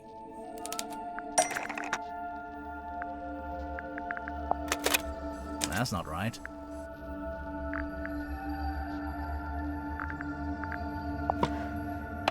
Stargazing girl stares into the ink-black void. Upon her trembling lips, a question born. A forbidden query of what may be and what may not be. The void, unyielding to the girl's plight, stares back. It speaks. Close your eyes, my love, and be still, for this is the end and the beginning. Oh! How can this be? Mariana Moon was in the bilge at the time. I guess the sound traveled down through the open vent. Her pipe is a dictaphone. Dang. So the first voice belongs to Sim, and then there's a second voice, a woman's voice.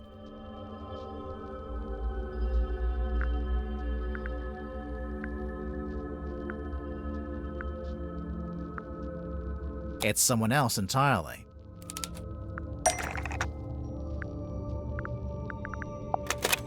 This film matches up to the audio from the pipe recording. And see how in the poster there's a little Grim Reaper guy? That's the person from the film. I am undone. Hang on. Why does Sim have a film of a Grim Reaper character? Where'd it come from?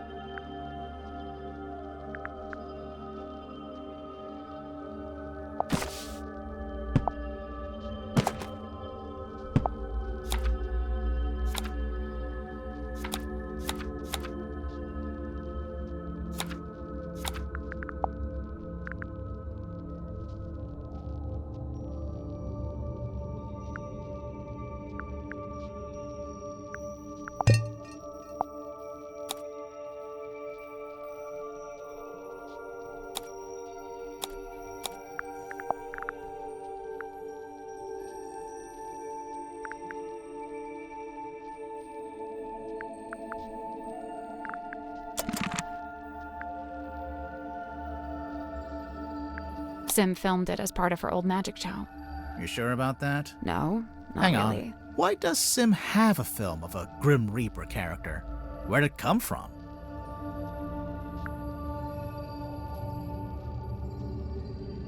It's a scene from Dirk's movie.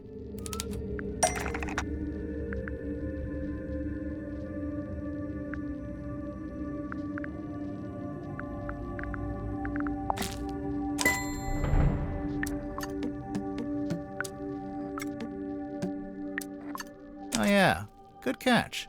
Okay, so Sim put the projector into the doll, and it projected onto the circular window at the back of the room.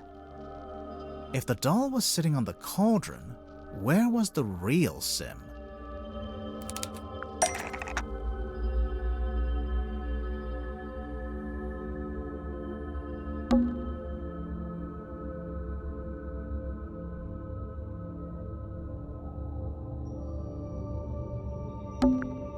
The cabinet to the side? I don't get why she couldn't just sit in the cauldron herself. Listen to the end of the recording again. Close your eyes, my love, and be still, for this is the end and the beginning. Right at the end, it sounds like something falls onto the floor. Something solid.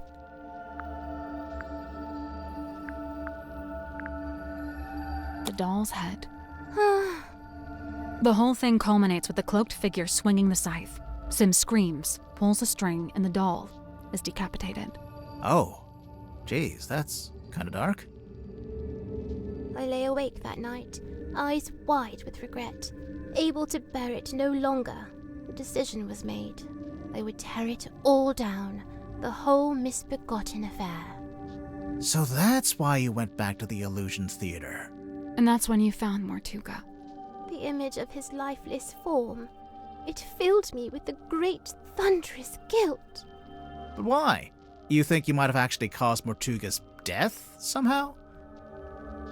I know not the manner of Magnus Mortuga's death, but I do know this. The night of the stargazing girl, it was his last. So, even if his death was unrelated, you feel bad that your trick was one of the last things he ever saw. When we began, you implied that I laid a curse upon him, and I say this. Maybe I did.